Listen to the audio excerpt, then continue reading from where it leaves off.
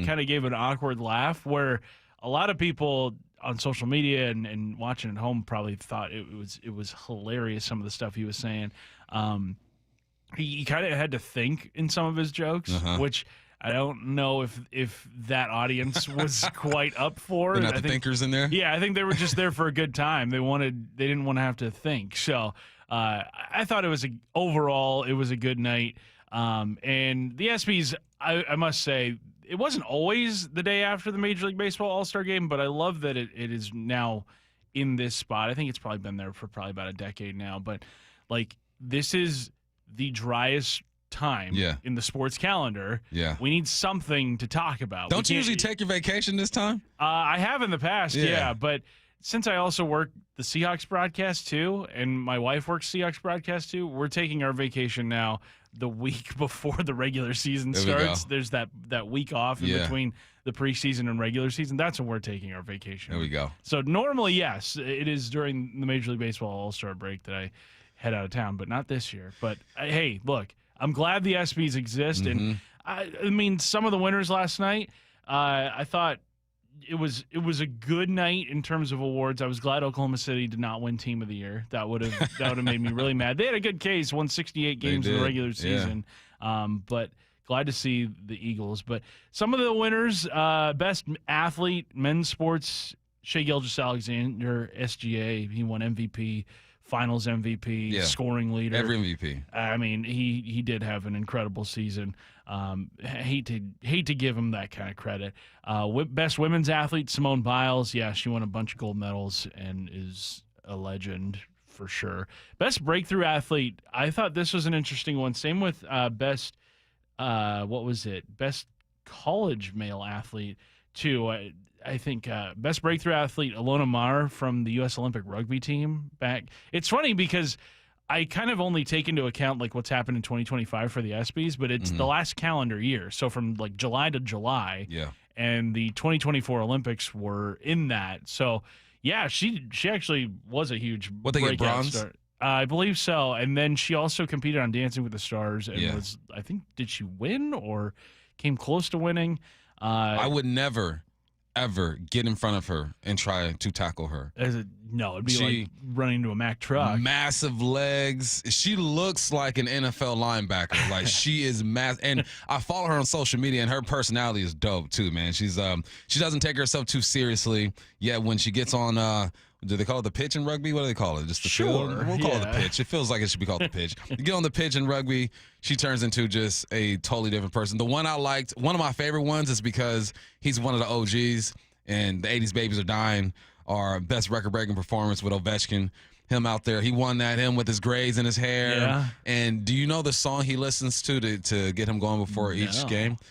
He makes the whole team listen to it. Bands to make her dance. Yeah. You got Ovechkin with a missing tooth, with 3-6 Mafia. He's an 80s baby. I love that he won that one. Yeah, he was going up against Gino Auriemma, who won his 12th national championship at UConn. Kevin Durant, who I believe set the record for most Olympic golds for basketball. And then Caitlin Clark, who was setting all sorts of rookie records in the WNBA. Best championship performance, the nominees were Rory in the Masters, Freddie Freeman, which I would imagine would have gotten your vote. Man. Steph Curry in the gold medal game for Team USA against France, and then Simone Biles, who was the winner of that category. She won the women's all-around title in the 2024 Olympics. Simone's probably done, though. That's why she's getting I think so. She was the big winner of the night. I think she came away with 3 trophies. She was just a legend, so congrats to her. It's almost unfair. Like you can't pick anything over what she's done in her career. Right. Especially last summer. If I was in a category against her, and I mean, she's like America's sweetheart too. Like everybody loves her. Yeah. If I was in a category against her, I'd just be like, oh, this is pointless. Like, why am I even here? It's funny because the first award she won last night, I believe, was Best Championship Performance. And she gets to the podium and goes, oh, this is so unexpected, and then goes into a prepared speech. How can you say it's unexpected and have a prepared speech? She stay ready, so she ain't got to get ready. She's like, I didn't think I was going to win, but my mom said go ahead and write a speech so we can get this done. I would have loved – I think Steph Curry's performance it's Simone and then Steph Curry because the world is caught up when it comes to basketball. This isn't the 90s anymore where you're going out and beating teams by 60. Teams have pros. And Steph Curry, I remember watching that. It was during the draft, I want to say. Why was I at VMAC late? It might have been during the draft or something like that. I don't know what I was doing, but I was at VMAC late watching this go down, going nuts. Might have been during training camp. Was it training camp? Yeah, probably training camp. Yeah. The next one was best play, and I mean this was easy, right? Saquon Barkley, the backwards hurdle. I've never seen anything like that. It's now the Madden cover for this season. I haven't even tried that as a kid, just in the front yard with the homies. Like you're doing this against the greatest athletes on the earth. And people forget how he set it up. He caught the football, spin move first, makes one guy miss, turns backwards, hops over one, gets hit by two, gains 3 or 4 more yards after that. Might have been one of the greatest, if not the greatest football play I've ever seen. The other nominees in that category, Tyrese Halliburton's Game 1 winner against Oklahoma City in the finals. It stinks that didn't have a more lasting impact in that series and that he tore his Achilles in Game 7. Sabrina Ionescu, her Game 3 winner in the WNBA Finals, which gave the Liberty a 2-1 series lead. They would go on to win it, win their first title. Then Trinity Rodman, a Coug. Go Cougs. With the Never overtime, really played for us, but she signed the letter of intent. She was on campus. She had an overtime goal to send the U.S. women's national team to the Olympic semifinals. It's my daughter's favorite player, too. She loves Rodman. She's dating a tennis player too now, isn't she? Yeah, Ben Shelton. Is he any good? Yeah, I think he's ranked 10th in the world. Yeah. Made it all the way, I think, to like the Wimbledon semis. So, congrats to them. But yeah, great category there. It's Saquon Barkley. That was the most jaw-dropping thing I saw in sports. Yeah, you got grown men losing their minds watching that. It's just like, oh my gosh, ridiculous. Now, best team goes to the Philadelphia Eagles, which I don't have any gripes with. I think just looking at the totality of their season, how they just beat down every team in the playoffs, beat down the Chiefs even in the Super Bowl as the Chiefs were looking for their 3rd straight title. You had Saquon Barkley run for 2,000 yards. You had just an unbeatable offense, a defense that could stop everything. They were, I think, the most dominant team. The other teams in the category, the Panthers in the NHL, the Dodgers, your Dodgers bump. Should have won. Should have won. I mean, the drama. New York against L.A. Sure. Ohtani to the Dodgers, his first year there. Freddie with a grand slam to win that thing. I think if the Eagles hadn't had the season they had, then probably the Dodgers get the nod in this category. Ohio State football, Oklahoma City. North Carolina women's lacrosse, the U.S. women's national soccer team, and then UConn women's basketball. I think the Eagles were definitely the team of the year. Yeah, I'm not mad at the Eagles. I get it. But obviously, me being a Dodgers fan, I want my Dodgers to get it done. But overall, I think it was a great night. And again, like, people need to just loosen up. I get that Shane made a few people uncomfortable, and I like that. I like making people uncomfortable, but it was all in good fun, man. If you understand his comedy, then you knew what you were walking into with Shane getting on the mic. Here's what he had to say about Shedeur Sanders. I think this one just kind of exemplifies how the night went. Shedeur Sanders had his jersey number retired at Colorado this year, and people are saying it's because of nepotism, because of his father, and it's not. It's because he went 13-12 over his career, and he almost won the Alamo Bowl. Definitely not nepotism, right? Look, now those are facts. Yes. But he also was the most accurate quarterback in all of college football. Sure. He also was like top 3 when it comes to touchdown passes, top 5 when it comes to yards. Both can be true, right? He can't have a 12-13 record. He can have a dad named Deion Sanders, will probably have something to do with it. But he also was a baller. So it's just jokes, people. You know how many people I went to X last night, and people just losing their stuff. I'm like, when did we become just so uptight about everything, man? I enjoyed it last night. One category that we did not get to that I thought had an interesting winner and an interesting runner-up, male college athlete of the year, goes to Cooper Flagg over Travis Hunter. Travis Hunter did something we've never seen done at the college football level. Now, not to discredit Cooper Flagg and what his season was like at Duke, but finished in the Final Four. He was the number 1 overall pick, was the National Player of the Year and whatnot. But, I mean, what Travis Hunter was able to do at Colorado, to me, is a much bigger lasting lasting impression of the 2025 calendar year than what Cooper Flagg was at Duke. That's just my 2 cents. I agree 100%. In basketball, you play offense and defense all the time. You're supposed to, right? This is what you do. And Cooper Flagg was not the greatest defender, but he got better as the season went on. He started off kind of slow, then he kind of found his groove. With Travis Hunter, man, he's been doing this for 3 years now, playing both sides of the football. Yes, started off at Jackson State and then went over to Colorado.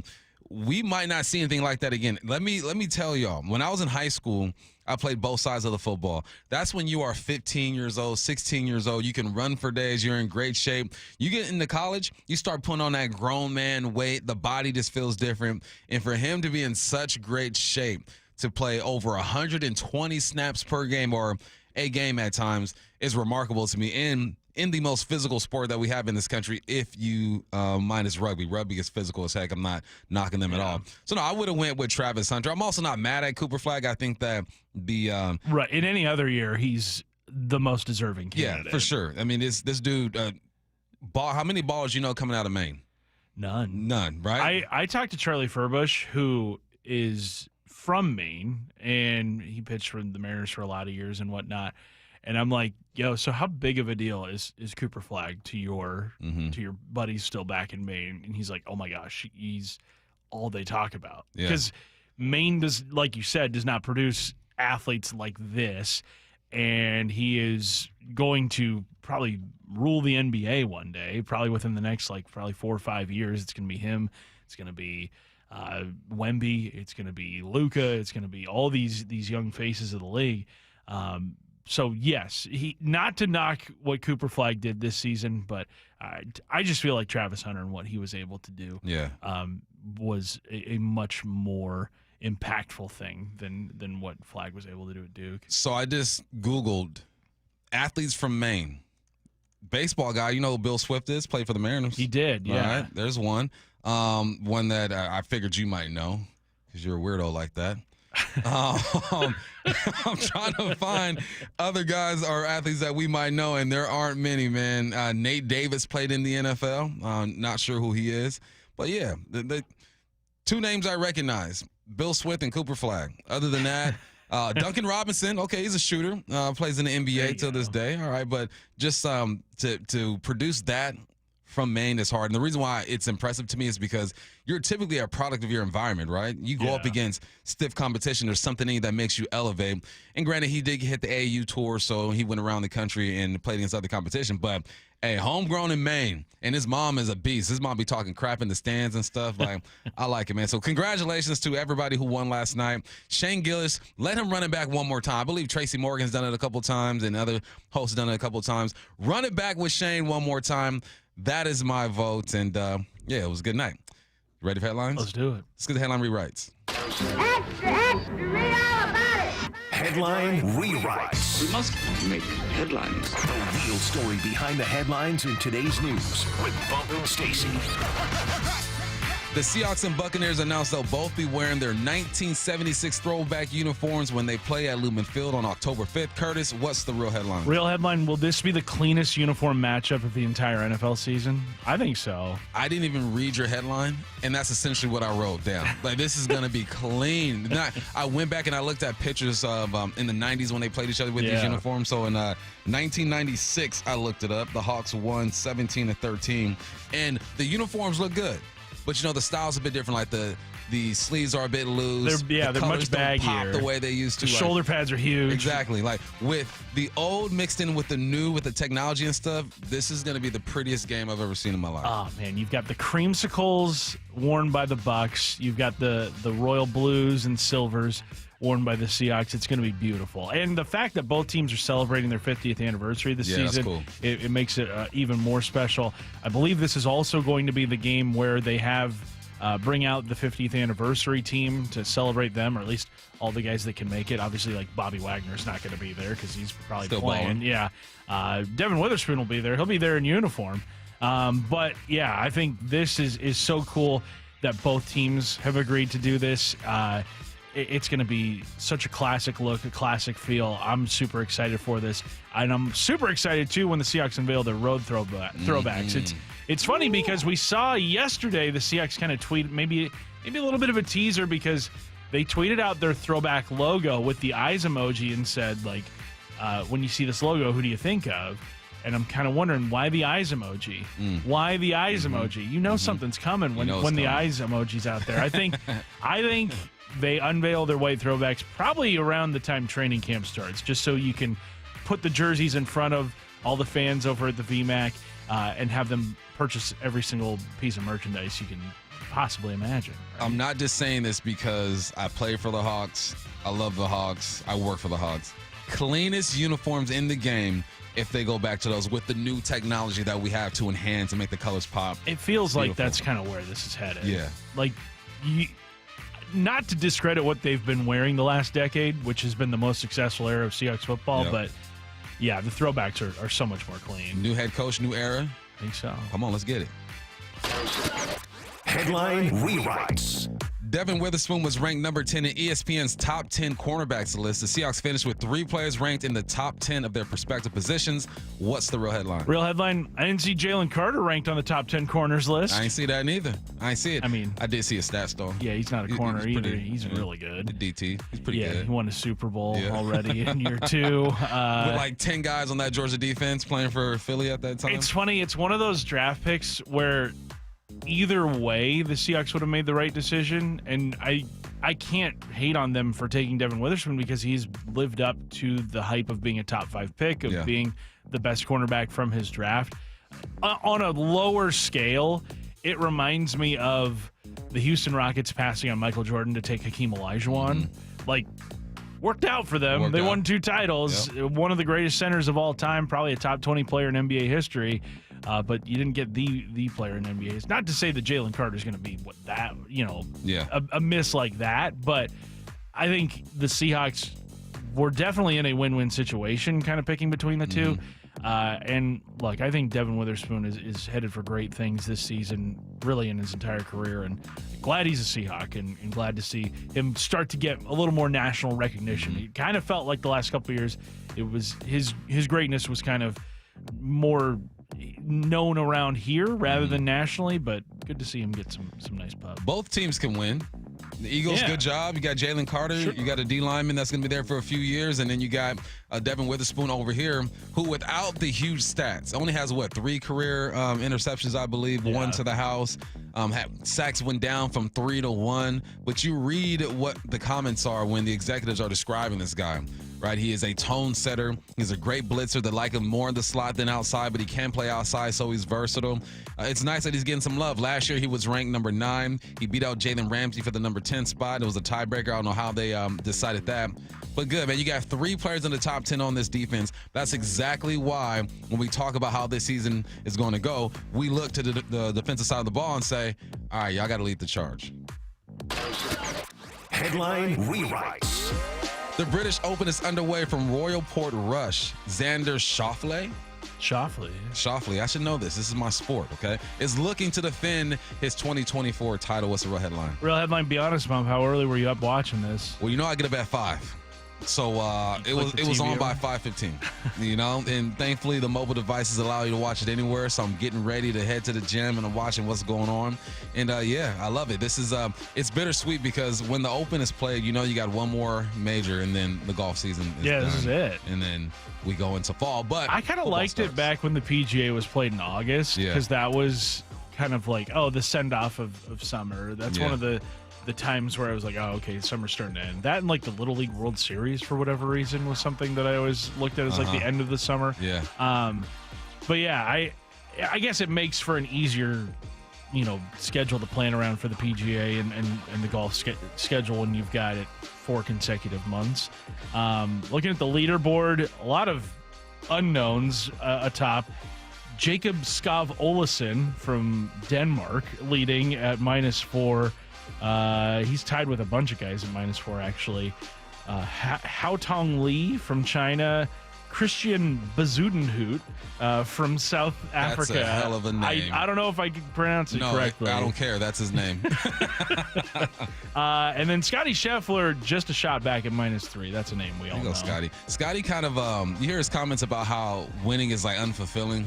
Yeah. He says, and it's almost, I understand what he's saying. So he basically Just kinda says chasing that, the next win. Yeah, he says, as soon as you win, you celebrate for 2 or 3 minutes, and then it's what's next. And I go, that sounds like a man who's won a lot on the golf course. Right. You know, people who only win one major, if that, or maybe 2 or 3 PGA Tour wins, oh, they're living it up. They're soaking it in. You got different expectations, dog. So I get what you're saying, Scotty, but I'm also like, you're the world's #1, man. It's different for you. So I hope he puts on a show out there this weekend, though. Yeah, he's definitely within the hunt. Ricky Fowler at -2. Let's go, Ricky. Rory also at -2. John Rahm -1. Phil Mickelson -1. Sergio at -1. Most of the first round action kind of wrapping up. Where's the Shambo? You seeing one there? Bryson is... I am scrolling. Oh, he's deep. I am He must scrolling. Have a plus next to his score. +3. +3. All right, DeChambeau. Yeah. Get it right, man. Get it right. All right, we got a great show for you guys today. Gary Hill is going to join us. We'll be joined by Cougs head coach Jimmy Rogers at 12, and then at 1:30, Cardinals reporter Josh Weinfuss is going to join us as well. But when we come back, teams are loading up when it comes to the offensive side of the football, but the Seahawks aren't doing that. They're one of the cheaper ones when it comes to spending. Is that the right approach when it comes to this team in this season? We'll talk about that next. The clack of the cleats. The sounds of summer drifting off Lake Washington. Green 18, thanks. These sounds of summer are the prelude to the symphony of fall and winter. Touchdown, Seahawks! Football season is coming. Just 6 days until Seahawks training camp begins. Seattle Sports Training Camp coverage is presented by The Landing in Renton. The home of the Seahawks, Seattle Sports. Have you considered surgery or even joint replacement? Hey, it's Dave Wyman, and before you make that decision, see Dr. Mark Wagner, MD, at Seattle Sports and Regenerative Medicine. Why? Because he gives it to you straight. Dr. Wagner said my right knee needs replacement, and I appreciate his honesty and expertise. My left knee is fine right now, but the minute it isn't, I'm heading to Dr. Wagner for his expert opinion. I want to avoid another surgery, and I've heard so many patients rave about results from their 90-minute outpatient stem cell procedure with Dr. Wagner. He's a board-certified Seattle physician with over 30 years of experience and has performed more than 20,000 stem cell procedures using a person's own stem cells to regenerate cartilage in their own joints. People with severe osteoarthritis, even bone on bone, are back doing what they enjoy without pain and without surgery. Whether it's a shoulder, hip, elbow, ankle, wrist, or knee, before choosing surgery, see Dr. Mark Wagner first. Go to drmarkwagnermd.com. Everyone always asks me, what were your top reasons for choosing Advanced Hair? Well, allow me to share, along with some details, on, get this, their once-a-year summer savings event. Okay, first off, Advanced Hair stands by the results, and I'm living proof those results are second to none. With Advanced Hair, your own natural hair is guaranteed to grow. Secondly, Advanced Hair combines top-rated physicians with modern technology, creating a concierge quality experience that blew away my expectations. And lastly, Advanced Hair's Advanced FUE begins regrowing your own natural hair the very next day. It is quick, simple, and easy. Now, if you have a flexible schedule this summer and you've been waiting for that special savings opportunity, well, it's here. Advanced Hair's Summer Savings Event will get you the most hair for your dollar. It's their best offer ever. For details to schedule your free consultation, call 425-449-8185. One-day treatment, life-changing results. Your new hair is guaranteed to grow. Before and after pictures at advancedhair.com. Cool cars, cool people, good times. The Good Guys 37th Griot's Garage Pacific Northwest Nationals, presented by Wicked Fabrication. All this weekend at the Washington State Fair Events Center. Over 2,500 classics. An earth-shaking Nitro Thunderfest. Tire-smoking burnout competition. And don't miss Good Guys Friday night vintage drags at Pacific Raceways in Kent. All this weekend at the Washington State Fair Events Center in Puyallup. Details at good-guys.com.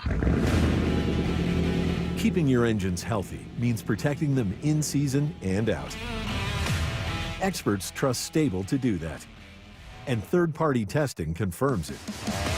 Stable is the industry leader in preventing fuel-related issues, no matter if you use it in your car, boat, or outdoor power equipment.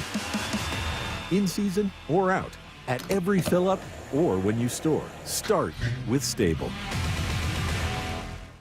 All right, Takis fans. Wendy's knows you love your Takis Fuego chips. So we thought, why not make a Takis Fuego meal with a Takis Fuego chicken sandwich with spicy chicken topped with crushed Takis Fuego chips and creamy corn spread. Plus, it comes with Fuego fries inspired by Takis and a bag of Takis Fuego chips. If we had any more heat, we might start an actual... I told him this would happen. For an intense new take on Takis chips, gotta be Wendy's. Limited time only at participating U.S. Wendy's. Includes 1-ounce Takis Fuego chips while supplies last. Takis and Fuego trademarks are used under license. The home of the Mariners. It is gone! Cal Raleigh, 2-run home run! Hear every pitch on 710 and the Seattle Sports app. We meet by accident, fixing every last bit, accurate auto body. If you've been in an auto accident, you have the right to take your vehicle to any repair facility. Accurate Auto Body has been family owned and operated since 1994, and they work for you, not your insurance company. Your insurance company may not love them, but you will, because We meet by accident, fixing every last bit, accurate auto body.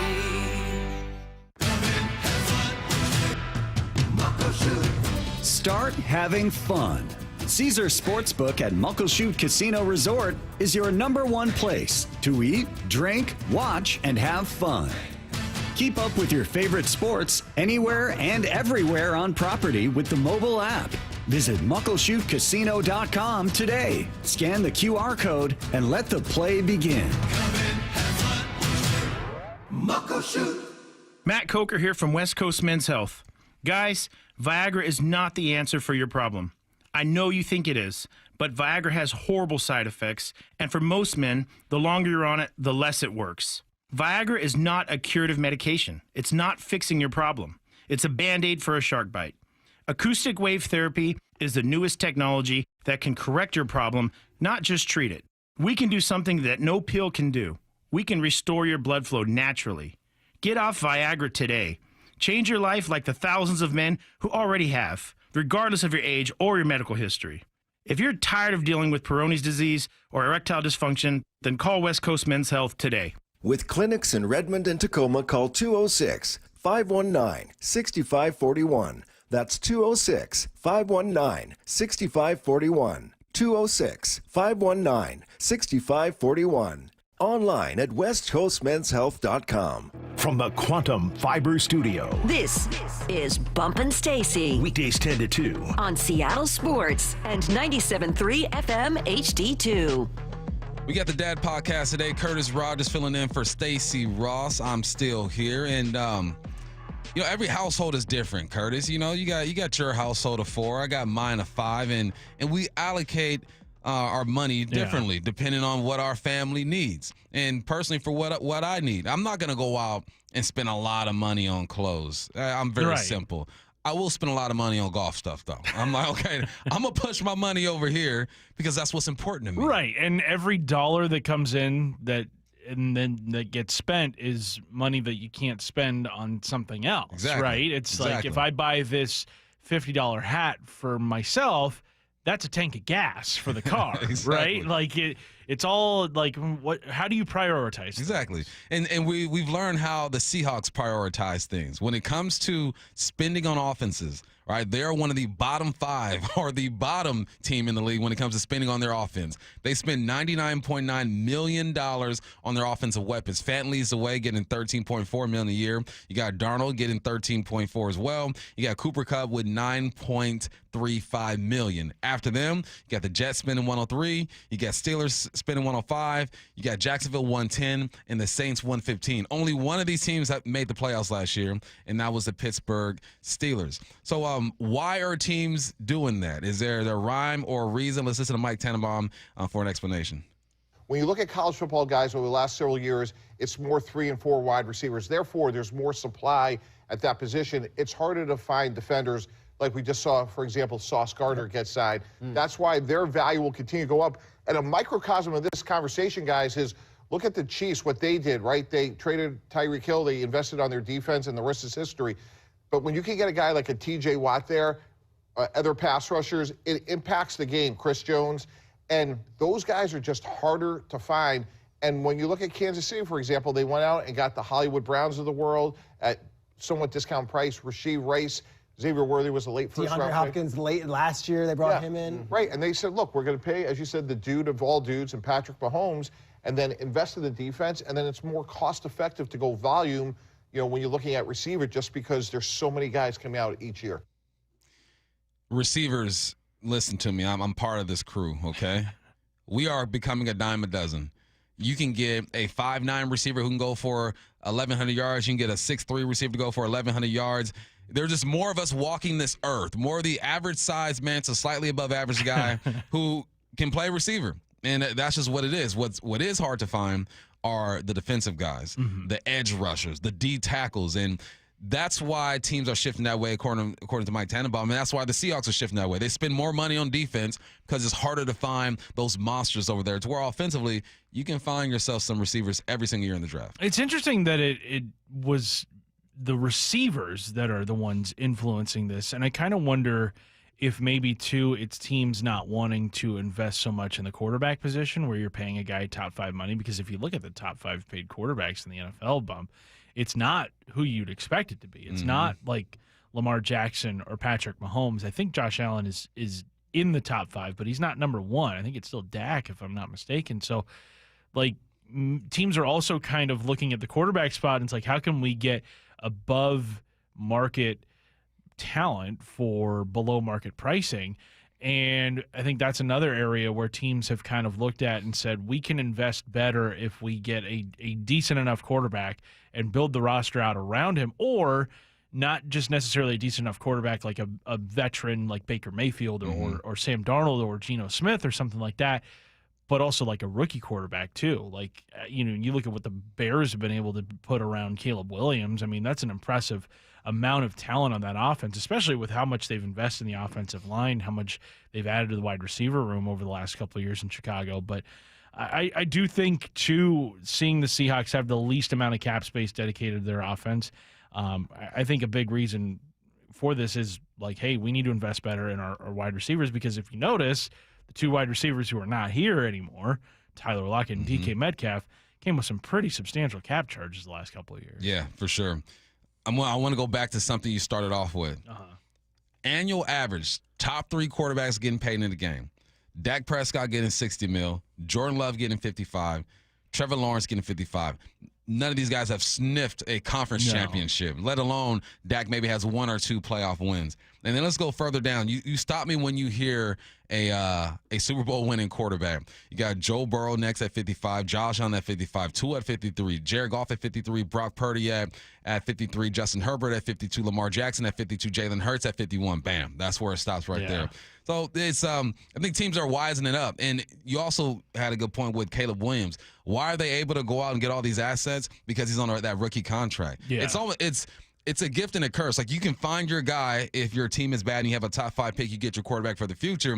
But that second contract comes around, the team's going to have to look a bit different. So you have to win with that rookie contract so you can allocate some money. Exactly. And I think until the Seahawks find a starting quarterback worth investing in at top dollar, I think they're going to continue to just keep at it with these guys that are not making top 10, top 5 quarterback money.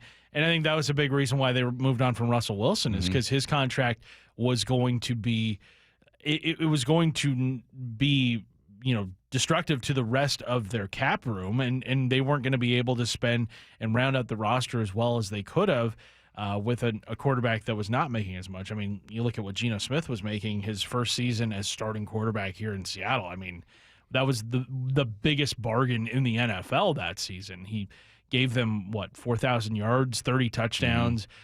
It was phenomenal, the kind of production they got for the price tag that they paid Geno. And I wonder, how much that kind of threw a wrench into the Seahawks' plans at that point, because I don't think they were anticipating paying Geno as much as they ended up commanding. Yeah. I mean, that was a big reason why Geno left, is because the Seahawks and him could not meet eye to eye on a new contract, and it got to a point where the Seahawks were like, all right, we're not going anywhere. And Geno's like, okay, then I want out, and I want to go to Pete. But I am interested to see how much different this Seahawks team is built in the coming years with Mike Macdonald as head coach compared to what it was with Pete Carroll, because Pete invested a lot kind of on the outsides with corners, with safeties, with wide receivers, with running backs. The trenches got not necessarily ignored, but I don't think they were the highest priority for him, especially because in the Legion of Boom years, the defensive line, they got a lot of production from guys that were underpaid or guys that were kind of like diamonds in the rough. Like Chris Clemens is a guy who came over in a trade with the Eagles for, I think it was Darryl Tapp at the time. And Clemens had kind of been a guy with Philadelphia that had not really lived up to some potential, and then he comes over here and becomes a great pass rusher for this team. Michael Bennett and Cliff Averill both come over on one-year deals, and then they obviously become what they became. And so I just kind of wonder if maybe Mike Macdonald's approaching things differently, building up both sides of the lines. You look at how many draft picks used in 2024 were on the defensive line or in the front seven. It was most of them, I think. And this year you use a first-round pick on a guard, which is kind of unheard of around here. It hasn't happened since Steve Hutchinson back in 2001. So I like kind of how things are building here in Seattle, just maybe from a different perspective, a perspective that I think has been needed around here for quite some time. Before we get out of here, here's some food for thought. When it comes to scoring defenses, the defense that allowed the least points, you got out of the top 10 scoring defenses, 9 made the playoffs. You go on offense. Out of the top 10 scoring offenses, all of them made the playoffs. So, yes, invest in your defense, stop them from scoring, but either way you slice it, you got to put up points too. So they're hoping that these lower risk investments on the offensive side of the football pay off for them in the long run.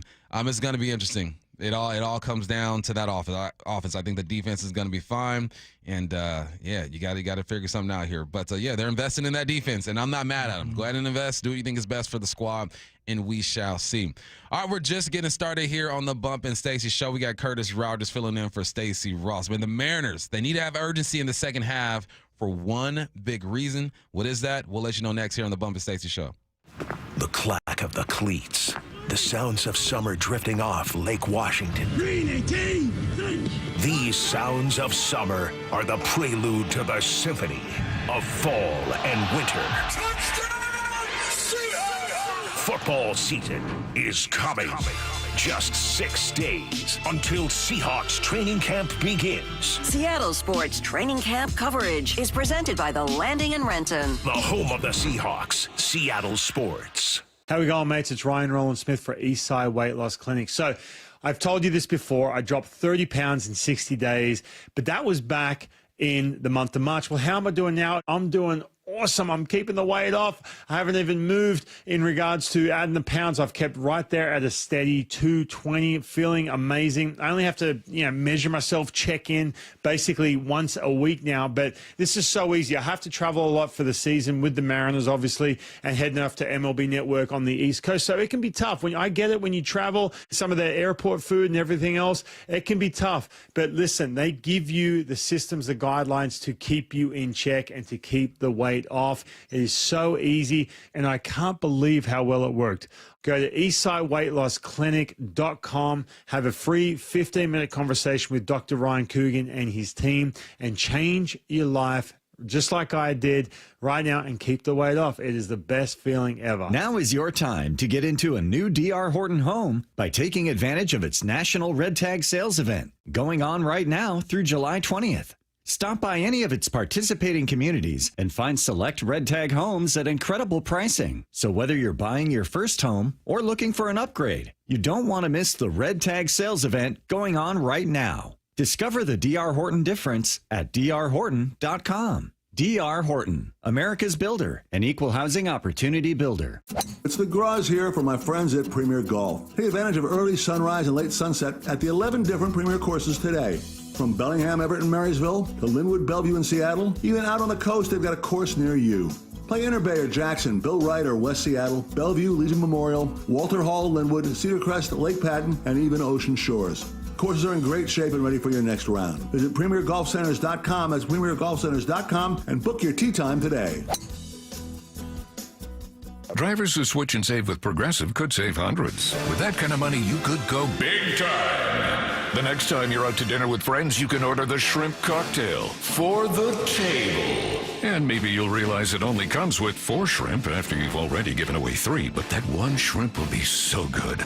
And if you switch and save hundreds, you could get shrimp all the time. Switch to Progressive and you could save big time. For shrimp. Progressive Casualty Insurance Company and affiliates, not available in all states. Potential savings will vary. When you're hiring, have you ever felt like you're missing out on meeting great candidates? Well, they're not hard to find when you go to ZipRecruiter. ZipRecruiter helps 10 million people with their job search every day. People who are actively looking for jobs like yours. So it's easy to find the right person fast. 4 out of 5 employers who post on ZipRecruiter get a quality candidate within the first day. Try ZipRecruiter for free at ZipRecruiter.com/free. That's ZipRecruiter.com/free. This is the story of the one. As a safety manager at a manufacturing plant, he does everything he can to keep his coworkers safe. From finding ways to reduce risks to keeping safety supplies in stock. And for that, he relies on Grainger. Grainger offers a broad range of quality products and next-day delivery, so he can always play it safe. Call 1-800-GRAINGER, click Grainger.com, or just stop by. Grainger, for the ones who get it done. Heading outdoors or on the water this weekend? Check in with Joey and Nelly on the Outdoor Line from 6 to 8 a.m. every Saturday on Seattle Sports and the Seattle Sports app.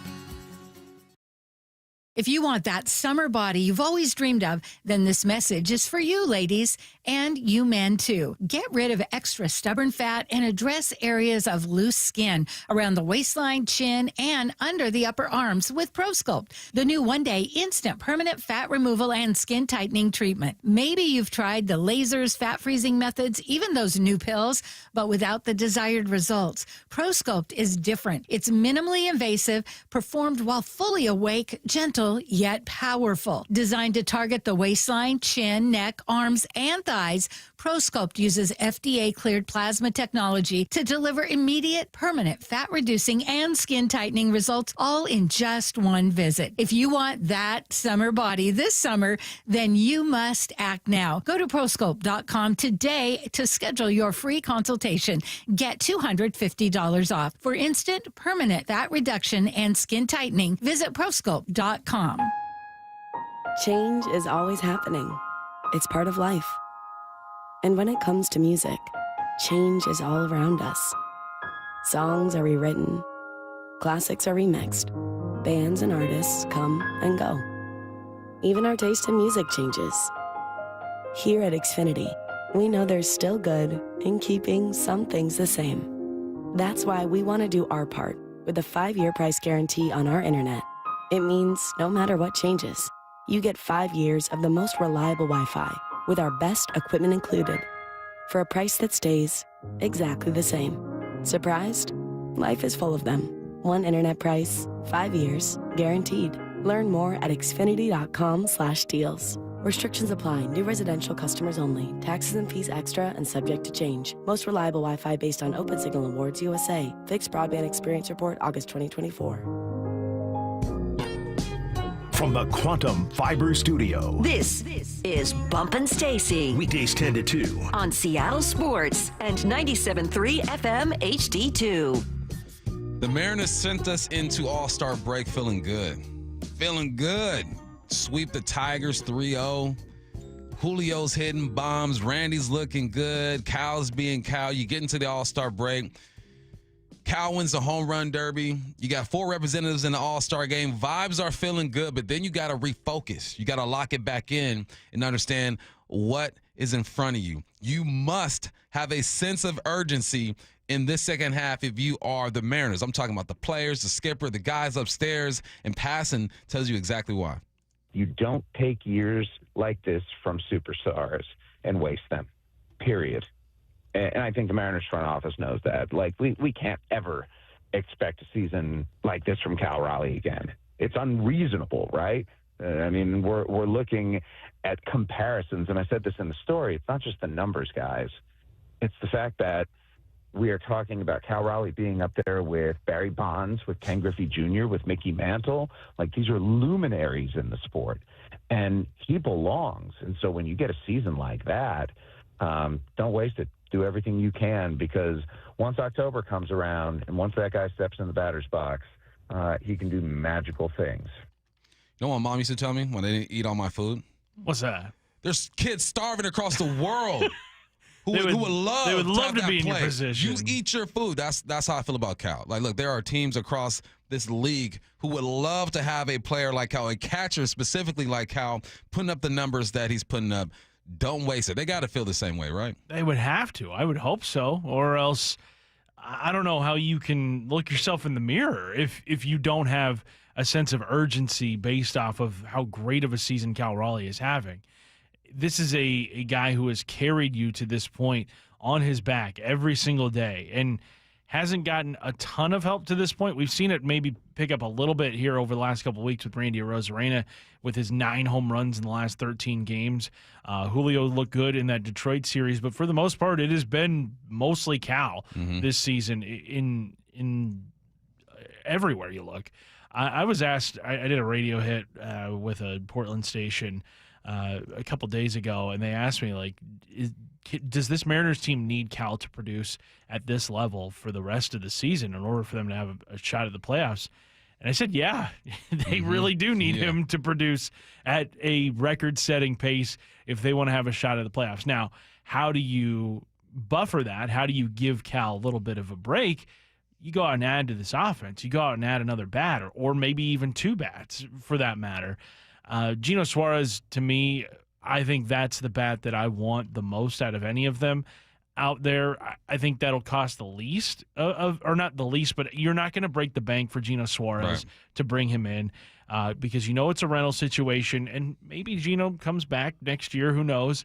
But I think if you're the Mariners and you're looking at affordable options to bring in and have them in your lineup, I think Gino Suarez is one. And look, you know, we talked yesterday, we've talked a lot this week about the possibility of moving on from Harry Ford. Not necessarily moving on from Harry Ford, but including him in a trade to just kind of sweeten things. Like, would you give up Harry Ford for Gino Suarez? Yes, I would. Yes, sir. I think I absolutely would. I don't think I'd think twice about it. And I get that it's a rental situation, but you've got to do whatever you can do to take advantage of the season that Cal Raleigh is having, because not only the fact that he's having this season, but he's having it in this ballpark too. It's so absurd to think that he could be threatening Aaron Judge's 62 home runs, maybe even more than that. Who knows if Barry Bonds is in play? Which I mean that'd be absurd. Big. Exactly. Believe big. I would love for that to happen, but even in either of those cases, he would be on just an incredible pace. I mean, he would need 24 home runs in the season second half to tie Aaron Judge. He would need, I think, 35 home runs in the second half to pass Barry Bonds or to tie Barry Bonds at 73.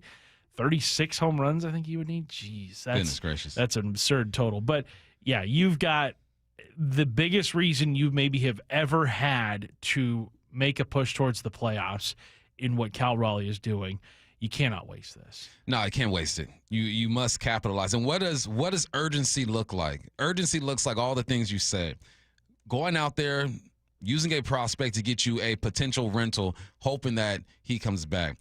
What's urgency? Putting yourself out there. You know what I wish? I wish that, you know how they have flight trackers, you can track flights and stuff, and anybody, if you're making a move, we can track you. I wish we can just track conversations out there having. Like, who are you really talking to? And when we're talking about Dipoto and all the powers that be, are you really putting yourself out there? Are you lowballing these guys with some offers? I think that would put some fans at ease, knowing that at least you tried. You swung and you missed, but you didn't get it if it ends up that way. But again, I want to give these guys credit. They made a big move last year. We're talking about the big move, Randy, right? Without Randy, where's this team at this point of the season? It's not looking good. Nah, not at all. And he was instrumental in that Tigers series where you sweep them. And look, that's another thing, too, is that the Mariners, when they have gone in at the trade deadline, when they have made moves to acquire rather than to kind of like shift things around, it's worked out for them tremendously. Yeah. You gave up very little in hindsight for Luis Castillo, who has been a staple of your rotation for now, this is his 4th season in Seattle. And then last year you gave up a couple of pieces for Randy Arozarena. Now, one of them played in the Futures game, and Jordan Schusterman talked about him yesterday. But you are benefiting more with what you got in that trade than what you gave up. Like, those pieces are still years away from contributing, even for the Rays, to where Randy Arozarena was an all-star for you this year. Like, there should not be, I think, this hesitancy to give up prospects in this system. And even if those prospects do pan out, your system is deep enough to where if they pan out, so be it. Mm-hmm. Like, that's fine. You will have enough talent here. Do you think the Dodgers, like, they gave up Yordan Alvarez years ago, and I get that is a huge piece to give up in a trade, but do you think Dodgers fans care at all anymore about that? Not at all. Not with a World Series championship. Forgot about it, actually. Exactly. Not with anything. It's because their farm system has been able to replenish. It's because their front office has been able to round out that major league roster with some of the best talent ever assembled. Like, you cannot be afraid to trade prospects in order to go out and get talent. Like, you cannot be afraid. Like, there's a lot of pushback on social media whenever Harry Ford's name gets mentioned because he's a former first-round pick. He's been in the system for as long as he has, but it's like, where's he going to play? He's not going to play catcher this season, and he's not going to play catcher next season. The argument I keep hearing is, DH him or split time with Cal. He needs hacks. Yeah. You're not doing him any favors playing him once every 3 or 4 days. He needs hacks. So I'm with you when it comes to get rid of him. One more thing I keep hearing or seeing on the text lines and when people talk is that, look, we don't want to give up a top prospect for a rental. I understand that. The rental that I want is Geno Suarez. And the reason why I feel like there is a chance that he would want to stay here is because of Dan Wilson. I'm not talking about Dan Wilson, the guy who makes decisions that you question on the baseball diamond. I'm talking about the relationship Dan Wilson. There's something that was off with service and the connection with these players. I don't know what his and Geno Suarez relationship was like, but maybe the vibe is different with Dan Wilson in the clubhouse, and Geno comes here, likes it here, and says, you know what? Let's go ahead and sign because I see Cal, I see Julio, I see Randy, I see these young guys. There's potential here. I would hope so. And I think Geno would be open to coming back to Seattle for sure. I know he made those comments saying he doesn't want to leave Arizona. And why wouldn't you? I mean, that's where a lot of players spend their offseason too, so he gets to spend his whole year down there. But also going back to a familiar place, a place that I've said it before, there is still a good vibes only sign from the Mariners clubhouse to the field. In that tunnel, there's a shining neon sign that says good vibes only. Who said that? It was Geno Suarez. Baby. His impact's still being felt here. Come on, we feel you. Go make something happen, man. Sense of urgency. All right, when we come back, we'll talk to Mariners broadcaster Gary Hill. We'll get into 4-down territory. All that is next here on the Bump and Stacy Show. He called it 20 years ago. I'm the home run derby champ. And as he always does, the Big Dumper delivered. The Big Dumper is your home run derby champion. Congratulations, Cal Raleigh. I just can't believe it long. It's unbelievable. We can't wait for the second half of the season of Cal on Seattle Sports on 710 and the Seattle Sports app. What'd you say? I'm the man. Oh, yeah. It is that time of year. I cannot wait for the weather to get warm like it is now on consecutive days. That means I can break the motorcycle out, ride to work, ride all over the place, and I love it more than just about anything. But I also know that it's not a matter of if, but when you get in an accident, what are you going to do? Well, I'll tell you, when you're injured in a motorcycle crash, don't settle for firms that say they're motorcycle lawyers. Trust the ones who live it. Law Tigers has been a part of the writing community for nearly 25 years nationwide. They're here 24/7, 365 days a year because writers deserve real support when they need it. Law Tigers is the resource writers can turn to when they are in need. Law Tigers is out at all the events and supporting all clubs and shops. The Law Tigers are always by your side. Your case evaluation is always free. There are no fees until your case settles. The Law Tigers, you never ride alone. Law Tigers, Washington's motorcycle lawyers. Jimmy Cook, 539 Broadway, Unit 104, Tacoma, Washington, 98402. Want to cut your home energy bills, breathe cleaner air, and improve comfort? The answer, AeroSeal from Home Comfort Alliance. This advanced process seals leaks in your ductwork, improving efficiency and air quality. normally $2,500. Right now, for PSC customers, get AeroSeal for as little as $99 when they install a furnace or heat pump. Plus, save up to 25% on remaining 2024 heat pumps and air conditioners from Home Comfort Alliance. Visit homecomfortalliance.com today. We at 3 Tree Roofing understand that your home is your castle. That's why our certified technicians use state-of-the-art installation methods to deliver the highest warranties available. Check out our hundreds of online reviews and schedule a free estimate to see for yourself. 3 Tree Roofing, your Puget Sound roofing experts. The biggest scuba sale in America starts next Thursday at Underwater Sports in North Seattle. Incredible savings for 3 days only. Divers Fair only happens once each year at Underwater Sports, 107th and Aurora Avenue North. Dave Wyman joined by a very special guest, Dr. Daniel Landis. He's on the Swedish CyberKnife team treating prostate cancer and accepting new patients. Dr. Landis, what could patients expect during CyberKnife treatment? So the CyberKnife treatment's an outpatient procedure. Essentially, it's a 5-day treatment, about 30 minutes per day. You walk in, you walk out. You essentially don't feel anything at all during treatment. Many patients still work full-time while they're having treatment. That's incredible. Where are your patients from? We see patients from all over, patients from out of state, Alaska, Idaho, from all over the world, honestly, since it's such a short treatment. How can someone get a hold of you? Yeah, I would encourage patients to reach out to us directly. We'd be happy to schedule a consultation. Thank you, Dr. Landis and the team at Swedish CyberKnife for the wonderful work they do. And remember, you don't need a physician's referral. Treat prostate cancer with Swedish CyberKnife. Go to swedish.org/cyberknifeprostate. That's swedish.org/cyberknifeprostate. Hey, Green Gobbler here. So you've got a clogged drain in your bathroom. Water in the sink's overstaying its welcome. You're spitting today's toothpaste on top of yesterday's toothpaste. You hope that it go away. Yeah, clogs don't just go away. I make them go away. I'm Green Gobbler, the only clog dissolver you need. I'm bleach-free, safe for your pipes, and I work. Guaranteed or your money back. Because I never met a clog that was gonna unclog itself. Green Gobbler. Let the gobbler get it. All right, Takis fans. Wendy's knows you love your Takis Fuego chips. So we thought, why not make a Takis Fuego meal with a Takis Fuego chicken sandwich with spicy chicken topped with crushed Takis Fuego chips and creamy corn spread. Plus, it comes with Fuego fries inspired by Takis and a bag of Takis Fuego chips. If we had any more heat, we might start an actual... I told him this would happen. For an intense new take on Takis chips, gotta be Wendy's. Limited time only at participating U.S. Wendy's. Includes 1 ounce Takis Fuego chips while supplies last. Takis and Fuego trademarks are used under license. Did you know you can get your prescriptions for less at your local pharmacy? You can with GoodRx. It's the free app that can save you money on your medications. Just search for your prescription, choose the pharmacy and the price that works best for you, and then show your GoodRx coupon to your pharmacist at the drop-off counter. GoodRx works at over 70,000 pharmacies, including Walmart, Rite Aid, and Walgreens, and it works whether you have insurance or not. It's easy to save. Next time you drop off your prescription, check GoodRx. To start saving today, go to GoodRx.com. GoodRx is not insurance. This is the story of the one. As a safety manager at a manufacturing plant, he does everything he can to keep his coworkers safe. From finding ways to reduce risks to keeping safety supplies in stock. And for that, he relies on Grainger. Grainger offers a broad range of quality products and next-day delivery, so he can always play it safe. Call 1-800-GRAINGER, click Grainger.com, or just stop by. Grainger, for the ones who get it done.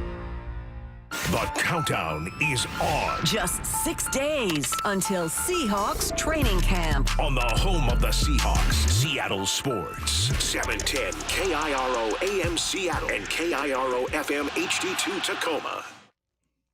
Seattle Sports Snapshot. The first round of the 153rd Open has begun. The world's #1 Scottie Scheffler is 3 under. The ESPYs took center stage last night. Shane Gillis killed it, man. There was some good awards going out. You got Shea with the best athlete of the year. You got Simone Biles with the best athlete of the year for women, and plenty more. AUSL, a new softball league, has been active this summer. Today, the Bandits take on the Bolts at 4 p.m. Snapshot brought to you by Miller Lite. When it's game time, it's Miller time. From the Quantum Fiber Studio, this is Bump and Stacy on Seattle Sports. Streaming through the Seattle Sports app and at seattlesports.com. Now, here are your hosts, Michael Bumpus and Stacy Ross. Here we go now. Hour 2 of the Bump and Stacy show underway. We got Curtis Rogers filling in for Stacy Ross, and now we are joined by Mariners broadcaster Gary Hill on the Emerald Green Casino Sportsbook Hotline. Gary, how we doing? I'm doing great. How are you guys doing? We're doing good. You know, I think about the All-Star break, and I think about the players, right? Some guys go home, they got time to relax. Julio didn't go, try to get his mind right. But what about you guys, man? Like, you're on the road with them, you're traveling. It's a lot for you too. How did you handle this All-Star break? It's been great spending time with the family. You're right, because since with first pitch in February with spring training, it's go, go, go every single day, every single moment. So it's a nice breather. Spent time with the family. I mowed the yard yesterday. So, Wow. you know, a lot of normal. So you're saying we should normal expect stuff. a big second half from you? Yes. I'm resting up for a big second half. There we go. I love it. Well, one guy who finished the first half on an incredible note was Randy Arozarena, 9 home runs in 13 games. Just how important is he to what this Mariners team wants to accomplish in the second half? He's critical. You know, I think he's really been productive. You go back to the deadline last year. He's now been with the Mariners nearly a full season. It's nearly 150 games he's been a Mariner. And you look at his production, it's 30-plus doubles, it's 20-plus homers, it's 20-plus stolen bases at a position that traditionally has not been stable. Like, I think next segment, I think this would be a great segment. Next segment, you should spend 15 minutes where Curtis just names every left fielder in Mariners history. I think that'd be an amazing segment. I think people would tune out quickly because it's a real who's that of Mariners history. Darren Bragg, Lee Tinsley. Just go down the whole list. It'll be great. But he's really been so stable in the middle of the order in just terms of production. Now, I think a lot of the production early this season has been quiet. Like, he was getting on base a lot. He had a really good WRC plus. His production lately has been super loud. And if you can get that power production, that would be enormous moving forward. Because, you know, I've thought about this a lot when you move into the second half with Cal, assuming he's going to hit third most of the second half. Whoever is hitting fourth is going to get a ton of opportunities. They're going to get a ton of chances with guys on base. So Randy's going to have a lot of chances to drive in runs and make a big impact. So you can't ask for, 9 home runs in 13 games stretches. Like, those are ridiculous. But he's going to have a chance to make a huge impact in the second half, and I think he's going to be really critical. Gary, this might be a hard question to answer because there's no, metrics or data on this. It's more just the mental game. You got 4 representatives in the All-Star game. You got Cal, who wins the home run derby. I mean, I remember getting accolades when I was coming up, and I just walked different, I talked different, I felt different. I try to bring that back to the squad. What do you think this weekend has done for those guys who did participate and what they bring back to the squad? Oh, that's a good question. You know, I think about Brian Wu in this circumstance specifically because this is his first time. I know it's Cal's first time too, but he has transcended to superstardom before our eyes in the past couple months. But I think about Wu specifically, who at times, just because of the nature of the rotation, has been not afterthoughts, probably not the right word, but you think about the star power in the rotation with Kirby and Gilbert, and he's really taken center stage this year. And I feel like the All-Star game from him in particular, and pitching really well in the All-Star game, be like, yeah, I'm not just a guy on the rotation, I'm a number one, you know, pitching that kind of way. Because he's been great this year. He's actually been incredible the last couple of years. If you combine the last 2 years, he's top 10 ERA in baseball the last couple of years with Skeens and Skubal and everyone else. So he's been phenomenal. But to your question, I think about that. I think about that the next time he takes the mound. This is all-star Brian Wu. Right. This is ace Brian Wu taking the mound. Gary, this past week has just been a coronation of Cal Raleigh. Everywhere you look, it's been Cal. I mean, winning the Derby, and he's become a face of baseball, really. And how surprising, I guess, has it been to see this rise come as quickly as it has? Especially, you mentioned, being with the team since February, all throughout spring training. Was there ever anything that you maybe saw in Peoria before the season started that, I think Cal might actually have a bigger year than what he's been putting up? You know, it's funny. I remember having conversations early in the season saying, hey, I think Cal might be the best catcher in the game. And if you would have told me, hey, he's going to hit 40 home runs this year, I would have said, I think he can do it. I think that would be a really great year. I'm not sure what I would have said 40 by if the you would break. have told me, yes, he would have been on the cusp of the All-Star break, because the conversation has gone from, and to me, when I said I think he might be the best catcher in the game, it felt like whoa, that's a big statement. But now, like especially the last couple of weeks, what I've been diving into is trying to answer the question, did we just see the best first half a catcher has ever had?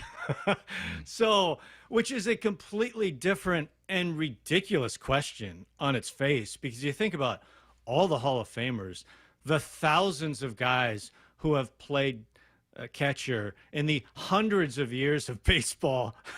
And we're talking about Cal Raleigh having the best first half of all of them. But that's where this has gone. So is that a surprise? Like, yeah, because I don't think you'd expect that from anyone. And I think, I mean, to my original point, I think Cal was a really good player, and I think an underrated player to start the season. But the fact he's done what he has done is just amazing. I was talking to Carlos Vargas right before the end of the first half, and I was just asking him, you know, he has a seat in the bullpen. He watches us every single day. He pitches to him. And I asked him to describe what he's seen from Cal, and he said, it's a movie. I was like, yeah, that's exactly what this is. And the home run derby just kind of was the cherry on top. You know, his brother and his dad, like the whole thing, it's all been a movie. It's been incredible. Someone's going to write the script here in about 5 to 8 years about Cal and the dumper and all that good stuff. We had a conversation about this team having a sense of urgency, and we threw out what that meant to us. What does that mean to you, this team having a sense of urgency in the second half of the season? Yeah, so consistency is the thing for me in the second half of the season, and it's about winning series. And sense of urgency, to me, it starts with the first 3 games against the Houston Astros. They're the team that the Mariners are chasing. They're the team, they're 5 games back, and now you have a crack at them one-on-one, where you can take one game at a time with a win. And I think a little bit of a break for the Mariners, too, is Hunter Brown. They want to give him a few extra days, so the Mariners will not be facing Hunter Brown in the first 3 games of the series, which I think is pretty nice given the season that Hunter Brown has had. But when you talk about urgency, I think about the Houston Astros. And I think about the Mariners rotation. I know a lot of our conversation involves the offense for obvious reasons, but when I think about the Mariners punching their ticket to the postseason or winning a division or whatever they do in the second half, I feel like the rotation has got to be closer to what it was last year than what we've seen so far this year. Wu has been excellent. Castillo's been extremely consistent. They need Gilbert and Kirby, and we've seen flashes of it. They need them to be them. Gilbert needs to be Gilbert. Kirby needs to be Kirby. And then I think you can talk about having consistency in the second half, because that's the backbone of the team, right? I mean, that's how this team was built. It was around pitching and around the rotation. So that's how I think about the second half. Gary, we're now exactly 2 weeks away from the trade deadline. 14 days, and July 31st is going to be coming quickly here. The draft is in the rearview mirror. So just of all the names that are out there right now, which do you think would help the Mariners the most if they were to acquire him in a trade? It's a good question. I think there's a lot, actually. You know, it's funny because when we were talking about trade deadline last year, I don't remember anyone talking about Randy Arozarena.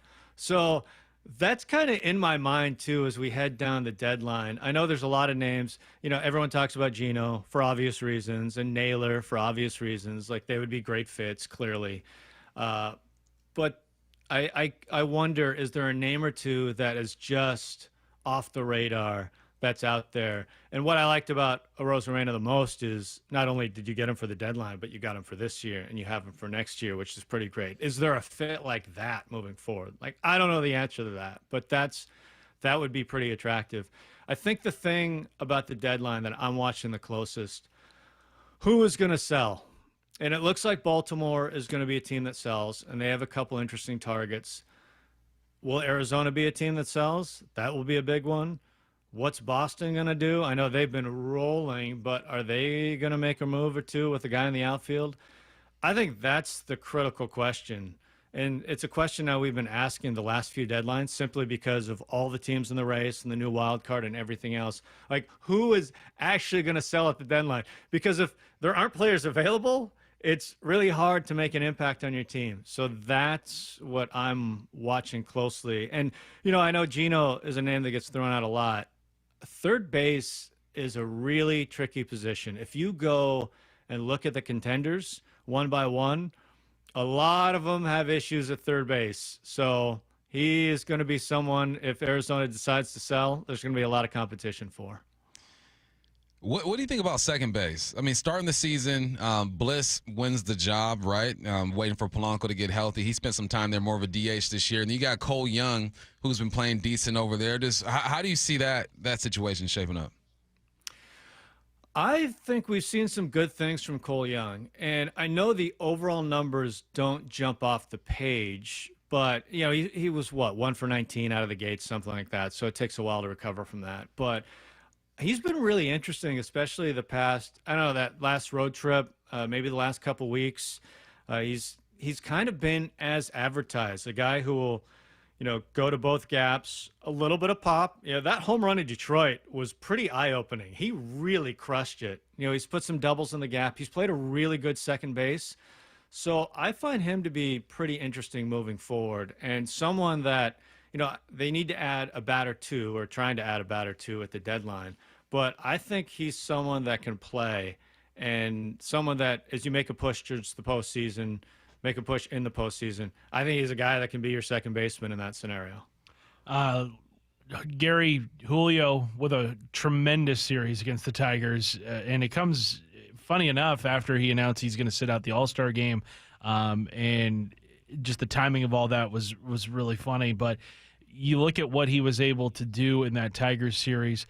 How excited are you for his second half, especially with some really nice performances under his belt? I can't wait. I can't wait to see what this looks like. I think we're all hoping for the same thing. I think we all hope it unlocks something, and he's going to go on one of his Julio tears. What I was most encouraged by was the pull power in the air. He had one home run to right that was sizzled, but he had a couple tanks to left field, and he pulled the ball in the air. And that's just not something we've seen a lot of this season. And he's got the kind of power, when he's doing that, he's going to hit a lot of home runs. One of the big keys to Cal's season is he's just been marvelous at getting the ball in the air on the pull side. And that's easier said than done. And comparing anyone to Cal right now is not fair because Cal's on a different planet. But that's what Cal's doing so well. That's why he's hitting home runs from the right side and left side, because he's constantly pulling the ball in the air. And so if Julio can do that a little more often, he's going to provide some pop. And I think it's pretty exciting when you see Cal. We've already talked about Randy and everything he's doing. If Julio can get hot, that's a pretty tricky middle of the order to work through for the opposition, because you got JP doing his thing, getting on base. That top of the order is pretty tough if Julio and Randy are rolling at the same time with Cal in between that. That is not fun to pitch to. And that's the way it was in Detroit, which was pretty remarkable. Just the runs they put up against the team that came in with the third best team ERA in baseball into that series, and the Mariners in one series knocked them down to, I think, 10th last I checked, in one series, just because basically the middle of the order is just scorching. He is Mariners broadcaster Gary Hill. Gary, we appreciate you. We're glad you got to mow the lawn and get ready for this second half, man. Boy, it went months without getting mowed, too. It was a disaster. I'm going to go trim some hedges outside right now, too. So Honey-do list. I'm going to continue to be productive. Let's go. Let's get it. Yeah. Have a good one, man. Thanks, guys. All right. Hey, ain't nothing like mowing that lawn and looking at it, though. There's nothing like Oh, it. yeah. You got to give it a gaze. You got to be like, man, I did that. I did that. I did that. That's Gary. And that was him yesterday, probably. He did that. I think so. Yeah. I think so. All right, let's get to 4 down territory. This is 4 down territory, going inside the game with former Seahawks and Coug wide receiver Michael Bumpus. All right, Bump, we're going to go through some sleepers for each NFC division, which is kind of fitting because we're still running through our NFC West check-in. We got Josh Weinfuss, who covers the Cardinals. That's coming up at 1:30 today. So who is your sleeper starting off here in the NFC West? NFC West, we got to start at home. I think everybody, their mom, their grandma, their auntie expects the Rams to kind of win this division, and I would agree with them. I think they have the most talent. They have the coaching staff, less questions over there. It's about that number 2 spot. And you know what? I think that no one's sleeping on the Niners. I don't think anyone's sleeping on the Seahawks either. Honestly, everyone's sleeping on the Cardinals, and for good reason. Their defense wasn't great last year, but this draft, 6 out of their 7 draft picks are on the defensive side of the ball. They've added to that. I'm not saying that these guys are going to be at the number 2 spot. I'm just saying that you cannot sleep on these guys. They could jack some stuff up. There's a point of the season for some teams, Curtis, where you know you're not going to make the playoffs, so now you just want to jack everybody else's chances up. The Arizona Cardinals could be that team. It's going to be a battle at number 2 with the Niners and the Seahawks, but I think that the sleeper in the way that I'm describing it for this division, is going to be the Cardinals, man. They're going to win some ball games. Will they compete for the division? I don't think so, but can't sleep on them. Second down. All right, Bump. NFC East. It's going to be a tough division with the Eagles defending Super Bowl champions, but is there a sleeper team you're seeing? So everyone's looking at the Eagles and the Commanders, right? This is the battle to win this division. The Eagles got a lot of guys coming back. You got the best running back in the game. You have a consistent quarterback on the other side for the Commanders. Jaden Daniels, can he repeat what he did last year? You give him a few more weapons, one being Deebo Samuel. What's that offense going to look like? I cannot believe I'm going to say this, Curtis Rogers. I cannot believe I'm going to say this. You saying the Dallas Cowboys are the sleeper team. And they're the sleeper team because we know that when Dak Prescott is healthy, he can play some ball. He's not getting paid $60 million a year on accident. You give him George Pickens over there to add with CeeDee Lamb, take some pressure off of CeeDee Lamb. This could be the sleeper pick. One thing that we can count on is that the Dallas Cowboys play decent football during the regular season. If Dak Prescott is healthy, you're going to have opportunities to score the football and be up there when it comes to offensive production. What is that defense going to do? What's that run game going to look like? It's a battle at the top with Philly and the Commanders. The Giants, I don't think anyone's scared of. Russell Wilson, Jameis Wilson, Malik Neighbors over there. There is a little bit of talent at that wideout spot. Malik Neighbors coming off a great rookie season. But the sleeper team has to be the Dallas Cowboys. Are they going to break your heart at the end of the year? Of course they are. Of course, duh. But I think they can make it interesting. I can't believe these words are coming out of my mouth. The Dallas Cowboys are the sleeper team in the NFC East. Third down. All right, Bump, who in the NFC North will take people by surprise? North. Okay, you got the Detroit Lions, who lost their coordinators, offensive coordinator, defensive coordinator, assistant coaches. You got the Minnesota Vikings. You got J.J. McCarthy coming in. A lot of people believe in what he's going to be able to do. I got to see it first. You have the Green Bay Packers with Jordan Love. I feel like he's going to have a better season from last year. He played most of that season hurt, right? The first game of the year in Brazil, he messes up his knee, I believe. He bounces back. I think he struggled a bit. And then you have the Chicago Bears with Caleb Williams and all of the additions that they have over there, including offensive line. The sleeper in this division is going to be the Chicago Bears. I think Detroit Lions, they'll be fine. I think Dan Campbell's appointed the right people to take over the offense and the defense. He's the culture guy. He's the enthusiasm guy. Things will be fine there. I think the Green Bay Packers will be better. I saw a stat to where their receivers had like the second or third most drops in the game. That kind of affects what Jordan Love is doing. And then the Minnesota Vikings, they're a head scratcher, man, because everywhere else you feel like they're going to be okay. They got better with the offensive line. They weren't great entering the season, but they got better with some acquisition this offseason. But it's got to be the Bears. They made the most moves out of any team in this division. And it's not like win or get to the playoffs or it's a bust. No, you just want to see progression. Caleb Williams was sacked 68 times last year, the most in the NFL. They did things to make this team better. They're a sleeper in the sense that somebody's going to catch these hands. Lions going to catch these hands. Packers going to catch these hands. Vikings, somebody's going to lose to this team, and the fan base is going to feel like that should not be an option because there is talent over there, but they're on a 2 to 3 year plan. That ain't just going to happen next year, but the sleeper's going to be Chicago. They're going to mess some stuff up for a couple teams in that division. Fourth down. Who is going to be that sleeper team in the NFC South? All right, who do you pick to win this division? I feel like it's the Bucs. It's got to be the Bucs, It's the Bucs right? to lose right now. It's got to be the Bucs to lose.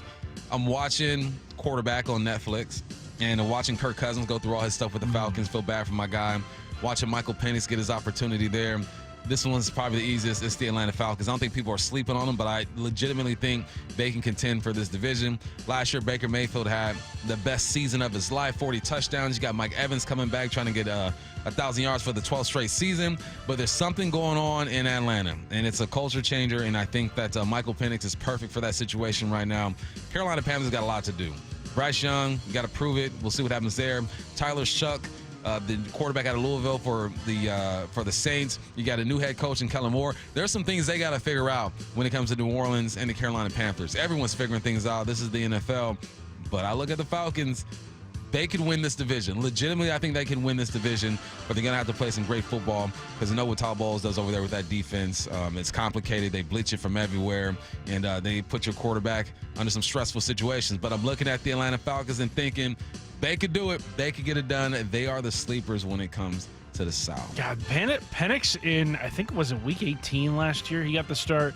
I think it was against Carolina. It was him and Bryce Young. Those dudes were throwing it all over the field. Like, Penix made probably like 5 or 6 throws in that game where I was just like stunned at what I was watching. Just hitting dudes in pockets where like there looked like nobody was open.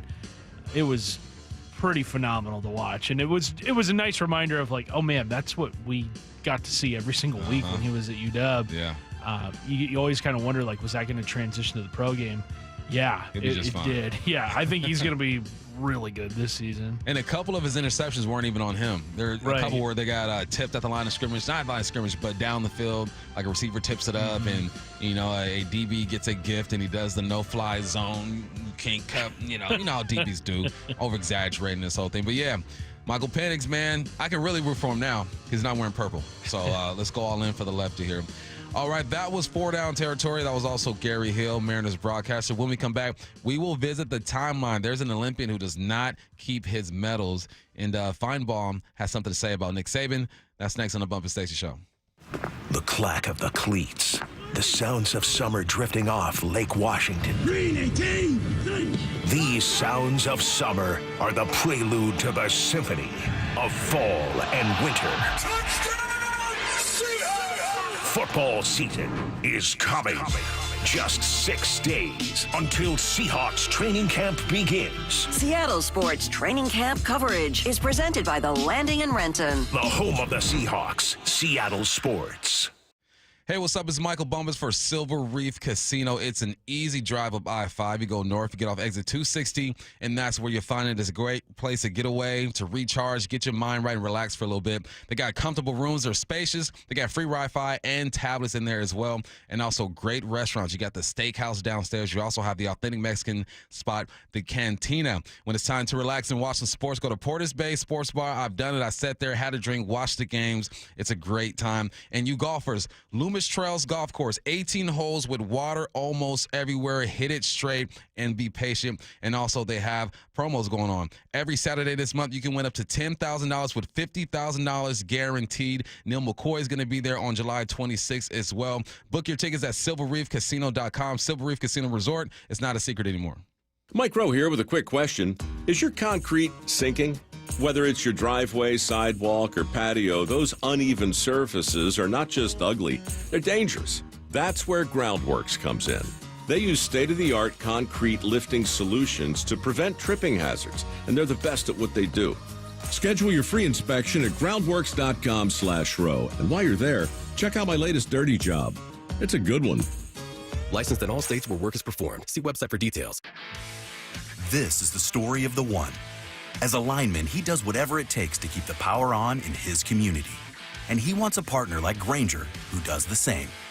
Grainger offers the professional-grade products he needs, from voltage detectors to harnesses to hard hats, plus fast, dependable delivery, so he can rise to every challenge. Call 1-800-GRAINGER, click Grainger.com, or just stop by. Grainger, for the ones who get it done.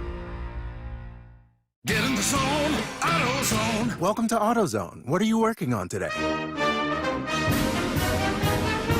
Hey, that's the spirit. Right now, we're celebrating free with a free STP oil filter when you buy 5 quarts of oil and free Duralast brake pads when you buy 2 rotors. Like always, free battery testing, charging, and recycling at every store. Celebrate free at AutoZone, now through July 28th. Get in the zone, AutoZone. Restrictions apply. Hey, Green Gobbler here. So you've got a clogged drain in your bathroom. Water in the sink's overstaying its welcome. You're spitting today's toothpaste on top of yesterday's toothpaste. You hope that it'd go away. Yeah, clogs don't just go away. I make them go away. I'm Green Gobbler, the only clog dissolver you need. I'm bleach-free, safe for your pipes, and I work. Guaranteed or your money back. Because I never met a clog that was gonna unclog itself. Green Gobbler. Let the gobbler get it. Keeping your engines healthy means protecting them in season and out. Experts trust Stable to do that. And third-party testing confirms it.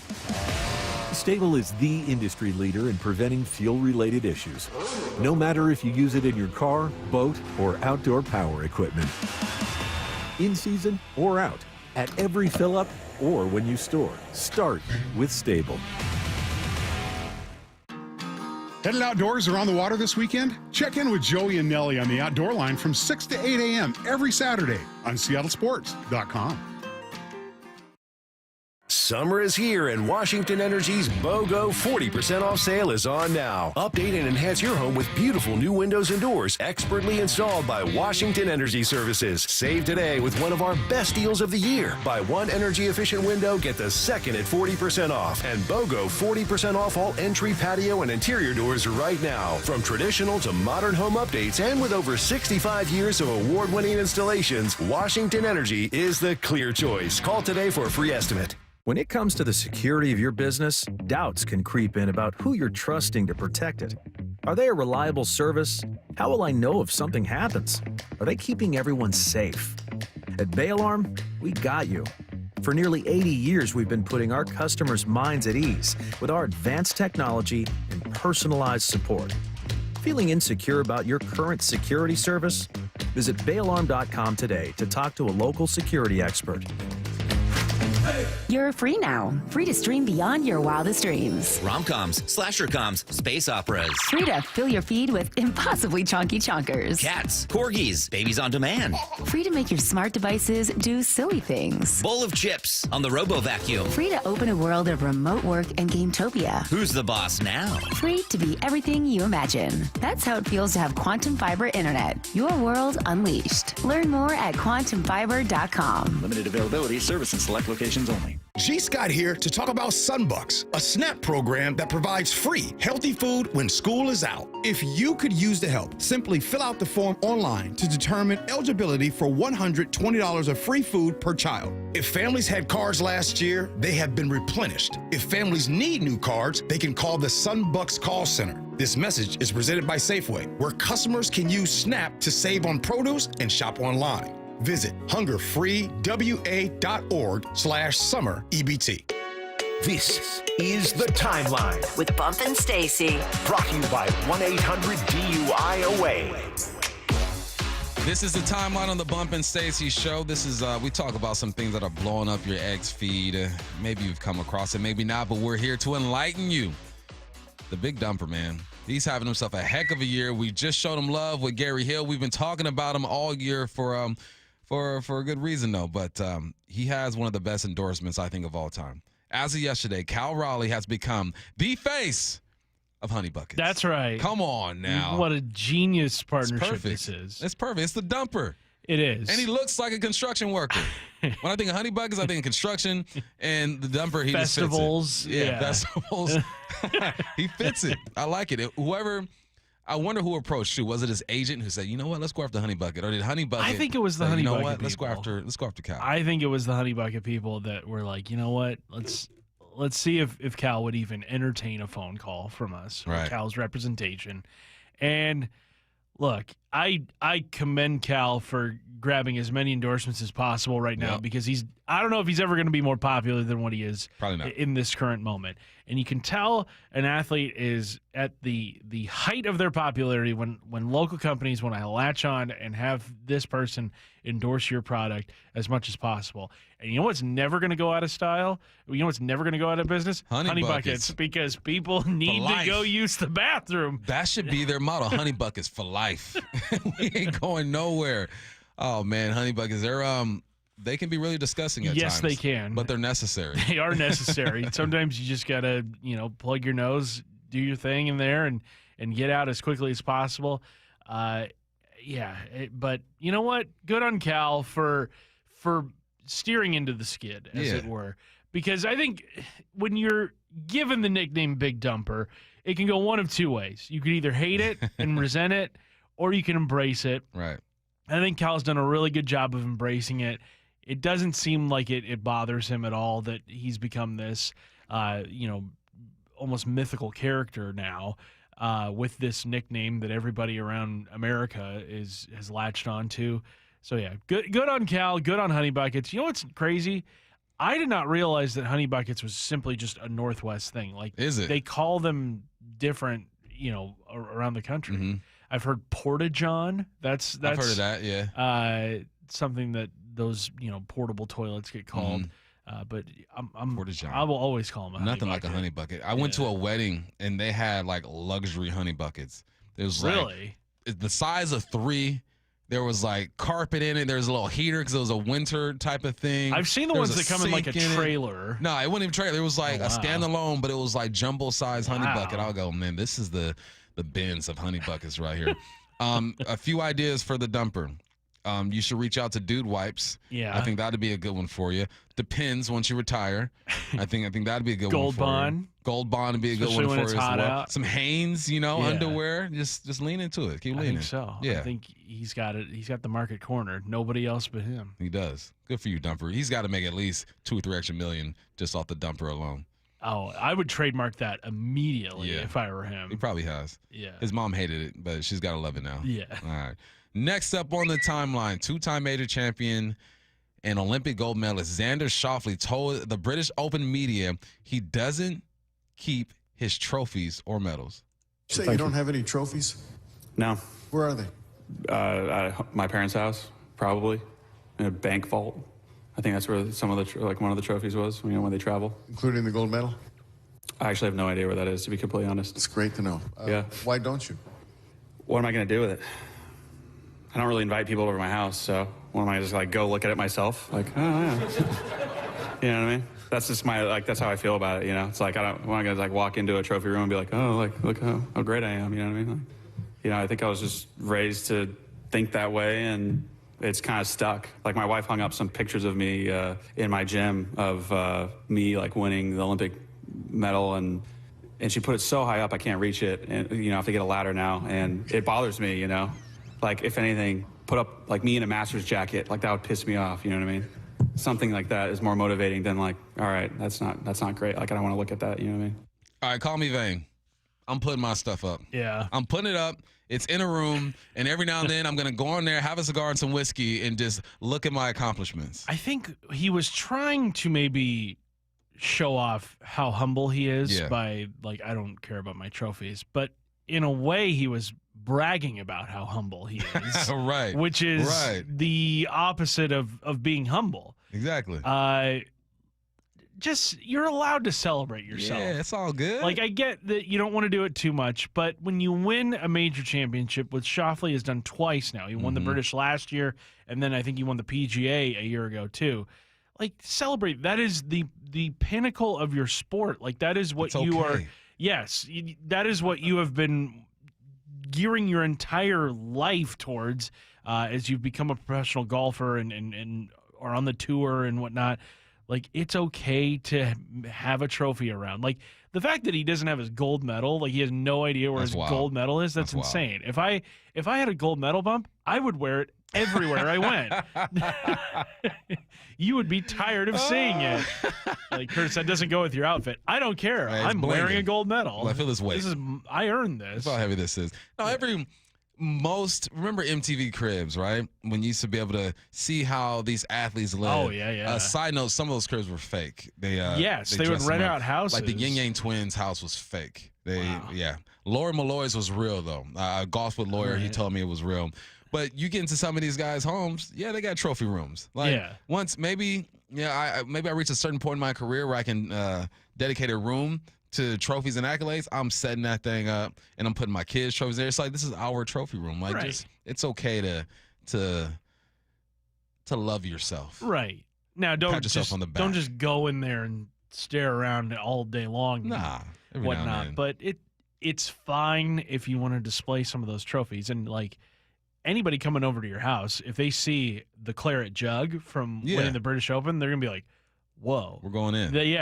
Tell me about this. Exactly. It's a conversation starter. You think Tiger Woods has a trophy room? Oh, I think he's got a separate mansion for his trophies. Exactly. Yes. It's all good, Xander. Well, we appreciate his trophy room is bigger than any house anybody is listening. It's right bigger now. than these two rooms combined for sure. Oh, absolutely. Bigger than these. It's all right, Xander, man. You're fine. Celebrate a little bit. All right, next up. Does Paul Feinbaum think Saban will return to coaching? Yes, but only under the right condition. I want to go back to Nick Saban, if I could divert for a second, because that story came out of here yesterday from one of his former players. And I know a lot of people thought maybe he would go to LSU. Nick Saban's not going to LSU. But I got, Kevin, I don't know what you think about this, but I have the perfect job for Nick Saban. 45 minutes from his brand new home in Jupiter, go down to Miami, shake that system up. Unfortunately, the first thing he would have to do as the Dolphins coach, where he once coached, is get rid of Tua Tagovailoa, a quarterback who won him a national championship. But I think if he got Jim Harbaugh money, which he's certainly deserving, and maybe a little more, I think that's where people ought to look if Nick Saban ever resurfaced. Miami, huh? He was there back in the early 2000s, I want to say. Didn't have the greatest experience. And if he were to go to the NFL, you're dealing with a system that's already in place. There's already structure when it comes to money, contracts, GMs, and all that stuff. College football is just trying to figure it out, and I think that's where his patience wears thin. He doesn't want to try to figure it out. Nick Saban wants structure, and the NFL will give him that. It will. I just don't know how Dolphins fans would receive Nick Saban again because he left there as a villain because he said, I'm not leaving Miami. Like, I'm here to stay, and then he goes and leaves for Alabama like a couple days later. I agree that the NFL is probably more likely for Saban at this point in his career, just simply because you don't have to deal with the whole recruiting thing. You don't have to deal now with NIL, which is something that he made a point about in his retirement from college football. Like, I don't want to have to do what is being asked of head coaches nowadays in the college game. But I just don't see Miami being the spot for him in the NFL if it does open up after this season. Now, I would imagine it probably does unless the Dolphins make the playoffs and maybe win a game or two, just because Mike McDaniel and Chris Greer, their GM, seem to be on the hot seat, maybe hotter than anybody else in the NFL heading into this season. But that's going to be tough to sell to Dolphins fans. Like, hey, this guy who spurned us, almost 20 years ago, we're bringing him back. I don't see it happening. I think he might be better as a GM. Maybe upstairs. Maybe making moves in that way. We'll see. But Nick Saban to the Dolphins would be interesting, but I think he still wants to coach, man. You see it in his eyes. He's got that fire. All right, the portal. How important is it to college football? Is it recruiting? Do you need a quarterback? Like, what is it about college football that's the most important thing? We'll talk about that next on the Bump and Stacy Show. We got Curtis Rogers filling in. MLB Network insider John Morosi every week with Wyman and Bob. Can they do enough at the trade deadline? They don't have to necessarily be in first place by the end of July, but you need to show the front office that this team is worth adding to. But they need to show you more from guys who are not named Cal Raleigh. I'd be paying very close attention. Emerson, Young, Celestin, to see who potentially could be the one that they move. See the full conversation on the Seattle Sports YouTube page. This is for all you guys on Viagra. ED pills are no longer needed. The brutal side effects like 4-hour headaches, blurred vision, and that flush feeling can all be put behind you with our treatment. Here at West Coast Men's Health, we have a better approach to ED, Acoustic wave therapy creates blood flow circulation by safely removing the plaque in your arteries and restoring function naturally. Guys, let me be clear. Pills will never fix your problem. Our equipment is the latest technology, and our medical staff is the best in the industry. So give West Coast Men's Health a call today. Speak with our clinic manager. Ask him any question you like, how it works, the science behind it, and even the cost. If you suffer from ED or Peyronie's disease, give West Coast Men's Health a call today. It's not just about better health, it's about a better life. With clinics in Redmond and Tacoma, call 206-519-6541. That's 206-519-6541. Online at westcoastmenshealth.com. Ooh, ma. What was that? That is business phone bliss with the Ooma Cloud Phone System. It handles all our voice, video, and messaging needs. You sound very... Calm? I am. Ooma has everything I need to run my business more efficiently, like virtual receptionist, call routing, and video conferencing. And it starts at just $19.95 per month per user, plus taxes and fees. Ooma. Nice. Find your business comm at ooma.com/radio. This is the story of the one. As a lineman, he does whatever it takes to keep the power on in his community. And he wants a partner like Grainger who does the same. Grainger offers the professional-grade products he needs, from voltage detectors to harnesses to hard hats, plus fast, dependable delivery, so he can rise to every challenge. Call 1-800-GRAINGER, click Grainger.com, or just stop by. Grainger, for the ones who get it done.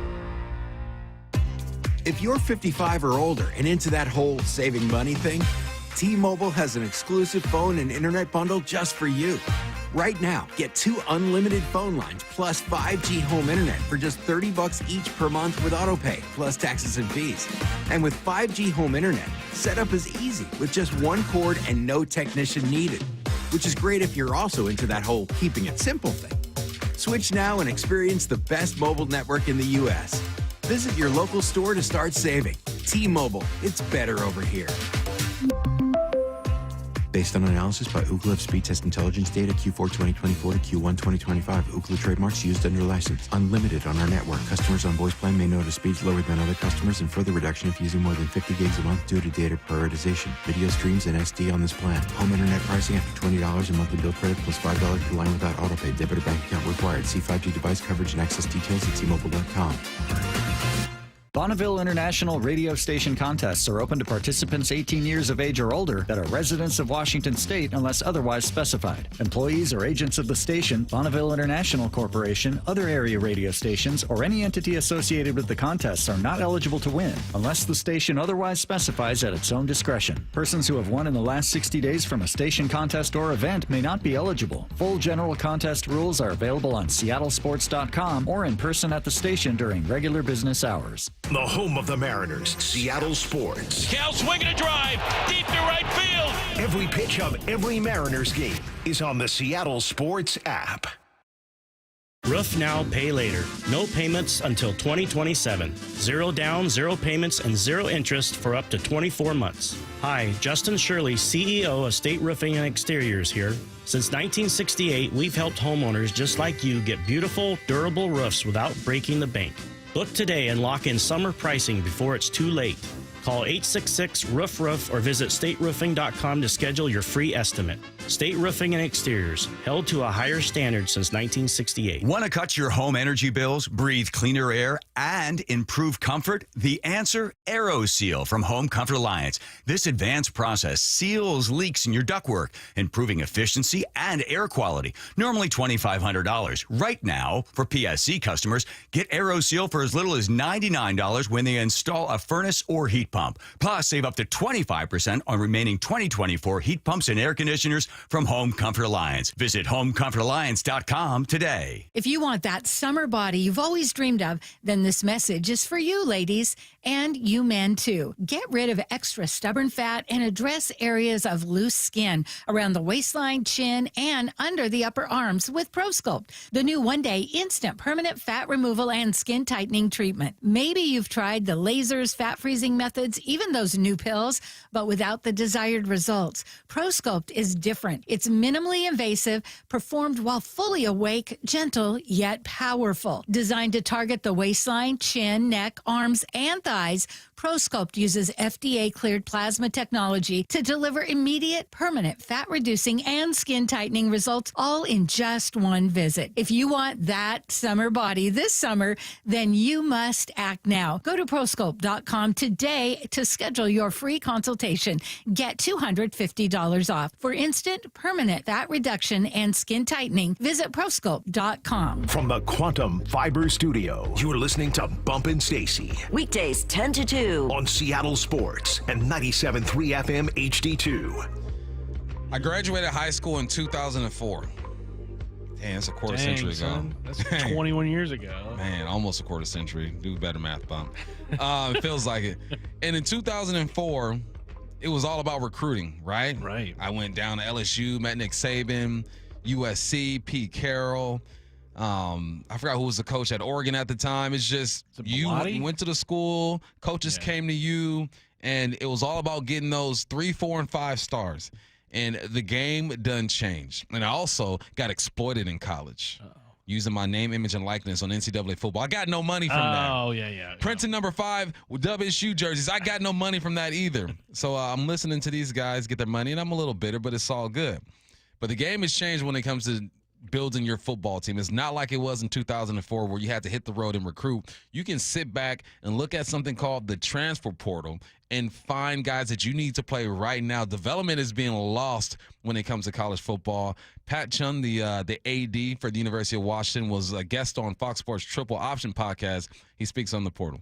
If you look at the last 4 teams that played for the national championship this last year, Ohio State, Notre Dame, the previous year, Michigan, and us at Washington, I think they were 1 and 2, the oldest teams in college football, because they had retention. Yeah, they went to the portal and got, we would not have got where we went to without Michael Penix, but the core of that team stayed together. They're actually Chris Peterson recruits at the end of the day. So the portal piece is such a critical piece as we talk about player retention, as we talk about recruiting, and then go to the quote unquote free agent market sometime later in the spring. We got to take a holistic view of what is the calendar and how do we set ourselves up for success in college football.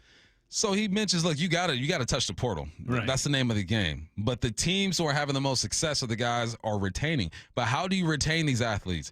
You pay them. Right. And if you don't have the money to retain them, then they're just going to bounce around. That's why WSU, we can't keep nobody. Materials with Oklahoma, and I ain't mad at them. Go get you $2 to $3 million a year. So it sounds good. I feel you, Pat, and I know Patty's a friend of mine, a good dude. I feel you. But you got to have the funds to retain and the funds to go hit that portal and grab the piece that you need. Right. And I think that's part of the reason why Pat Chun left for dipped. Washington. Exactly. Because he could have an athletic program that was dealing with a little bit more in terms of money than what he had at Wazoo. But I'm looking at the 2024 Ohio State Buckeyes roster and the players added via the portal, especially the players that ended up playing a big role on their national championship team. Will Howard, the quarterback, he was a transfer player from Kansas State. Quinshon Judkins, who was a transfer from Ole Miss. Caleb Downs, safety, he was a transfer from Alabama. So 3 huge contributors to what they had going on at Ohio State just this last season. Like, obviously the portal has become the most important thing in college football.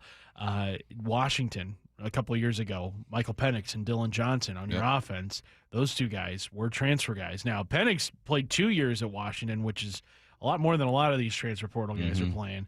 Dylan Johnson, I believe, was only at Washington for 1 year. He transferred from Mississippi State. But, again, like, those 2 guys were instrumental in what Washington was able to do that season. I believe, Jalen Polk, I think he was another transfer portal guy. I want to say he was from, Texas A&M, if I'm not mistaken. So 3 big-time contributors to that UW offense that was historical from what we saw in terms of a point total put up in that season.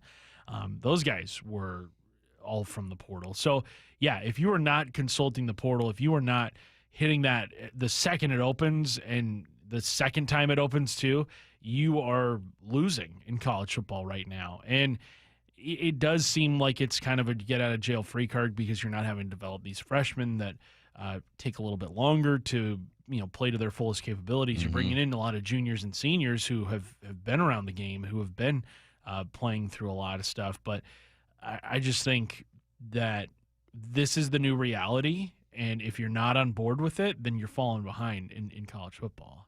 Even Dabo Swinney, head coach at Clemson, was against it, and he has a lot of retention too over there, but even he's had to go in and touch the portals. There are schools that can retain because they have the money, and then they can go in the portal and get the best of the best because they have the reputation and the money to pay those guys. And then there are those smaller schools like Washington State who I think have to lean into, let us help you get your money, right? Look what we did for Cam Ward. Look what we did for Mateer. There's another receiver who left, I believe went to Texas Tech last year. I forgot his name. Kyle Williams. Now he stayed and was loyal and got drafted, but there are two different kind of phases now, or stages when it comes to these colleges. The guys who can retain and go get, and the guys who have to sell themselves as, we'll develop you so you can go get your money. Yeah, and retaining is almost the same as hitting the portal, because you've got to keep this guy from going elsewhere. You got to sweeten his deal. We saw it. What was it? Nico Imaliva from Tennessee, who had a great season for the Vols this last year, but because their NIL stuff for him was not up to, at least not up to snuff according to him, he hits the portal and then goes to UCLA, ends up leaving for there. I just kind of wonder,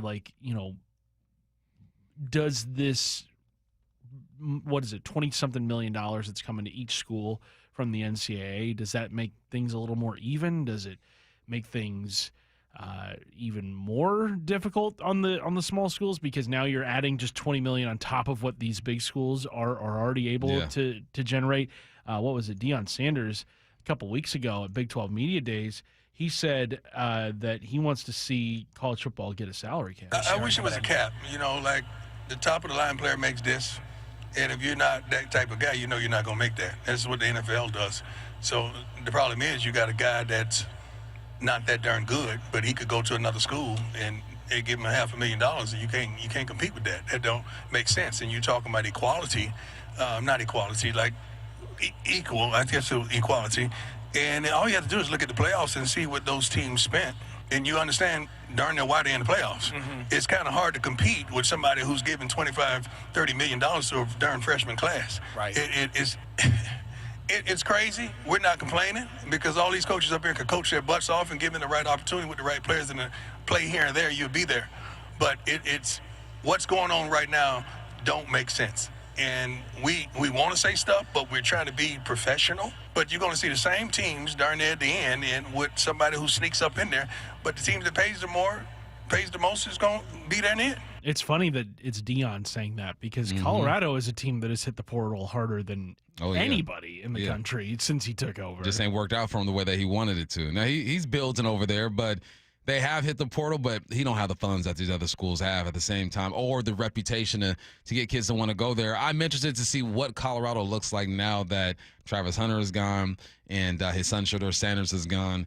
But yeah, it's funny to hear Deion kind of be in the forefront of this, but I think he's absolutely right, man. If you want teams to have a legit chance to build a program organically, you got to have a salary cap, man, and add some contracts to this thing. Make these kids stay there 2 years. What are they learning if they're just bouncing around? You get into the real world, you're going to have to do a job you don't want to have to do for 2 to 3 years to try to figure it out. Can you advance here, or can I take some things that I've learned from this job and apply them elsewhere and try to figure things out? This bouncing around, I think, is going to hurt more than help when it comes to just the mental development of these athletes. So, talk to me in 10 years, Curtis. All right. Let's see what this thing looks like. All right, when we come back, we'll be joined by WSU's head coach, Jimmy Rogers. That's next on the Bump and Stacy Show. He called it 20 years ago. I'm the home run derby champ. And as he always does, the Big Dumper delivered. The Big Dumper is your home run derby champion. Congratulations, Cal Raleigh. I just can't believe it long. It's unbelievable. We can't wait for the second half of the season of Cal on Seattle Sports on 710 and the Seattle Sports app. What'd you say? I'm the man. I'm the man. Oh yeah, oh yeah. Was drafted in 1999 by the Philadelphia 76ers, and that was just absolutely a dream come true. Todd's playing in the NBA is unique. His battle with neuropathy is not. I first started noticing problems a couple years into my NBA career, and I felt like my sock was just balled up right in the arch of my foot, and there'd be areas of burning and tingling, and then there'd be other areas of deadness where there would be no response to touch. We tried everything possible, from surgery to different drugs, to try and take care of some of the symptoms. I'm Dr. Mark Shelley, a chiropractic physician and board-certified functional neurologist at Sound Pain Solutions. Our neuropathy treatments can rehabilitate damaged nerves. We use FDA-cleared, non-surgical, non-drug, pain-free procedures that have helped thousands of neuropathy sufferers find relief. Now I'm able to spend more time doing the things that I enjoy, being on my feet. If you experience numbness, shooting, or burning pains, or loss of balance, call us. Sound Pain Solutions, 855-996-0025, or click soundpainsolutions.com. Get in the zone, AutoZone. Welcome to AutoZone. What are you working on today? Hey, that's the spirit. Right now, we're celebrating free with a free STP oil filter when you buy 5 quarts of oil and free Duralast brake pads when you buy 2 rotors. Like always, free battery testing, charging, and recycling at every store. Celebrate free at AutoZone, now through July 28th. Get in the zone, AutoZone. Restrictions apply. All right, Takis fans. Wendy's knows you love your Takis Fuego chips. So we thought, why not make a Takis Fuego meal with a Takis Fuego chicken sandwich with spicy chicken topped with crushed Takis Fuego chips and creamy corn spread. Plus, it comes with Fuego fries inspired by Takis and a bag of Takis Fuego chips. If we had any more heat, we might start an actual... I told him this would happen. For an intense new take on Takis chips, gotta be Wendy's. Limited time only at participating U.S. Wendy's. Includes 1-ounce Takis Fuego chips while supplies last. Takis and Fuego trademarks are used under license. Start having fun. Caesar Sportsbook at Muckleshoot Casino Resort is your #1 place to eat, drink, watch, and have fun. Keep up with your favorite sports anywhere and everywhere on property with the mobile app. Visit muckleshootcasino.com today. Scan the QR code and let the play begin. Muckleshoot. What is that sound?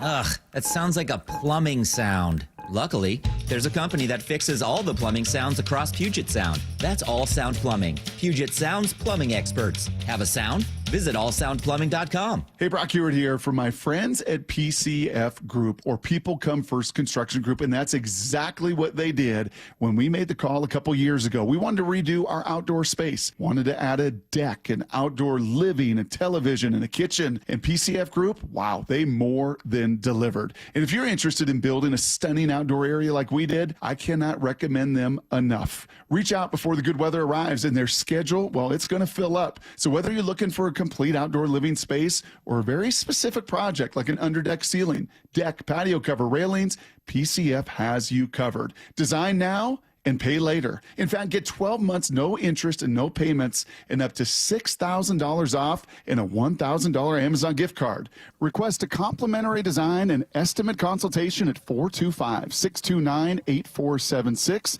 or project ideas. Explore photos at pcfgroup.com. That's 425-629-8476.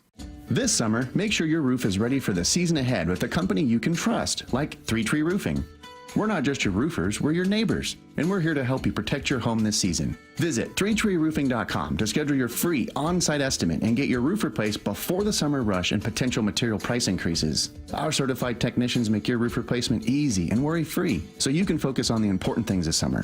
Visit 3treeroofing.com to schedule your free, no-pressure estimate. 3 Tree Roofing, your Puget Sound roofing experts. The biggest scuba sale in America starts next Thursday at Underwater Sports in North Seattle. Incredible savings for 3 days only. Divers Fair only happens once each year at Underwater Sports, 107th and Aurora Avenue North. It's the Graz here for my friends at Premier Golf. Take advantage of early sunrise and late sunset at the 11 different Premier courses today. From Bellingham, Everett, and Marysville to Linwood, Bellevue, and Seattle, even out on the coast, they've got a course near you.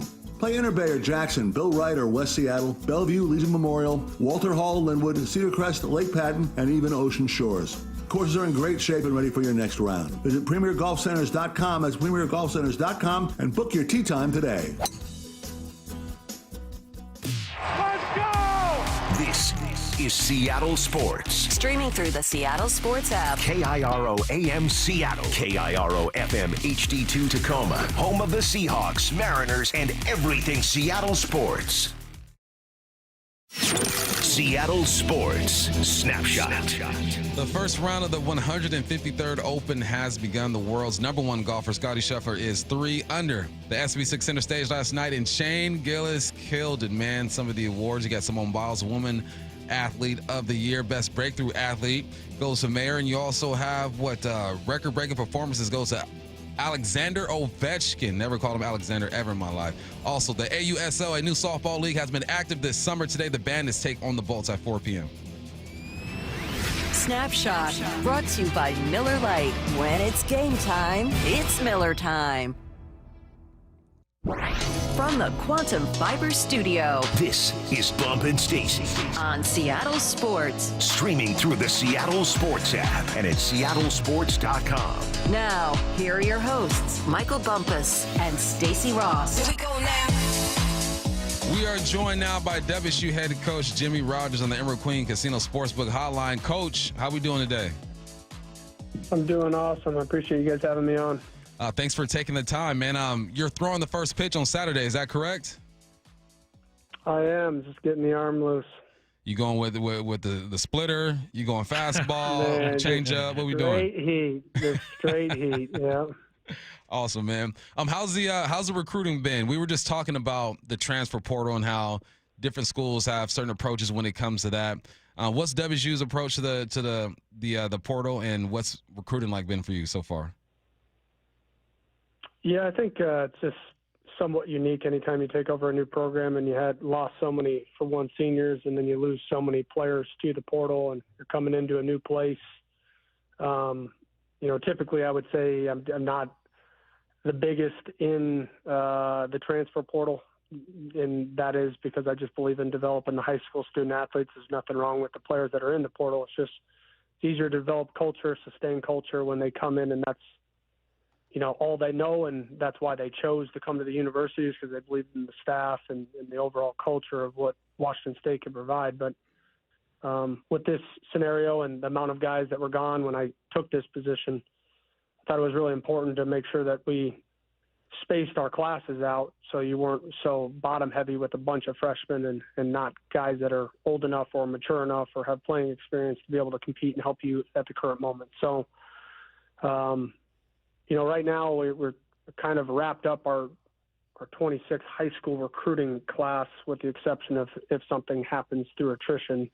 We got 20 high school commits right now. I feel really good about who they are and what they've done and where they'll be, because we saw every single one of these kids live in some form, like action in the spring and in the summer camps. And so able to get these guys on campus through the summer and take official visits. And I think it's when they get here, they can feel the energy of, what Pullman is and what Washington State has to provide, and is the coaching staff and who's going to mentor these guys. And so it's been going really well, honestly. It's been a rush.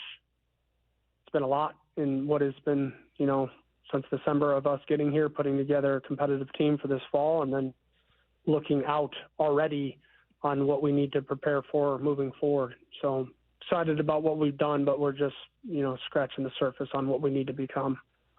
Jimmy, what's been that first summer like in Pullman? Have you been able to get yourself entrenched in that community? I would imagine, like Bump said, you're very busy with recruiting matters and getting ready for the season, but how's it been getting acclimated to life out in Pullman?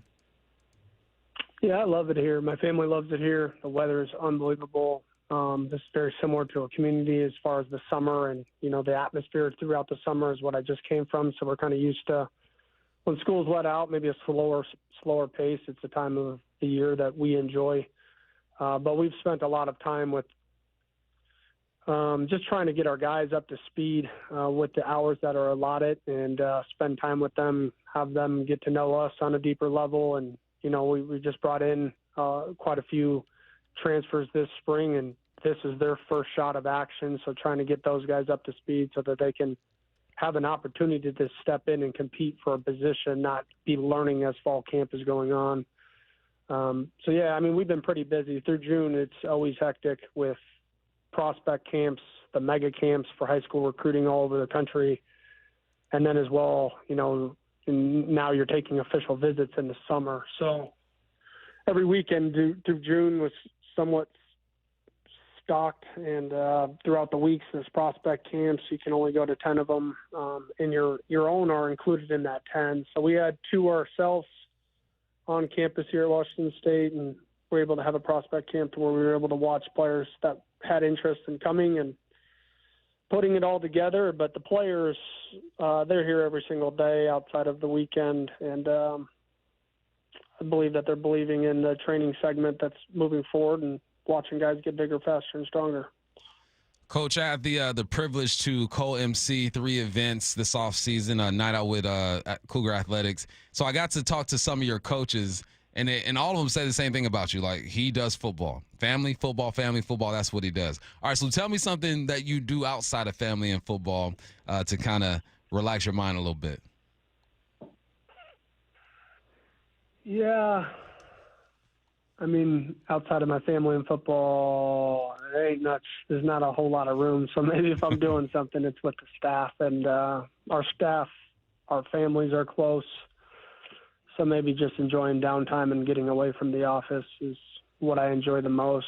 This July, I was able to attend a friend's wedding who I was able to coach with for years out in Mexico, and I was able to get back and see my in-laws in South Dakota for a couple days.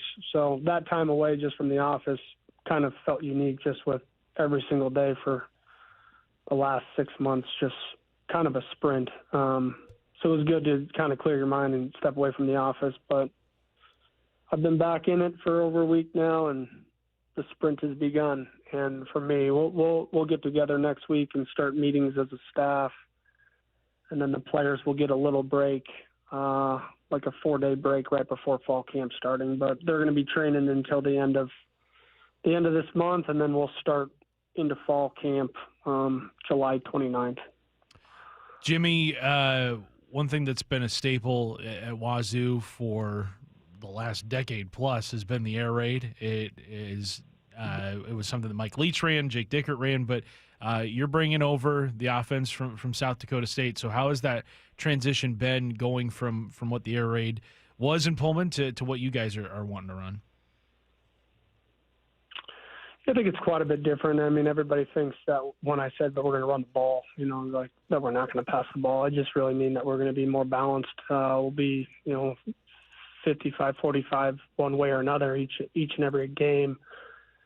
And a lot of that stems from just my belief in how you should win games. And if you're competitive enough on defense, if you run the air raid, it's really hard to stop people, right? You go 3 incompletions, and then your defense is immediately out on the field with no time taken off the clock. It gets hard to win as a team. You end up in a shootout every single week. And I'm not saying that there's not more one way to, not another way to skin a cat, but it's just something I believe in. I think if you studied enough of the teams that have won national championships and championships in general, they play great defense. They're able to run the ball. And obviously, if you're able to run the ball, it opens up the passing game. But you're able to control the time of possession and the clock. And if you're able to run the ball, you can have explosive plays there or in the pass game. And defensively, we got to make sure that we do our part and keep points off the board. So I think there's a little bit of balance between both of those, and you got to do it collectively as a team, and that's how you have success. You brought over a bunch of players from South Dakota State. I would assume the whole team wanted to come with you. What was that process like, trying to figure out what guys could play at this level and who to bring with you? Just my time at South Dakota State, a lot of our players that we were getting at South Dakota State, some of the crazy thing is some of the best players that I've ever coached had nothing out of high school but South Dakota State. And I could go down a list of amount of players that made it to the NFL and are still in the NFL. But then there are those that had numerous FBS offers, but they came to South Dakota State because of the culture, because of the coaching staff. And when they got there, they were showing every day at practice that they're surely worthy of playing at this level. And so, Yeah, it was unique. When I got the call, immediately after that, my phone, the staff's phone, kind of went crazy when I told the team over Zoom. And, the staff has recruited those players. Our families invested in those families. And if those players were going to enter the portal, I'd be crazy not to go after those players. So we offered the opportunity. There's a lot of guys that wanted to come with us or seeing their chances of coming with us. And there was a lot of hard conversations, just because I wanted to make sure that we didn't take so many players that it didn't seem like I was giving the players currently here the opportunity to perform with a new staff. And I'm really proud of the guys that came over because they've gelled well with the team that was currently here when we got here. And I'm really proud of the players that stayed and how they accepted not just the players that were coming in, but a whole staff and a whole different philosophy of how you do things. Coach, you guys managed to hold on to Zevi Eckhouse, quarterback who played in the bowl game last year for the Cougs and put up some pretty eye-popping numbers in that game. What have you seen from him in spring ball heading into fall camp? Yeah, I would say the thing that sticks out about Zevi the most is just his leadership, his confidence in his own ability, his willingness to demand an offense, command an offense, and, he's earned the respect of his teammates. And I think that's the makeup of any great players, that those that are talented, they just believe in who they are at the core of who they are. And Zevi definitely believes in himself. It's going to come down to him executing and him operating efficiently through fall camp to win the job, because there will be a competition. There's a reason why we brought in 2 transfers. And I don't want to discredit Jackson Potter. He had a great spring. He constantly improved, and he is in the mix as well. I feel really good about where we sit as far as options at quarterback, but somebody's got to take the reins of this through fall camp and show that they can produce day in and day out, and we can move effectively down the field with a guy in charge. So they're all doing their part right now. They're all training. Zevi does a great job of mentoring just the offense and trying to align guys for routes on air on their own and player-led practices. So he's been a big part of this transition for us, and I don't take that lightly. He's done an unbelievable job, and he's been even working harder since the transfers have gotten in. So it'll be an interesting battle, but just my approach to everything is just be honest and transparent with everything so nobody feels like they're left out in the gray or they don't know what to expect. Coach, obviously you got to focus on this year. You guys got a nice schedule in front of you, but what was WSU's involvement when it comes to shaping the new Pac-12 and that 2026 schedule? I don't get involved a ton with knowing who's coming into the conference and things like that. As out of my realm. I play who's on the schedule. I'm excited about the future of what this could be. I think it's the best, one of the best conferences in the country at the level in which we're playing at right now. You look at the name brands that are entering in the league, the Boise States, the Fresno States. There's teams in this conference that have they just have history. Oregon State, there's a lot of teams that have history and that people have followed. And being a West Coast kid myself, all of those schools when I was coming out of high school piqued my interest because of where they were located and the success that they had at the time. So it's exciting. For me, I don't look at it as a downfall. I'm looking at it as this can be the future of something really successful. But we got to put in the work. Just because I think it's going to work doesn't mean anything until you put it into action. So that's what I'm excited about right now. All right, Coach. Last one from me. You've spent a lot of your career at South Dakota State. You're here now in Washington State. Who have been the biggest coaching mentors to you in your coaching career? Yeah, I would say without a doubt, John Stiglmeyer. He was the all-time winningest coach at South Dakota State. He had been there for my entire existence. He's recruited me. And I just was blessed to be a part of a staff that over the years, and those that have coached me, Clark Lee, who's the head coach at Vanderbilt, was my position coach at South Dakota State. He's defense coordinator at Notre Dame and Syracuse and all over the place. And I took a lot from him as an individual. I took a lot from him on how to be organized and how to run meetings and the detail in which it takes to, like, get the most out of your players. Ryan Grubb, who's now the OC at with Alabama, was at Seattle last year. Like, he was on staff. There's a lot of coaches that have come through and either I've played for, worked with, worked alongside of, or had the opportunity of, being their superior. I've been blessed with great people, and I think when you can combine a bunch of great people together and they're all bought into one thing and they're not selfish, I think you have the recipe to learn and digest information from everybody and grow. And I've been blessed in my life, my whole life, to have great coaches. I think a lot of that stems also from always wanting to grow and always wanting to achieve something. So putting your ego to the side is maybe the most important thing. He's WSU head coach Jimmy Rogers. Coach, we appreciate you, and go Cougs. Go Cougs. Appreciate you. Good talking to you again, Michael. All right, man. Take care. Let's get to headline rewrites. Extra, extra, read all about it. Headline rewrites. We must make headlines. The real story behind the headlines in today's news with Bump and Stacy. The Seahawks and Buccaneers announced they'll both be wearing their 1976 throwback uniforms when they play at Lumen Field on October 5th. What's the real headline? Real headline, asked it as a question in the first hour of the show, but it's a statement now. This will be the cleanest matchup, the cleanest uniform matchup of the entire NFL season. Crispy. I went back on the Google machine and went back to 1996. The Bucs and the Seahawks played, and they wore those uniforms. The Seahawks won 17-13, and even then it looked good. But now you add today's technology and pop and polyester, whatever the heck they use to make those uniforms, dry fit, the sparkles. It's going to be on point. I already saw the release of the Bucs and the creamsicles. Baker looking good. Then I saw Leo with his release. Leo looking good. This is going to be the most pleasing game when it comes to uniforms of all time. Yeah. Do you want to be there in person, or do you want to watch it on TV? What's it going to look better on? I mean, it's going to be both incredible to see. I love that both teams get to face off against each other in their 50th anniversary seasons.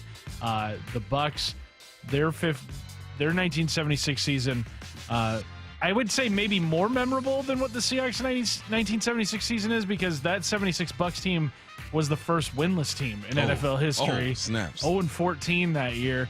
I believe they didn't win their first game until like week 11 of their next year, so they lost like 20-something games in a row. Yeah, the Bucs historically have been really bad outside of like the Derek Brooks, Warren Sapp years, and then the Tom Brady years.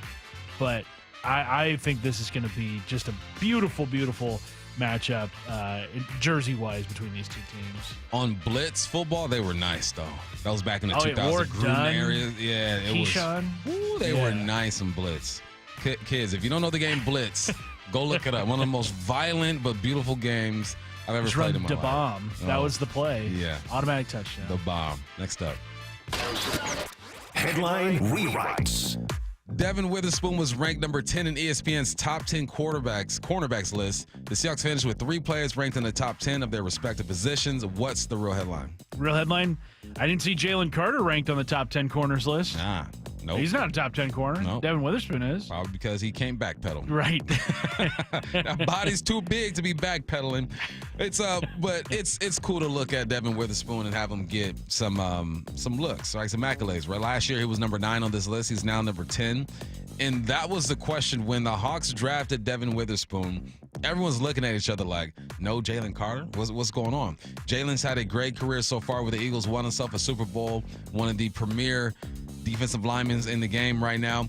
But Spoon is one of the best at his position, too. So I think it's a win-win. Both organizations can win in this situation. Yeah, I think it was Clint Hurt in a press conference last year, because he's the D-line coach with the Eagles right now. He had said it came down to Devin Witherspoon and Jalen Carter with the Seahawks, and he was like, I'm glad I've gotten to coach both. Right. And I think Devin Witherspoon, it's good to see that he's starting to get some more national recognition. It kind of felt like he was just kind of ours here in Seattle. We had seen how good he could be, but maybe, the rest of the country was maybe a little bit blind to just his impact on a game, but good to see that, this top 10 list is coming from GMs, it's coming from coaches, it's coming from players, so it's a little more accumulative than what the NFL top 100 list is with the NFL Network. So I would say this one is definitely a much bigger feather in his cap than anything that the top 100 list could possibly say about him. Would he get it? Did he pop up on the top 100 yet? We haven't seen it yet. They've been unveiling it really slowly here. Usually it's by tens, right? Yeah, I think they've been doing like one a day here for the last couple days. What are we doing? Really slow. I think they're only up to like 75 right now. And so far, Leonard Williams, the only one in the top 100. Hey, speed this up, please. We need more. Thank you in advance. Headline rewrites. The British Open is underway from Royal Port Rush. Xander Schauffele is looking to defend his 2024 title. What's the real headline? Real headline is, be honest, Bum. How early were you up watching this? 5:30. 5:30. Taking a glance at it, wiping my eyes and seeing what's going on here. So they've been doing this for 153 years. 1872. Here's a history lesson, okay? The National Association of Professional Baseball Players was established. Wow. And the Boston Red Stockings won the inaugural pennant. Montreal Football Club was founded. Belmont Stakes was ran for 3-year-old horses. Yellowstone National Park was official, and the first Geneva Convention went down as well. Wow. So there's some history for you. 153 years they've been doing this thing, man. President at the time was Ulysses S. Grant. Yeah, I know. Which goes to show how old he is, because he was the leader of the North during the Civil War. Ulysses. Have you ever met anyone named Ulysses? I have not, and I don't know if there are many people named that since President Grant all those years ago. One person I've met. Really? One person. I was in middle school, Ulysses. Wow. Yeah. Interesting. But, yeah, British Open, still Jacob Skov Olesen from Denmark at -4. Harris English, an American, with a -4 score, too. He's 14. All right. Scotty Scheffler at -3. Ricky Fowler -2. Let's go, Ricky. Justin Rose -2. So I rock with some Justin. names. Ricky's the underdog, man. If you don't have a golfer to root for, he is an underdog. He's never won a major. He's got the flattest brims. Stays with the flat brims. Used to wear all orange back in the day. He's matured a little bit. I had a kid, a wife now. Things have changed for him. But if you need a golfer, an underdog to root for him, Ricky Fowler is always one of those guys, man. I feel like I've grown up with Ricky Fowler. All right, we got lots more to do on the Bump and Stacy show. We got Curtis Rogers filling in. When we return, we'll touch on the NFL headlines. Von Miller has found him place a home. Pablo Torre talks about the NFL and NFLPA. And Joel Corey lets us know, look, not every second rounder is going to get guaranteed money. That and more is next right here on the Bump and Stacy show.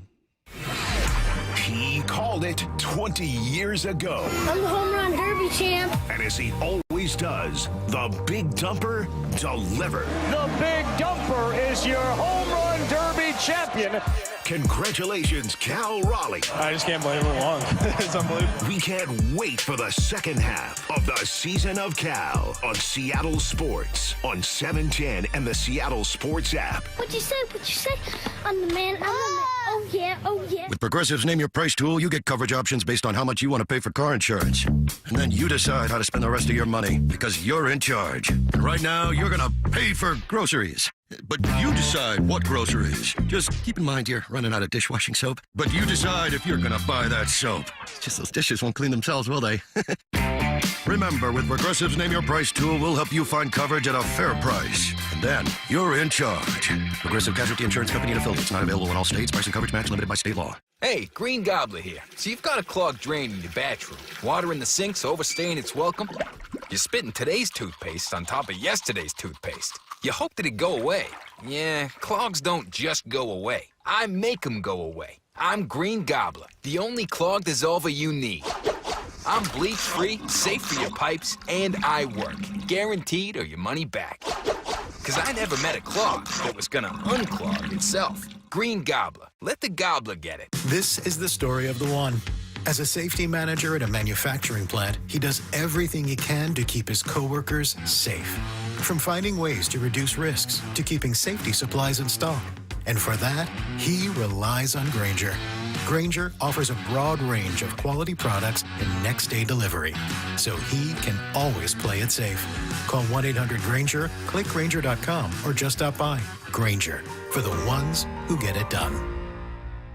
Wesley Financial Group is not a law firm, and Chuck McDowell definitely not an attorney. This is Chuck. If someone talked you into buying something really silly and you want to get out of that silly little thing, my advice, get the facts. Call me and I'll send you our timeshare exit kit absolutely free. Inside, you'll learn how timeshare works and all your options for cancellation. Call Wesley now for your free exit info kit. 800-486-9600. That's 800-486-9600. History, it had the gold rush. Then came the oil boom, the tech boom, but right now it's the Wi-Fi boom, and Xfinity Wi-Fi is booming. Xfinity has everything you need to tap into the Wi-Fi boom with seriously powerful and seriously reliable connection. It's got 99.99% network reliability and incredibly low lag, so your streams are smoother than making a decision on what to stream. And did I mention that you can even connect to hundreds of devices so you, your kids, your parents, your poker group, and whoever else is at home can all experience the Wi-Fi boom with Xfinity. And the Wi-Fi isn't the only thing that's booming. Get the most reliable Wi-Fi and our best in-class equipment for one consistent price for 5 years guaranteed, all in. Plus, get unlimited data included and no annual contract, all with the 5-year price guarantee from Xfinity. Visit Xfinity.com, call 1-800-XFINITY, or visit a store today. Restrictions apply, not available in all areas. New residential customers only. Select plans only. Xfinity Gateway with X-Fi Complete required for unlimited data, except in certain areas. Most reliable Wi-Fi based on Open Signal Awards, USA Fixed Broadband Experience Report, August 2024. Actual speeds vary. Are you curious about who offers the best deals on top-rated Samsung, LG, and Sony TVs?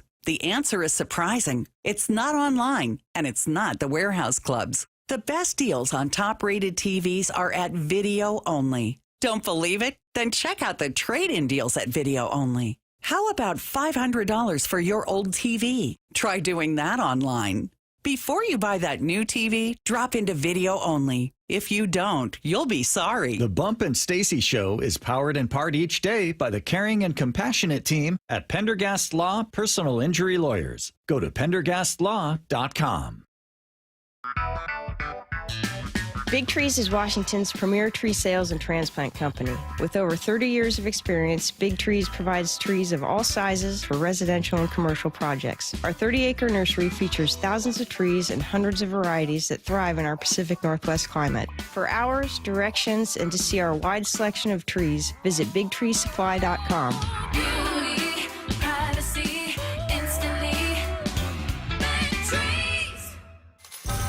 It's the World Fighting Championships at Emerald Queen Casino Event Center, Saturday night, October 25th. Experience the thrill and excitement of high-energy mixed martial arts. Tickets at emeraldqueen.com.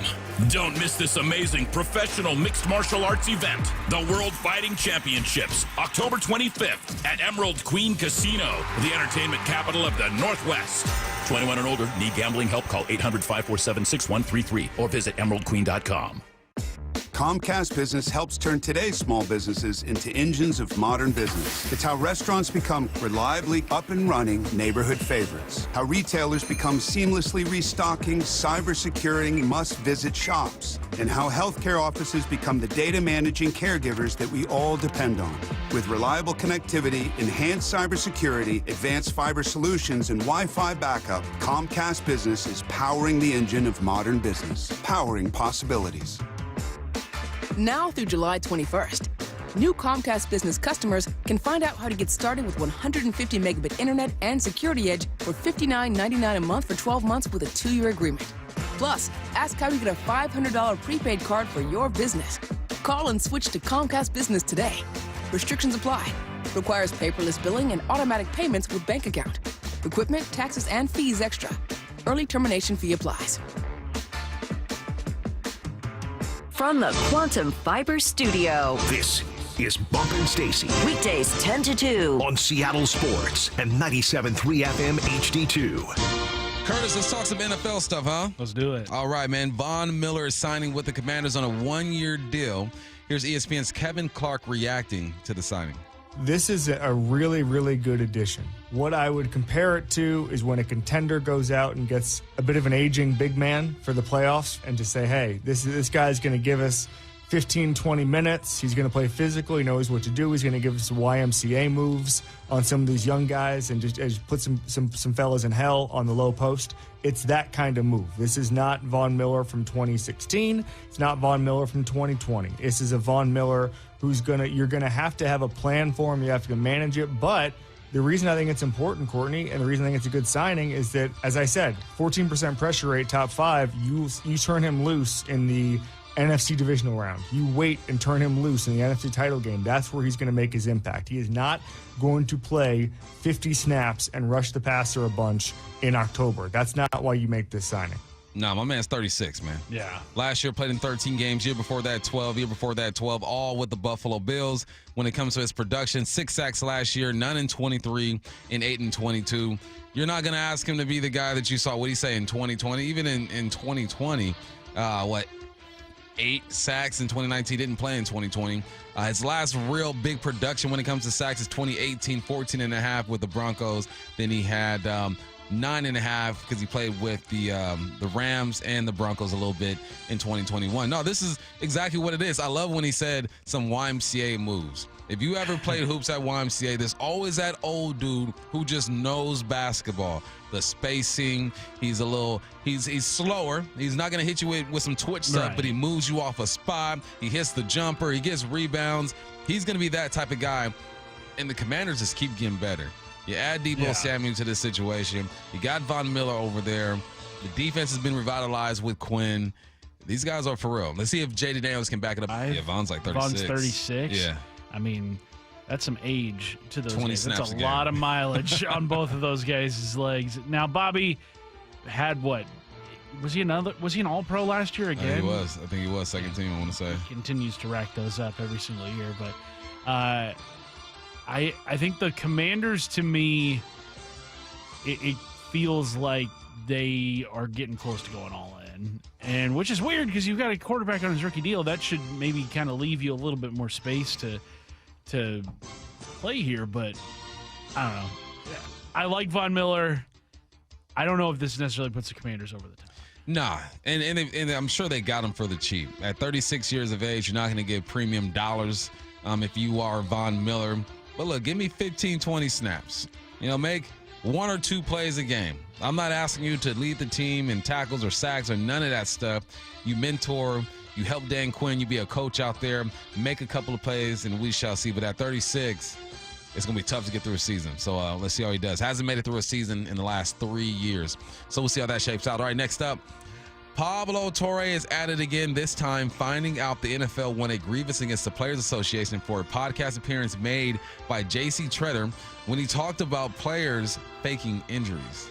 The subject at the core of this podcast is players, specifically running backs, faking injuries. Into the fray, without really much prodding, it sounds like, is NFLPA President J.C. Tretter to explain. I think we've seen issues now. I don't think anybody would ever say they were fake injuries, but we've seen players who didn't want to be where they currently are, have injuries that made them unable to practice and play.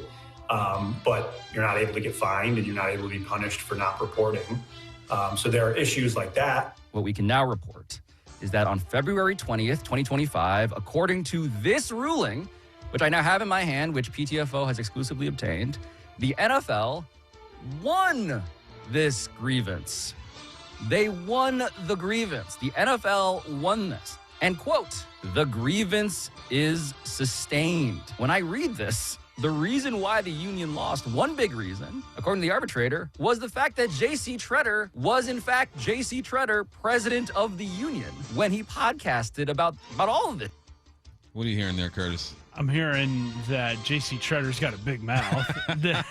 that, buddy, what are you doing? Come on, man. Why are you blabbing? Come on, man. Don't share the state secrets when the state is listening, buddy. When things are as tense as they are between the NFLPA and the NFL, like, what are you doing sharing stuff like that? Now the NFL's got a leg up on you in any kind of negotiation. J.C. Tretter, to me, like, he the way that he kind of goes about, like, he's very kind of like threatening in how he rules, I guess, the NFLPA. I don't know. I'd start to question the leadership if I were the players union in the NFL, especially because, like, whenever the next CBA comes up for those guys, the owners are going to take them to the cleaners. It happens every time, and the players will talk and they'll try to appear unified, but it's just going to be a bloodbath. The only way players really change things is if they go through a lockdown. And look, there are some veterans who are on their third contract who can afford it. Look, I got $20 million sitting in the bank. Yeah, my family's good. But then there are these rookies, second-year guys on these contracts where they're not getting much to work. They need to work, so they're going to cross the line. Yeah, this is all bad. And listen, people have been faking injuries since the beginning of time. Oh yeah, this happens all the time. Kids do it all the time to get out of school. What they do. So I get it. It ain't right, and they're manipulating where they want to be and where they don't want to be. But you know what, Treader? Open your mouth. Look at you. I did it again. You played yourself. Congratulations. Next up, the 49ers became the third team to sign a second-round pick, signing D tackle Alfred Collins to a 4-year, $10.3 million deal with $9 million guaranteed. Yesterday, Joel Corey told us he didn't expect every second-rounder to get a fully guaranteed contract. Not everybody's going to get fully guaranteed contracts. It's how much incremental progress can be made from last year. You didn't have anyone who had a fully guaranteed contract last year. The second pick got a fully guaranteed contract from the Texans, and the first pick from Cleveland got one. The big issue is agents are allowed to compare notes, collude, so to speak. Teams can't, although we know from the collusion decision that there's something going on with teams, to put it lightly. Listen, the last pick in the second round is not going to get a guaranteed contract. But what can happen is the guys in front of them, we're talking second round, the first, second, third, fourth, maybe those guys get guaranteed. Then the next guy gets 80%. The next guy gets 78. The next guy gets 75. And then you start to kind of trickle it down. It's just kind of setting the foundation for these agents to work. And I think this is going to be more and more common. I would assume, I would be okay with the first 4 picks in the second round getting guaranteed contracts. Those guys are just as good as some of these first rounder guys. Once you get towards the back end of the second round, then things get a little different. I think Joel is absolutely right. Yeah, I think it was going to be very tough for all the second rounders to get guaranteed deals. Yeah. It just the math doesn't add up.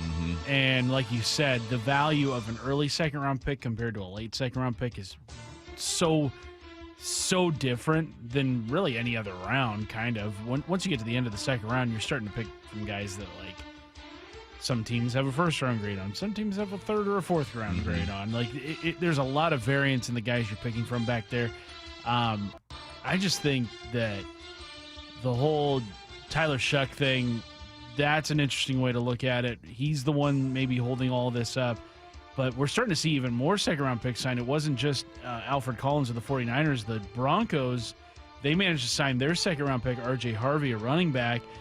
So now that makes 4 of 32. So slowly but surely, these deals are getting done.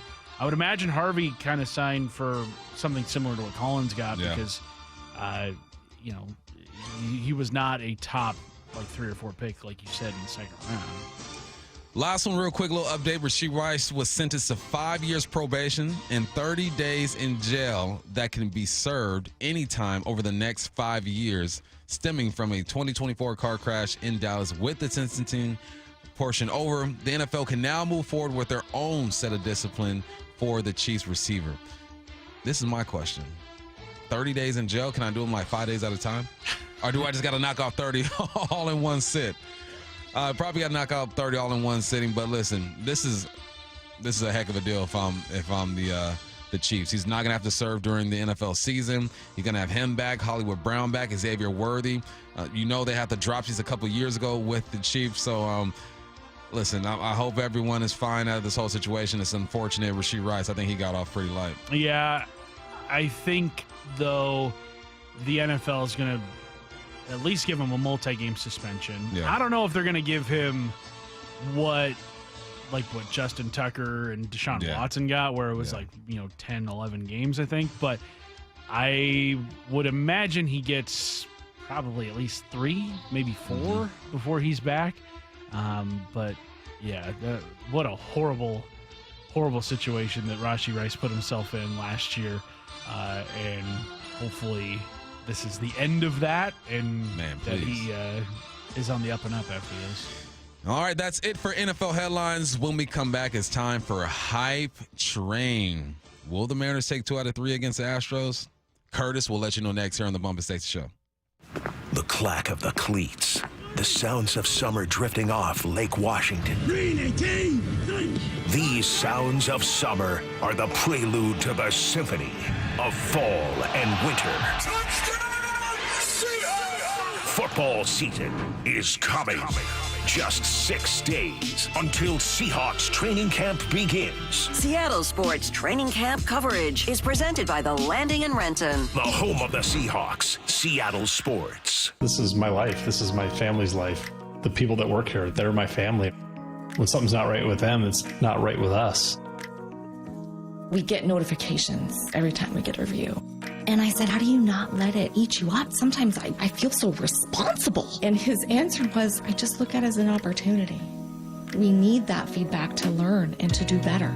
I'm grateful for the feedback. Big part of sales is the relationship aspect. People want to do business with someone they can trust, who's a real person. They don't feel like you're just going after their money. And when you take the time to get to know them, get to know their needs, not be a car salesman, but be a consultant, then they feel more comfortable with you, and the experience is better on both sides. It's not about closing deals. It's about opening relationships, helping people make the right choice. The LJ Way is the Lee Johnson Auto family. Prescriptions require an online consultation with a healthcare provider who will determine if appropriate. Restrictions apply. See website for details and important safety information. Price varies based on product and subscription plan. Hey guys, let's talk ED, because millions of men experience it, but not everyone can access or afford treatments like Viagra.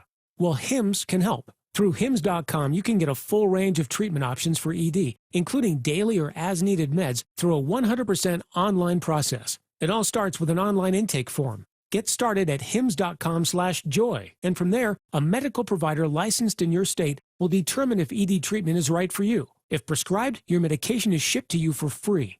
Find the ED treatment that fits your needs, with options up to 95% less than the brand names. Millions of men experience ED, but Hims can help. To start your free online visit and save up to 95%, go to hims.com/joy. That's hims.com/joy for your free online visit. HIMS.com/JOY. This is the next phase in my therapeutic work. Nicole Kidman returns for the Hulu original 9 Perfect Strangers Season 2. Breathe in, breathe out. This is safe? We take you back to a core trauma. Breathe in, breathe out. She's manipulating us. Breathe in, breathe out. Why are you resisting? Is it too late to get a refund? The all-new season of 9 Perfect Strangers is now streaming on Hulu and Disney+. New episodes Wednesdays.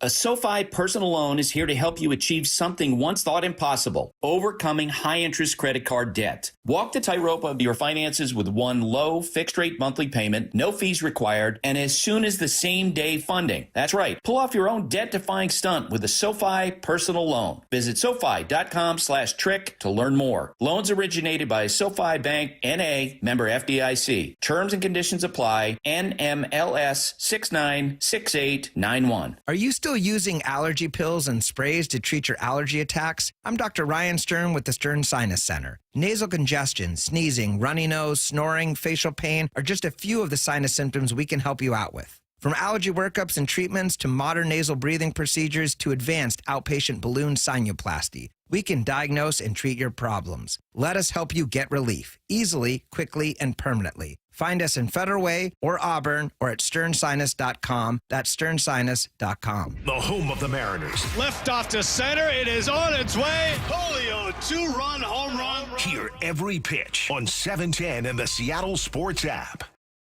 Hey, it's Mike Salk here, and we've been talking about this. Luxury awaits at Snoqualmie Casino and Hotel. You can book now for an unforgettable summer experience because the hotel opens up August 8th. Bookings are open at snocasino.com starting on August 8th. The expanded non-gaming floor, the destination spa, the big new entertainment space and convention center, new restaurants as well. They're combining effortless style with the utmost in relaxation. Go to snocasino.com for details. Seattle's closest, now Snoqualmie Casino and Hotel.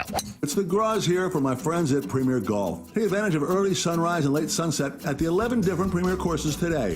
From Bellingham, Everett, and Marysville to Linwood, Bellevue, and Seattle, even out on the coast, they've got a course near you. Play Inter Bay or Jackson, Bill Wright or West Seattle, Bellevue, Legion Memorial, Walter Hall, Linwood, Cedar Crest, Lake Patton, and even Ocean Shores. Courses are in great shape and ready for your next round. Visit PremierGolfCenters.com, that's PremierGolfCenters.com, and book your tee time today. Sometimes even heroes need rescuing. I'm a retired firefighter, 27 years. Kurt had severe pain in his knees and his shoulder, which was keeping him from enjoying his well-deserved retirement. Loved to ski, loved to fish, and couldn't even walk 18 holes. That's why Kurt decided to see Dr. Mark Wagner, MD at Seattle Sports and Regenerative Medicine for stem cell therapy. He was just awesome. He goes, yeah, give me a shot. And he took care of me. He stemmed my knee and my shoulder. And how are you feeling now? I was pain-free in 12 weeks. I play golf now pain-free, and it's awesome. So you'd recommend this treatment to others in your situation? Absolutely. Yeah, Dr. Wagner's, he's had a couple people call me, and I recommended that they do it. Before you choose surgery, consider stem cell therapy with Dr. Mark Wagner, MD at Seattle Sports and Regenerative Medicine. Schedule your consultation at drmarkwagnermd.com. From the Quantum Fiber Studio, you're listening to Bumpin' Stacy. Weekdays 10 to 2. On Seattle Sports and 97.3 FM HD2. We're wrapping up the third hour here on the Bumpin' Stacy show. Curtis Rogers filling in for Stacy Rost, and it's time now for Hype Train. All right, this is how it works for you first timers. I'm going to put something out there. If you agree with that statement, you know what? You're hopping on the train. Get a little horn, something like that. Bam, there it is. It's more powerful than more that. powerful, I know. Mine was like a little steamboat in the Yours is like the little engine that could. Yeah, a little engine that could. Nah, we got those big trains running through. It's not like with all those wood whistles you get at like a gift shop at Disneyland. Next time I'll do better, Curtis. Okay? Thank you. I'll do better Thank next you. time. All right, if you don't agree with it, you're letting that train go by. Let's get into it. First Hype Train. The Mariners will take 2 of 3 against the Astros. Curtis, Matthew, you have to participate, so don't give me that look. Do I have to? You have to participate. We're down 1 today. What do you think, Curtis? I am going to board this train. And I'm looking at the probables for the Astros. Brandon Walter Friday, Lance McCullers Saturday, Framber Valdez Sunday. Hunter Brown not getting the start in this series. Nice. Which is great for the Mariners. I don't know if the Mariners have announced their 3 for this weekend, but I would imagine they're going to have to do so very soon, considering tomorrow is when the series starts. So I think the Mariners get 2 of 3 from the Astros. I know it feels like Houston plays the Mariners every single year to start the second half here in Seattle. I feel like this is probably like the 3rd or 4th year in a row this has happened. I hate to see the Astros. I hate that they're the first team that you got to face coming out of the break, but I think this Mariners team gained a lot of confidence after that Tiger series. So, yes, they take at least 2 of 3. 2 of 3. Matthew, what do you say? I'm not going to board the train. No. I'm going to make a bold prediction and say they actually do not win a game in the second half. In the second half of the season. Half of the season. Hey, but if it happens, I'm going to look like a genius. You are going to look like a genius. Wow. And everyone who works for the Mariners will probably be let go of their duties if they lose every single game in the second half. You know what? I'm going to make this thing 2 for 3. Like the Mariners are going to go 2 for 3 against the Astros. I'm on that train. I thought you were going to go 2 for 3 with Matt. I was like, no. This is bad. They're going to get it done. You know, I used to say that the Mariners just beat up on the little homies and let the big dogs live when it comes to pitching, but Skeens, Skubal, both got these hands. So now you don't have to see Hunter Brown. That's right. Even more reason to believe that these Mariners are going to get it done starting tomorrow. Let's get it. Next hype train, Nick Imawari and Elijah Arroyo will be signed by the start of training camp. Curtis, what do you say? I will board this train. I think cooler heads prevail. I think both guys get in soon. I might even think Elijah Arroyo gets in before Nicky Imawari does, because more guys are starting to sign that were around where Arroyo was picked. So I think he might be the first one to get done, then Imawari. But I have confidence that they will get the job done and get those two guys in here, because those two guys are going to be very important pieces to what's going on with this Seahawks team this year. So I'm boarding. Matthew, what position does Nick Imawari play? Now, why would you do that to me? I'm just curious if you know. Look, if you would have asked me this right after draft coverage, I probably would have remembered. Okay. But I haven't heard this man's name since then, and I do not remember. So what you're saying is you just don't listen to our analysis, because we talk about him almost every day. Oh, heavens no. You got to understand, I'm on this board for 8 hours a day. If I took in every word that was actually said, my brain would pop at the end of every day. I agree with that. So what do you say? They signed him before camp or no? I don't think so. No. I'm a big fan of putting power in the hands of the workers, so no. I think he holds out. All right. I think he's a hero for the working class. You're a union kind of guy. Hell yeah. Union kind of guy. I like it. They call him Nick the Riveter, like Rosie the Riveter or whatever. Get your boy, Matt. Get your boy. Curtis, get off the train. Get away from me. Don't sit by me on this train. Oh, man. I'm going to say I'm not on this train. I think one of them signed. And I think you're right, Curtis. I do think Arroyo signs before Imawari, because he's going to want more, and they're going to have to work some things out. So I'm going to let this go by, but I think one out of the two actually get her done. Next up. Julio will homer in his 4th straight game on Friday. Has he done that before? He'd only ever done 3 straight one other time in his career. So I'm going to say he has not done 4 in a row in his career. But that changes tomorrow, Bum. Okay. Because we're boarding this train. Okay. Julio not only hits a home run, he goes upper tank with this one. Left field seats, left field bleachers, I should say. It's going down. He hits a home run tomorrow. He's pulling that thing. The place goes wild. Let's go. Which is saying a lot, because his home numbers have been drastically different than what they've been on the road this year. They've been bad, but it's hot now. It's middle of July. Right. Vibes are good. Matthew Nelson. I'm not boarding this train. Not boarding the train. Have you boarded the train yet? I have beef with Julio. I don't think so. No? I never boarded the What's train. your What's your beef with Julio? So last year, when I was setting up a remote broadcast for Wyman and Bob and Edgar's Cantina, during batting practice, he almost killed me with a ball that it was going so fast and came within like a foot of me while I was taping a speaker up. So no, I don't want him to hit any more home runs, because it is a dangerous situation when that happens. And tomorrow is Friday. Oh, and I'm going to be out there in GM, so Oh, man. Okay. Julio, please don't do batting practice while I'm setting up. It's real scary. All right, real quick, I'm on this train. Good vibes. I got to get to this last one, because this is inspired by Rashee Rice, and Matthew Nelson just gave us just a nugget here. It's better to serve a 30-day jail sentence all at once rather than space it out. Curtis? I'm not boarding this train. I think if he does one 6-day stretch a year, then that's fine. Like, it's going to feel like nothing. 6 days every Like year that. for It's 5 gonna years. feel like nothing. It's going to feel like nothing. Yeah. 6 days. He's not going to the feds. A month is a long time to be away from home. Man. Your kids don't even know you anymore. A month? Like, who is this guy? Who is this guy? You can call my dad. 6 days every year. That's how I'd space it out. What you got? I'm absolutely boarding this train. I feel like You would What's hope it's this solitary confinement. Well, He just go ahead and punch somebody as soon as he gets there. I would go in there. I would just say solitary confine me. Matt Just tries to off become the bat. alpha of the Absolutely. jail yard. Yeah. who's the top dog? I'm coming at him. Yeah. I would not do good in jail. I know that about myself. I don't need that question answered. But I want to like get it out of the way. Like I feel like it would just be hanging over your head. Like, oh crap, next week I have to go back to jail. That sounds like a nightmare. You know, I'm splitting them up. 15 days, 15 days. I'm doing it that way. I think I can handle 2 weeks at a time. I'm not built for jail either. That's why I'll never go. I refuse to go to jail. No, I'm not doing it. I don't think it's anybody's choice that they go to jail. No, some people do some things that require your butt go to jail. All right? I'll do some things. I'll break the law, but I'll get a ticket. I ain't going to jail. Forget that nonsense. Yeah. But, 15 days for me. So, no, I'm not on this train.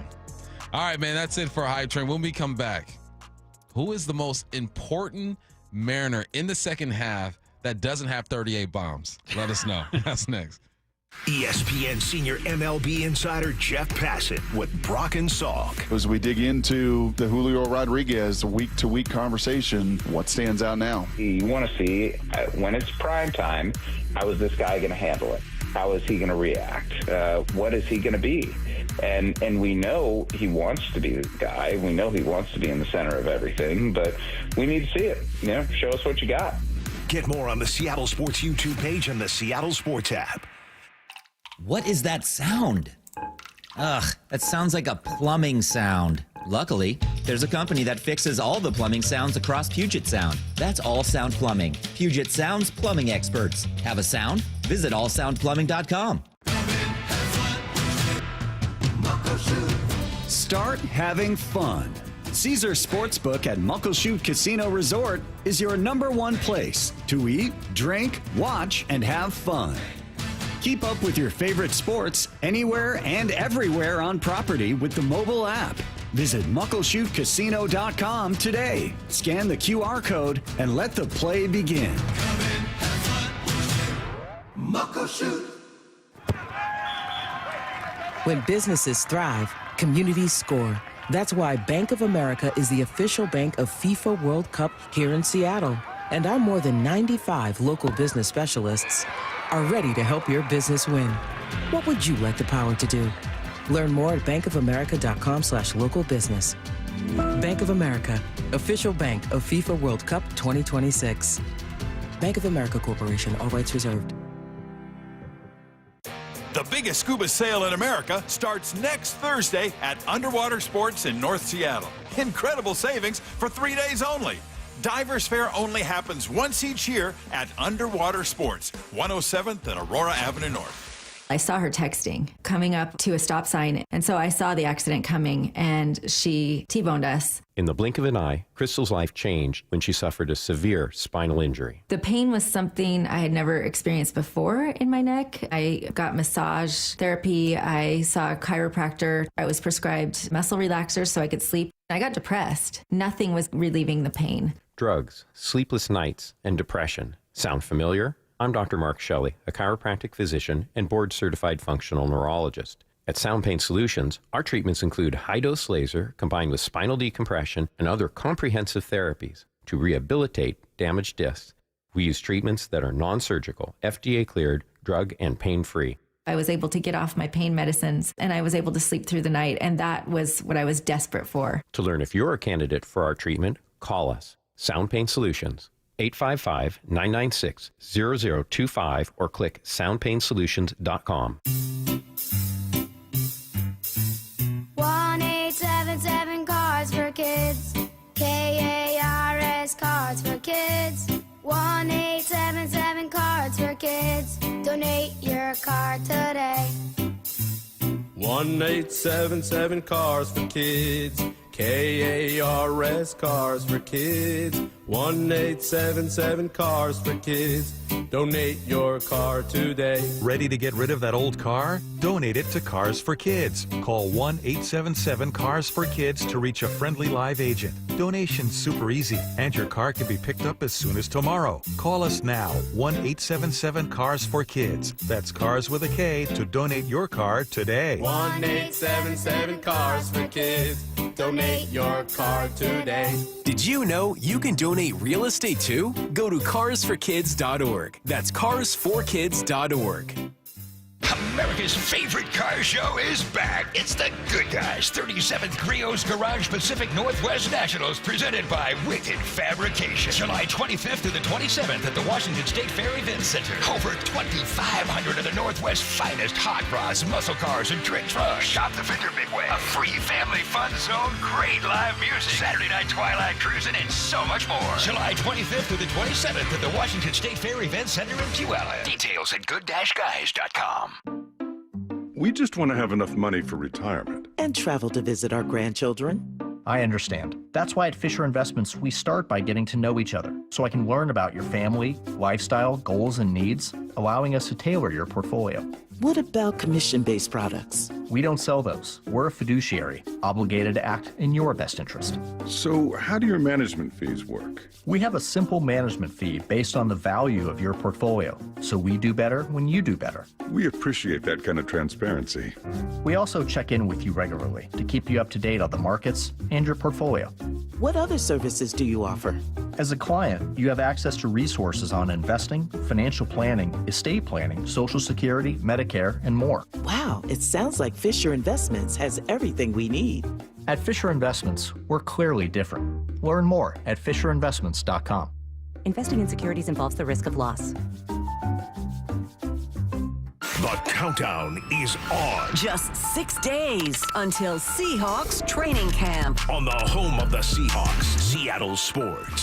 710 KIRO AM Seattle and KIRO FM HD2 Tacoma. Seattle Sports Snapshot. The first round of the 153rd Open began today. Scotty Scheffler is 3 under. The ESPYs took center stage last night. Shane Gillis did his thing. Here's some winners from last night. Best team, you got Philly. Best play, you got Saquon Barkley as well. I think that was the easy one to call. Also, the AUSL, a new softball league, has been active this summer. Today, the Bandits take on the Bolts at 4 p.m. Snapshot brought to you by Miller Lite. When it's game time, it's Miller time. This hour is brought to you by Mazda of Everett. From the Quantum Fiber Studio. This is Bump and Stacy. On Seattle Sports. Streaming through the Seattle Sports app and at seattlesports.com. Now, here are your hosts, Michael Bumpus and Stacy Ross. Here we go now. Curtis Rogers in for Stacy. We're wrapping up the last hour of the Bump and Stacy show on this Thursday. Getting back to baseball. We all know who Cal Raleigh is. He's a home run derby champ. Yeah. He's a man, he's a man, he's the man. He's a home run derby champ. That's right. He called that 20 years ago. Yeah. Called his shot. That's impressive. What have you ever done? You know, you think his dad looked at his son and was like, yeah, that's going to be tough to do, dog. You know how hard it is to be a pro? Oh, absolutely. As a parent, like, you obviously want to encourage your kids to dream big. Yeah. But then there are, like, those highly specific ones where it's like, I don't know if that's going to be possible, sweetie pie. Like, I don't know. I mean, technically you could. Yeah. Like, it's going to be tough. It's going to be really tough. But if anybody can do it, I know you can. Yeah, and then you whisper to the wife, they ain't got it. Yeah, that's not going to happen. Let's just get to college. Let's get to college. All right, so the dumper man, he calls a shot. He is the guy. He makes this thing go. To start the season, we focus on the rotation. They get banged up. Looks like they're starting to shape up again. We looked at Julio. Slow start as usual for Julio. He might be heating up. Cal Raleigh steals the show. Without Cal Raleigh, we don't know where this team is today. So who else is it now? Who else do we need to depend on? Who else needs to step up for the second half of the season for this team to have some success? I lean on the baseball guy in this duo, Curtis Rogers. What do you think? So I think a lot of people will turn to Julio and say that he is the most important man in the second half, not named Cal. And they definitely have a very strong case to make because of just how important he is to how everything happens here in Seattle. But I'm going to go with actually a pitcher. Okay. I'm going to go Logan Gilbert. And it's not that Logan Gilbert's been bad this season, but he has not been the efficient innings eater that he has been in his career. He has been generating a lot of strikeouts, but I think that's come at a cost of his pitch count rising earlier in games than what it's been. And also, coming off of the injury, He missed a good chunk of the season, so still maybe working his way back a little bit. But last year led the American League in innings pitched. He was a tremendous strikeout pitcher, and a lot of people kind of looked at him as maybe a Cy Young candidate this season. I don't think that's going to happen. I look at Logan Gilbert, and it's like, man, you are supposed to be the ace of this staff this season. And I think Brian Woo's performance this year, it no fault of Logan Gilbert's, but Brian Woo, I think, is the guy who everybody would want taking the ball in sort of any like win or go home scenario right now. But I'm looking at Logan Gilbert right now, Bump, and I'm saying, like, you need to start getting deeper into games. You need to go at least 6. You need to get into the 7th the way that you have done so for the majority of your career. I think this year Logan Gilbert has maybe like 1 or 2 quality starts this season because you don't get that. I don't think he has any. It's been a while since he has had any sort of quality start. It's been, it's just not the Logan Gilbert that we have come to know and recognize over the last few years, where, you know, he was guaranteed to go 6 innings, basically do what Brian Woo was doing. So I'm looking at Logan and I'm saying this is going to be very important for you. He has 1 quality start this season. First one, huh? First start, 7 innings pitched, 2 hits allowed, struck out 8 that day on opening day. But ever since then, he has not finished 6 innings. I like that pick. I didn't think you were going to go with that pick. I thought naturally you were going to go with a bat because for obvious reasons. Cal can't be the one to produce every single night, but you're right. If you want to be great, you have to be great at what you're supposed to be great at, which is the rotation, and the ace has to look like the ace. Imagine a world where Logan Gilbert looks like the guy who's an all-star. Woo continues to look like an all-star. Kirby looks like an all-star. Castillo, I don't even need Castillo to look like an all-star. You just look like a solid pitcher out there. Yeah. And then the fifth spot, Logan Evans, Emerson Hancock, which one is going to be? What's the update on Miller? Is he done for the season? He's not done for the season. He had started resuming throwing a few weeks ago. I want to say it was the start of the Royals and Pirates homestand when he had resumed throwing. So it still is probably a few weeks away, at least a couple weeks away before he begins any kind of rehab assignment. But right now, I'm just kind of operating under the assumption that we're not going to see Bryce Miller for a while. I think it's going to be the 5 that you see right now: Castillo, Gilbert, Kirby, Woo, and Evans. I think that's kind of what the Mariners are going to be riding with here for the foreseeable future. All right, there's opportunity out there for that 5th rotation. My guy who doesn't have 38 bombs and lead the league in RBIs and just won a home run derby, I'm going to lean on. I'm gonna go Dom. I'll go Dom. Dom Canzone. I'll go Dom. And the reason why I go Dom is because I feel like Randy has arrived. He's gonna be consistent throughout the season. I feel like Julio is heading in the right direction. Let's go get it. And obviously JP is good to go, and Cal is who he is. We just need somebody at the bottom of that order to do something. And I'm not going to ask Williamson to be that consistent. I'm not going to ask Cole Young to be that consistent. I'm not even going to ask Jorge Polanco to be consistent because he'll give you 2 or 3 games and then dip out. 2 or 3 games and dip out. If Dom Canzone can continue to hit the ball hard, just hit the ball hard when you have your opportunities. Be that spark plug. Be that Haggerty. Haggerty, who's he with now? The Texans or the Rangers? Yeah. That was weird seeing him with the Rangers. Just be that utility player. Be that, what do you call, like that scat back in football. You know, be that kid on a high school football team who plays safety, he plays corner, he plays receiver, and if you need a quarterback, he can be a quarterback too. Just something different. So I'm thinking outside the box here. I'm thinking that's allowed. It's Dom Canzone because when he hits the ball, All-Star break. That's all we do. When he hits the ball hard, man. He squares it up and he does his thing. But he needs to come holler at me when it comes to his running form. Boy, I will get you right, Dom. Yeah, he's not pumping the arms. No, he's releasing all kind of clunky. It's like it's a straight arm in the back. You got to keep that bend in the arm to be efficient.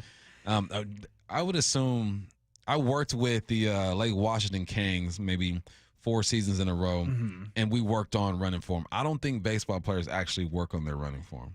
I think like Julio does. Yeah. Julio spent a lot of time before his rookie season becoming like a stolen base guy and just a speed guy. So maybe he's one of those guys that does. But, yeah, I think Dom Canzone could stand to improve his running form. But I mean, he's been a great bat to have at the bottom of the lineup for this Mariners team over the last month or so. I think if he is playing more for you, I don't know what that says about like what you're doing at first base or in right field, because I think if he can produce like this as your fourth outfielder and as a guy who can maybe take some hacks at the DH spot, then that is going to be key for this Mariners team for sure, because it adds another bat to the lineup. The thing I've been most encouraged with Canzone in his 97 plate appearances right now is he has not looked like the Dom Canzone of years past, where everything was just so fast and everything he looked like he was overwhelmed. I mean, he's only struck out 17 times in these 97 plate appearances, where, I mean, he was striking out ridiculous clips in years past. So maybe he's found something. Maybe he's been able to kind of hone in on something that works for him. Hopefully opposing pitchers don't see it. I've been impressed with him hitting breaking balls as of late. I know he had that one comebacker. I want to say it was on that Friday night when he had the 4-hit game, or no, Saturday when he had that 4-hit game against the Tigers, immediately following a 3-hit game that he had against the Yankees. Had a 7-for-9 stretch on that road trip. But he's been a net positive for sure for this Mariners team, and I'm glad they made the decision to bring him up when they did, because it was at a point in the season where it was like, man, they could really stand to use some help offensively. And I mean, look, wasn't there a big debate when Rowdy Tellez was DFA'd? Yeah. It was between basically Canzone and him, and people were like, well, Rowdy Tellez has 11 home runs this season. He's your only guy at first base right now, but man, Canzone he's been really good. You like Luke at first base? For now, yeah. Ideally, you have him in right field. You go out and get another first baseman at the trade deadline. But I think this team can still manage to put forth positive results with Luke Raley at first base. So you obviously Luke is a better right fielder than Dom Canzone, but at this trade deadline, we're focusing on third base, right? We want to get a power bat there. So are you saying that you look at third and you get someone for first base and you get a reliever? Like what would be your perfect approach? I mean, that would be the dream, right? Do you have the resources for that? Yeah, I think so. Yeah. I think you have the farm system to absolutely go out and get every need that you want right now. But the question is, how much of those resources are you willing to part with? Right. Because you may have the necessary pieces needed to make every move you want, but as we've heard from a lot of prospect insiders and a lot of people that are in tune with that, like, teams have a hard time parting with that just because of the investments made in those guys. I think if the Mariners' top need to me is corner infield, whether that's first base or third base. Just find somebody who can play either one of those spots. I don't know if you're going to find anybody that can play both. I think Ryan McMahon of the Rockies, he's more of a third base, second base type guy. Gino Suarez is strictly third. Josh Naylor is strictly first base. So it's going to be tough to find anybody that can maybe bounce back and forth between the two spots. But if all the Mariners get this trade deadline is Josh Naylor, I'll be okay with that. I'll be fine with that. If all they get is Gino Suarez, I'll be more than okay with that. If all they get is Ryan O'Hearn, I'll be okay with that. But if they can go out and get one of those guys plus somebody else, then it's like, okay, all right, now we're cooking. O'Hearn is I get it, all-star this year. He's the least attractive to me just because of just the power numbers, right? He's a contact guy, but you do need that guy in the lineup as well, right? It like we've had conversations before, it just makes you pitch Cal differently, and hopefully everyone else gets hot. So it's not as easy just to like, all right, let's walk the dumper and get to everyone else. Right. But I'll take any of those names. O'Hearn has cooled off a lot as of within the last month or so. Started June with a 952 OPS. It's down to 840 now. He has not hit a home run since June 24th. In fact, he only has the one home run since June 13th. So it's been a while since Ryan O'Hearn has looked like all-star Ryan O'Hearn. Yeah. But what if? All right. So what if? What does that do to the lineup, and how does that make you feel if they do go get on her? I don't think that can be your only move. I don't think that can be your big move. Mm-hmm. That's got to be probably your secondary move. I think there's got to be a bigger move than just Ryan O'Hearn. But just I'm not going to hate Ryan O'Hearn and if they were to go out and add him, but if that's it, if that's all you're going to go out and get, no, I don't consider that a successful trade. If you get just Naylor or just Geno, you're good though. I am. Okay. I think those guys can do a lot more damage than Ryan O'Hearn right now. I'm with you, 100%. Canzone, don't fail me. Logan, don't fail Curtis. Let's get it. Let's get to 4-down territory. This is 4-down territory. Going inside the game with former Seahawks and Coug wide receiver Michael Bumpus. Okay, Bump. We want to know your sleepers for each division. That's what each down is going to be today. So, first down, in the NFC West, who's your sleeper team to watch? Here's the sleeper. We know or we feel the Rams are probably the best team in the league or in the division. You have the San Francisco 49ers, who Vegas has them at like the 6th best odds to win a Super Bowl. And you have the Seattle Seahawks and the Cardinals. I don't think the Seahawks are a sleeper. I think the Seahawks are just a team that people are waiting to see how Sam Darnold looks. The sleeper in this division has to be the Arizona Cardinals. Their defense was not the greatest last year. They spent 6 out of their 7 picks in the NFL draft on defensive players. It's clear they need to get better on defense. Offensively, you have a number 1 receiver, Marvin Harrison. You got a running back in Connor. You have one of the best tight ends in the game in McBride.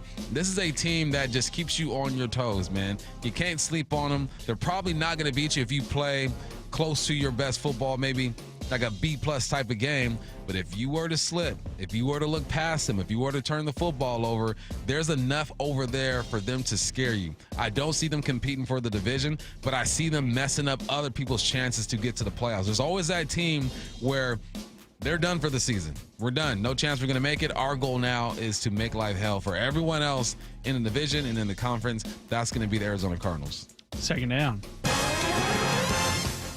All right, so who's the sleeper team to watch in the NFC East? NFC East. Philly's going to win this thing. Washington Commanders are going to be right there. They just signed Von Miller. Give that dude 15, 20 snaps a game. You still got B-Wags over there. You got Louvu. You signed Javon, Kinlaw, I believe, defensive lineman for the 49ers. He's over there as well. They're looking good. I can't believe these words are going to come out of my mouth. The Dallas Cowboys are the sleeper in the NFC East. And they're the sleeper because when Dak Prescott is healthy, he plays good regular season football. He's not getting paid $60 million on accident. You got CeeDee Lamb over there as well. You bring over George Pickens. This offense should be good. Diggs on the defensive side should be healed from his ACL injury. If not at the beginning of the season, sometime during the season, he'll be back as well. Listen, you know what the Dallas Cowboys do. They get you all excited, and you look at their offense, and they're looking good. You get to the playoffs, they hurt your soul. Not my soul, your soul. The Dallas Cowboys fan, I'm talking to you. They're going to hurt your soul and ruin your year. But they're going to make it interesting. So I think they'll be in the mix, man. The New York Football Giants, I'm not too concerned about them. The quarterback situation over there is a little shaky with Russell, Jameis Winston, and Jackson Dart. Eventually, I think we might see Dart at the end of the season because they're going to be out of the playoffs. They're going to waste another year from the league neighbors. The sleeper out of the East, the Dallas Cowboys. Third down. All right, Bump. North, a lot of competition in this division. So who is the sleeper team among those 4? Minnesota Vikings had themselves a great season last year. So did the Lions, Green Bay Packers. All 3 of these teams made the playoffs. Probably the best division in football last year. But the Chicago Bears, they helped their quarterback out. He was sacked 68 times last year, the most in the NFL. What do?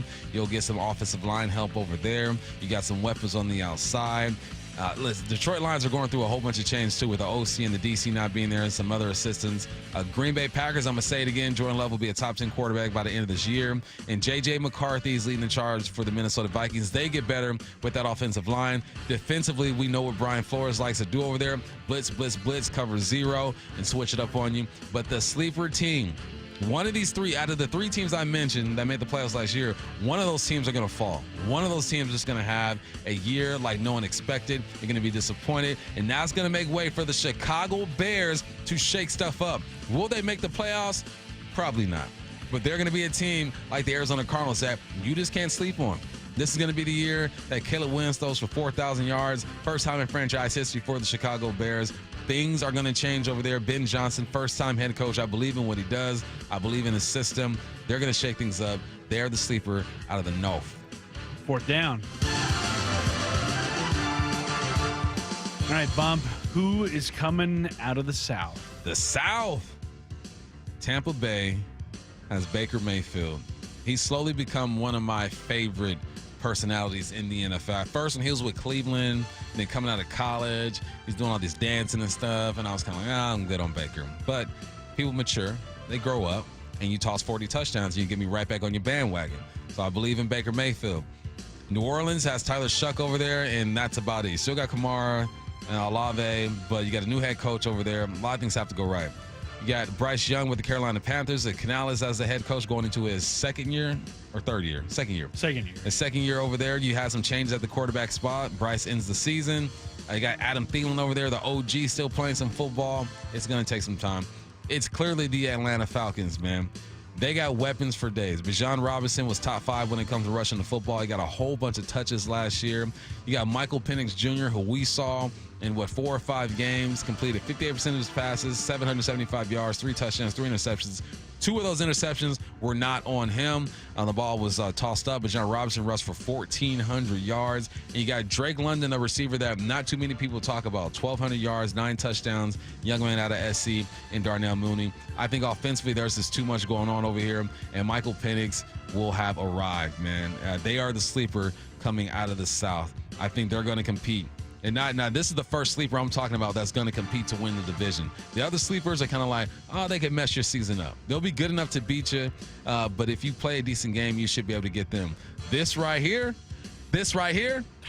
Atlanta, Tampa Bay, is going to be a battle in that division. Yeah, Michael Penix, I saw an interview that he had done with Michael Vick where he was talking about, our goal is the playoffs this year. Like we're tired of sitting at home and we're tired of watching other teams celebrate. And I mean, I think the Falcons are in a much better spot with Penix as their quarterback than they would be if Kirk Cousins were the starter. That's the weird situation in all this, is that Kirk Cousins is still there. Yep. He is chilling, still just lurking around. And it's a weird situation. If I was Atlanta, I would try to find a trade partner in the worst way for Kirk Cousins. Now, maybe you get near the trade deadline and a quarterback needy team is like, hey, we will give you, I don't know, a 3rd round pick or whatever for Kirk Cousins just to give us some kind of hope at that spot. That's the one position we're missing. But yeah, that's going to be a really weird dynamic. He's making $40 million to sit on your bench. Man, just be healthy. I don't get that at all. Yeah, somebody go get him. Yeah. Somebody go get him, man. All right, let's see what's on tonight. What's on tonight with Bump and Stacy, brought to you by Caesars Sportsbook at Muckleshoot. Now, here's what's on tonight. You know what's on tonight? 10:30. It's going down. For us golf sickos, the second round of the British Open tees off at 10:30 p.m. on USA Network and Peacock. Something tells me Curtis and Matt will not be up watching this. We will not. By the way, some NFL breaking news. Oh, what happened? TJ Watt agreed to a 3-year, $123 million extension that'll pay him about $40 million average annual value. So he's right up there with Myles Garrett, and I'm sure Micah Parsons will join him soon. He wasn't going anywhere. Why they wait so long and act like he's so old that they're not going to pay this man his money? What were y'all doing over there? $108 million guaranteed for TJ Watt. That's from Adam Schefter. You know who's looking at that contract? Trey Hendrickson. Yeah, Trey Hendrickson, Micah Parsons. They both are domino effect. Drooling at that number. It's happening. All right, when we return, we will continue our NFC West check-in with ESPN Cardinals reporter Josh Weinfuss. That's next here on Bump and Stacy. MLB Network insider John Morosi every week with Wyman and Bob. Can they do enough at the trade deadline? They don't have to necessarily be in first place by the end of July, but you need to show the front office that this team is worth adding to. But they need to show you more from guys who are not named Cal Raleigh. I'd be paying very close attention. Emerson, Young, Celestin to see who potentially could be the one that they move. See the full conversation on the Seattle Sports YouTube page. Start having fun. Caesar Sportsbook at Muckleshoot Casino Resort is your #1 place to eat, drink, watch, and have fun. Keep up with your favorite sports anywhere and everywhere on property with the mobile app. Visit muckleshootcasino.com today. Scan the QR code and let the play begin. Muckleshoot. From whiplash to herniated discs, there are a few car accident injuries we've all heard of. JP Pendergast with Pendergast Law explains that even the most common injuries differ from one another. Pre-existing conditions, health history, beginning of treatment. There are hundreds of factors that make every person and every injury unique. While these variables aid medical treatment, the strongest case recoveries must also take them into account. Could you explain a little bit more? Our team at Pendergast Law is obsessed with turning over every stone to differentiate each case. This requires thorough investigation, diligent listening, and relentless research. We never pursue cases with a one-size-fits-all approach. We built our success by treating every injury and every case with the individualized attention our clients need and deserve. Pendergast Law's individualized approach to even the most common injuries makes the difference in case outcomes. It's another reason why I can't recommend them enough. If you or a loved one has been injured in a car accident, call Pendergast Law. We can help. When it comes to the security of your business, doubts can creep in about who you're trusting to protect it. At Bay Alarm, we got you. For nearly 80 years, we've been putting our customers' minds at ease with our advanced technology and personalized support. Feeling insecure about your current security service? Visit bayalarm.com today. Jet City Harley sales event is happening now. Save up to $5,000 on new 2023 Harleys. Jet City Harley needs to make room for more bikes. Save up to $5,000 on a new 2023 Harley at Jet City Harley. See dealer for details. Saving amounts differ by 2023 models available. If you've got a gas-powered engine, keep it running like new at every fill-up. Stable in-season protection is your engine's preventative medicine, cleaning and protecting the entire fuel system in season. In outdoor power equipment, prevent gum and varnish buildup that could cause a rough or non-running engine. For cars and trucks, increase fuel efficiency and power by removing deposits, ensuring your engine's long-term health. Stable outperforms the competition in independent lab testing. So at every fill-up, start with Stable. Hey, Green Gobbler here. So you've got a clogged drain in your bathroom. Water in the sink's overstaying its welcome. You're spitting today's toothpaste on top of yesterday's toothpaste. You hope that it go away. Yeah, clogs don't just go away. I make them go away. I'm Green Gobbler, the only clog dissolver you need. I'm bleach-free, safe for your pipes, and I work. Guaranteed or your money back. Because I never met a clog that was gonna unclog itself. Green Gobbler. Let the gobbler get it. The biggest scuba sale in America starts next Thursday at Underwater Sports in North Seattle. Clearance prices on masks, regulators, computers, fins, tanks, BCs, free photo and video seminars, free fitting and incredible savings on a custom-fit dry suit.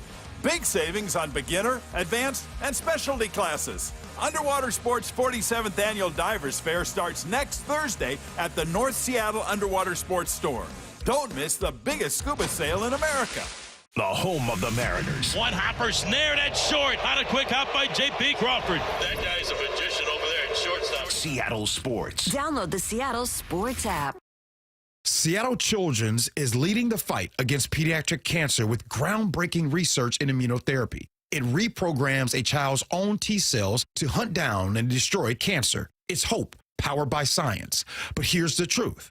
Pediatric cancer research is drastically underfunded. That's why Safeway is stepping up, and you can too. G. Scott here asking you to say yes to donating to Immunoheroes next time you're at Safeway checkout. Together, we can help fight cancer for all kidkind. This is for all you guys on Viagra. ED pills are no longer needed. The brutal side effects like 4-hour headaches, blurred vision, and that flush feeling can all be put behind you with our treatment. Here at West Coast Men's Health, we have a better approach to ED. Acoustic wave therapy creates blood flow circulation by safely removing the plaque in your arteries and restoring function naturally. Guys, let me be clear. Pills will never fix your problem. Our equipment is the latest technology, and our medical staff is the best in the industry. So give West Coast Men's Health a call today.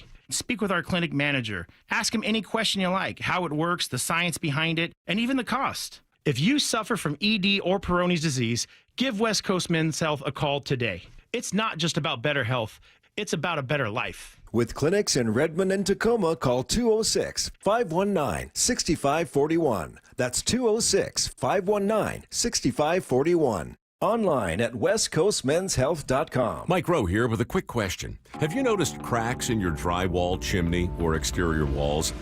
I hope not, because if you have, they could be indications that you've got a much bigger problem with your foundation. That's where Groundworks comes in. They can honestly assess your situation and create a plan to stabilize your foundation. Schedule your free inspection at groundworks.com/row. And while you're there, check out my latest dirty job. It's a good one. Licensed in all states where work is performed. See website for details. This hour is brought to you by Mazda of Everett. From the Quantum Fiber Studio. This is Bumpin' Stacy. Weekdays 10 to 2. On Seattle Sports and 97.3 FM HD2. This is the Bumpin' Stacy Show. Curtis Rogers filling in. It's time for our NFC West check-in with ESPN Cardinals reporter Josh Weinfuss on the Emerald Queen Casino Sportsbook Hotline. Josh, how are you doing today? I am great, guys. How are you?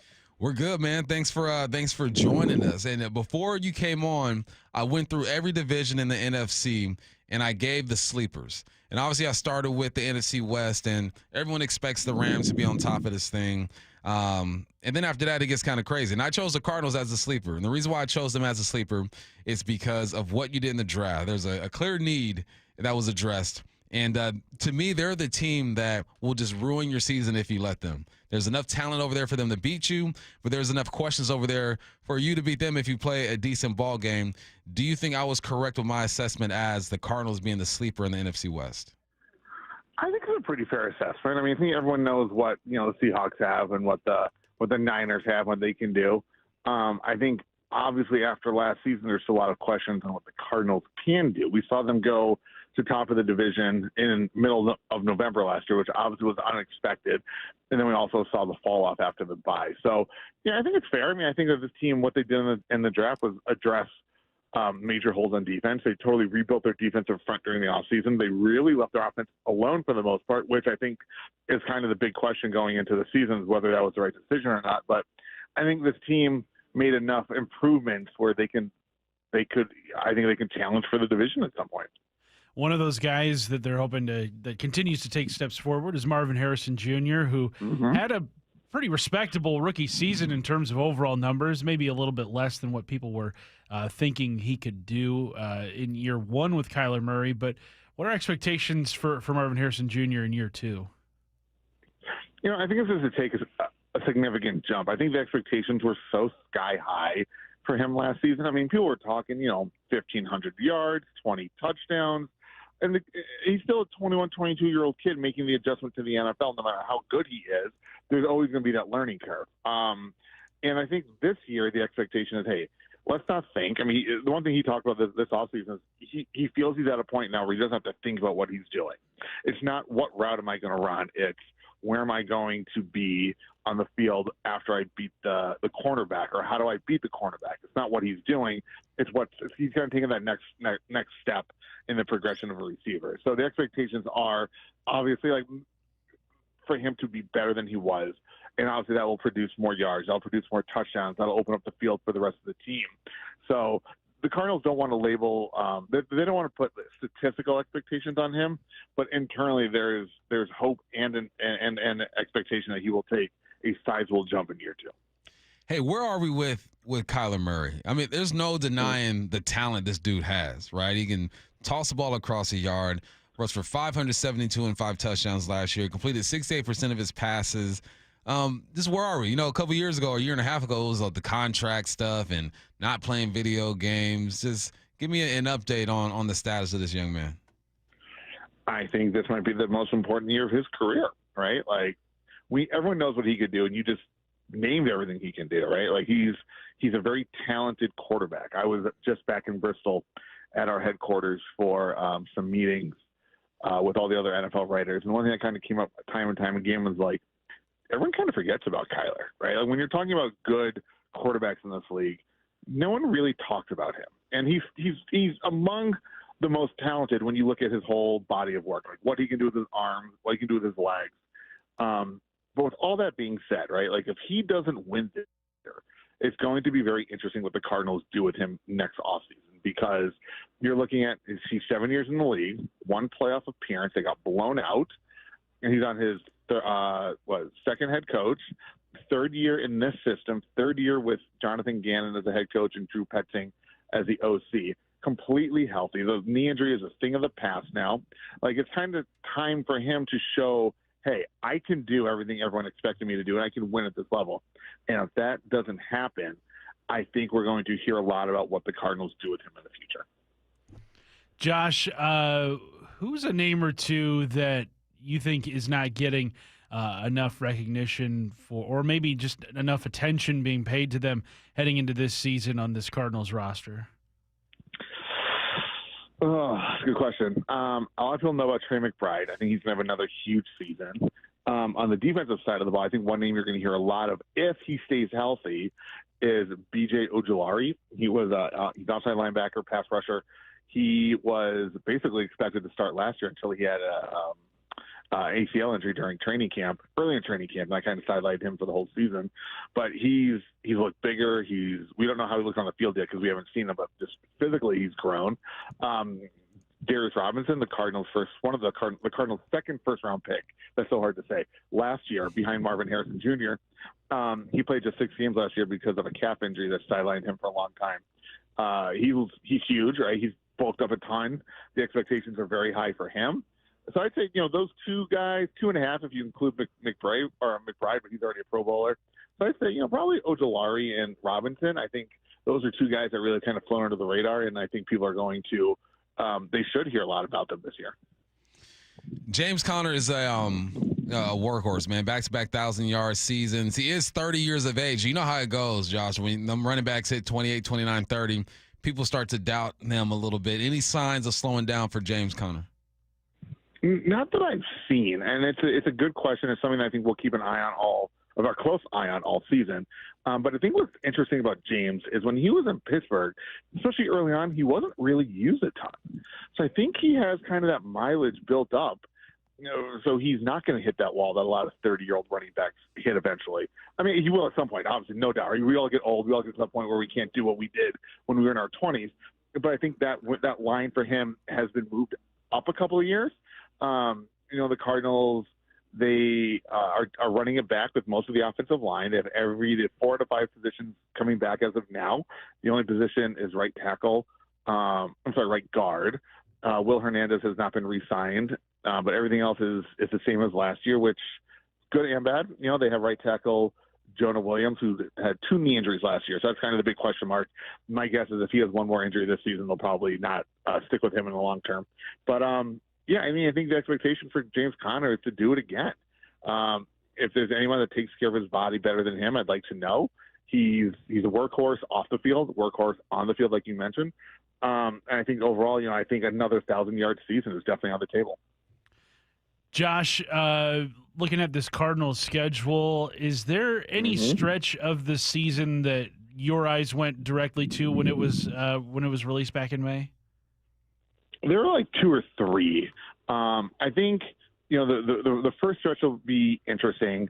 They play a bunch of NFC teams that could kind of, if they start hot, I think they can start to separate themselves early, but they need to continue it, right? And I think the last stretch will be interesting as well. I think the game against the Bengals in December, that could be, even though they're in different divisions, I think that could be a very telling game for how the Cardinals are going to fare. If they're playing well, if they're in the playoff race, how they could fare, into January. But I think if they can get off to a hot start, I think there's a chance for them to kind of put some separation between themselves and the rest of the division, or maybe even the conference early. Yeah, bundle up for that one. That's December 28th, 29th. It's one of those flex games, but Cincinnati in December, it's not too pleasant. No, thank you. No, thank you. No, thank you. Hey, last one before we get you out of here real quick. What's the feel with Gannon? He got a lot of flack that first year with the explosive plays and, his whole demeanor and style. Has it grown on people? Do they like what he's doing? Yeah. I mean, I think he's grown on a lot of people. First off, what they've done on the field. When Cliff Kingsbury got fired, they won 4 games, I think. So then there was an improvement under Gannon in year one. There's a double. He doubled the wins in year two, if I'm not mistaken. So I think the expectation is, yeah, they can keep growing. You know, I think the fact that they were in the playoff race, you know, they were in the playoff race and they led the division after beating the Jets in mid-November last year. I think that just showed what kind of coach he is, right? Because this was a 3-year rebuild. Yeah. So to do that in year two, it was a blessing and a curse, right? A blessing because, hey, they could have gone to the playoffs if they kept up that pace, but a curse because you also reset the expectations so early that, you know, like, it was almost bad for them to be that good at that point, because now everyone's like, oh, well, you should be going to the playoffs, right? When they had no business going to the playoffs last year, really. That roster was not playoff ready. This year it's playoff ready. I think he's grown on a lot of people inside the building. He's very high energy. I've been talking about this a lot lately, how, like, for years I hated the phrase leader of men, right? I just did not like it. But with him, I think my opinion has changed on that. I think that he is a true leader of men. He's one of those head coaches that can stand up in front of a room, get guys to listen, get guys to pay attention, put their phones down, and believe what he's saying. And I don't think a lot of coaches these days can do that. I think that's a skill in and of itself. And I don't think head coaches necessarily need to be the best X's and O's guys. I think they need to be the best CEOs. I think that's what he's done a very good job of. He understands his role. He's able to get these guys to buy into what he's saying. They love how quirky he is. They love how high energy he is. Then he's able to delegate where he can. And I think his assistants really appreciate that because he trusts what they do. And obviously, as a head coach, you step in where you need to step in. But I think for the most part, he's truly embraced this role and he's really grown into it, makes changes when he needs to make changes. But all that being said, if they don't win this year, I think we're going to have to start looking at his name as being on the hot seat, to be honest with you. So this is a big year for him and for Kyler. Good stuff, man. It's ESPN Cardinals reporter Josh Weinfuss. We appreciate you, man. Thanks, Josh. Anytime, guys. All right, coming up next is What I Need to Know. Get your questions in, 866-979-3776. That's next. The clack of the cleats. The sounds of summer drifting off Lake Washington. Green 18, these sounds of summer are the prelude to the symphony of fall and winter. Football season is coming. Just 6 days until Seahawks training camp begins. Seattle Sports training camp coverage is presented by The Landing in Renton. The home of the Seahawks, Seattle Sports. Walking away from an interaction with a customer that says, I can't believe how easy this was. I can't thank you enough for helping me. Our strategy with pricing is not to be the highest price and not to be the lowest price, but to be a really good price and to provide a really good experience to the customer. Yeah, I have a ton of really memorable customers. Afterwards, to thank us, he sent us this beautiful basket of like candies and fruits and stuff. It was just really sweet. It felt like we were truly helping.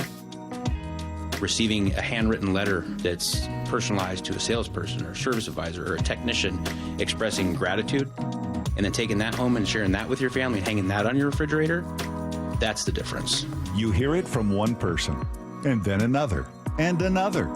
You come to realize it's not a script, it's a belief. The LJ Way is the Lee Johnson Auto family. Hi, Zoe Saldana. Welcome to T-Mobile. Here's your new iPhone 16 Pro on us. Thanks. And here's my old phone to trade in. You don't need a trade-in. When you switch to T-Mobile, we'll give you a new iPhone 16 Pro. Plus, we'll help you pay off your old phone up to $800, and you still get to keep it. There's always a trade-in. Not right now at T-Mobile. I feel like I have to give you something in return for karma. That's okay. I don't really have much in my purse. Oh, let's see. Hand sanitizer. It's lavender. I'm good. Seriously. Let me check this pocket. Oh, mints? Really, I'm fine. Oh, I have raisins. I'm a mom. Wait 1 sec. I've got cupcakes in the car. It's our best iPhone offer ever. Switch to T-Mobile. Get a new iPhone 16 Pro with Apple Intelligence on us. No trade-in needed. We'll even pay off your phone up to $800. With 24 monthly bill credits, new line $100 plus a month on experience beyond finance agreement $999.99 and qualifying ported. For well qualified plus tax and $10 connection charge. Pay off via virtual prepaid card below 15 days. Credits end and balance due if you pay off early or cancel. See T-Mobile.com. Change is always happening. It's part of life. And when it comes to music, change is all around us. Songs are rewritten. Classics are remixed. Bands and artists come and go. Even our taste in music changes. Here at Xfinity, we know there's still good in keeping some things the same. That's why we want to do our part with a 5-year price guarantee on our internet. It means no matter what changes, you get 5 years of the most reliable Wi-Fi with our best equipment included for a price that stays exactly the same. Surprised? Life is full of them. One internet price, 5 years, guaranteed. Learn more at xfinity.com/deals. Restrictions apply. New residential customers only. Taxes and fees extra and subject to change. Most reliable Wi-Fi based on Open Signal Awards USA. Fixed Broadband Experience Report, August 2024. This is the story of the one.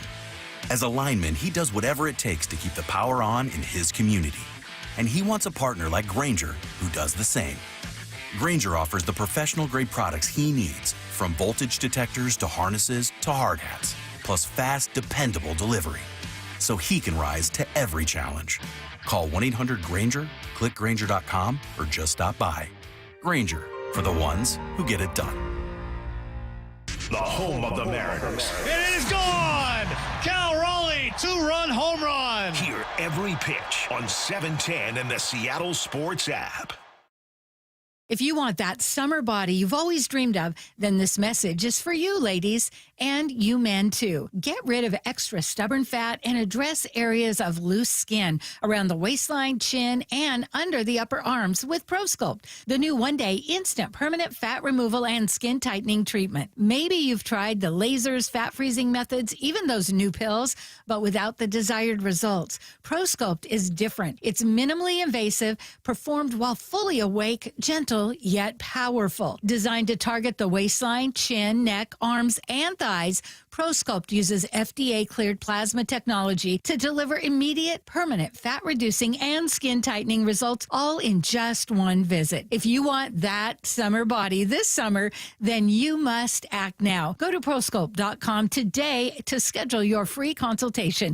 Get $250 off. For instant, permanent fat reduction and skin tightening, visit ProSculpt.com. Summer is here, and now's the time to break through those weight loss frustrations. Hey, it's Dr. Coogan with Eastside Weight Loss Clinic, and we have a proven system that can help you lose weight and get healthy. No drugs, no side effects, no calorie counting, no exercise. Just teaching you the simple steps to become a fat-burning machine and keep it off long term. Remove the stress of trying to do this on your own and picture being down 20 to 30 pounds in just 60 days with our help. At Eastside Weight Loss Clinic, we know the secret for fast and lasting weight loss using real healthy foods and lifestyle changes. Schedule your free consultation online at eastsideweightlossclinic.com. Yeah, look your best this summer. Even with a busy schedule and vacation, the Eastside Weight Loss Clinic plan isn't going to cause much disruption. Don't wait or put it off because you're busy. Lose weight during this summer and watch that transformation really happen for you. Join the thousands of people who've lost 20 to 30 pounds or more in just 60 days. You can do our program in person in Kirkland or all remotely. Schedule your free phone consultation online at eastsideweightlossclinic.com. Dr. Ryan Coogan, D.C. Results may vary. From the Quantum Fiber Studio. This is Bumpin' Stacy. Weekdays 10 to 2. On Seattle Sports and 97.3 FM HD2. It's time for What I Need to Know. I'm going to start off with a golf question. You know, the Open is going down right now, and I appreciate that. Bump, what's your sweet spot for an approach shot? 100 yards, 120, 150. You nailed it. 120. 120, I'm pulling out that, depending on the day, summertime, I might pull out the 60 wedge, 60 degree. Yeah, same. Or I might pull out the 56.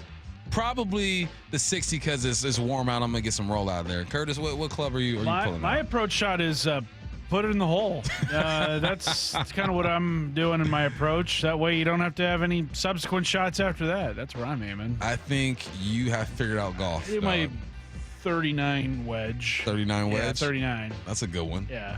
Someone make a 39 wedge for my guy, please. So he could put it in the way he's supposed to. That's right. That's what he does. Did you see I think it's Callaway is making a golf club that looks like a hockey stick.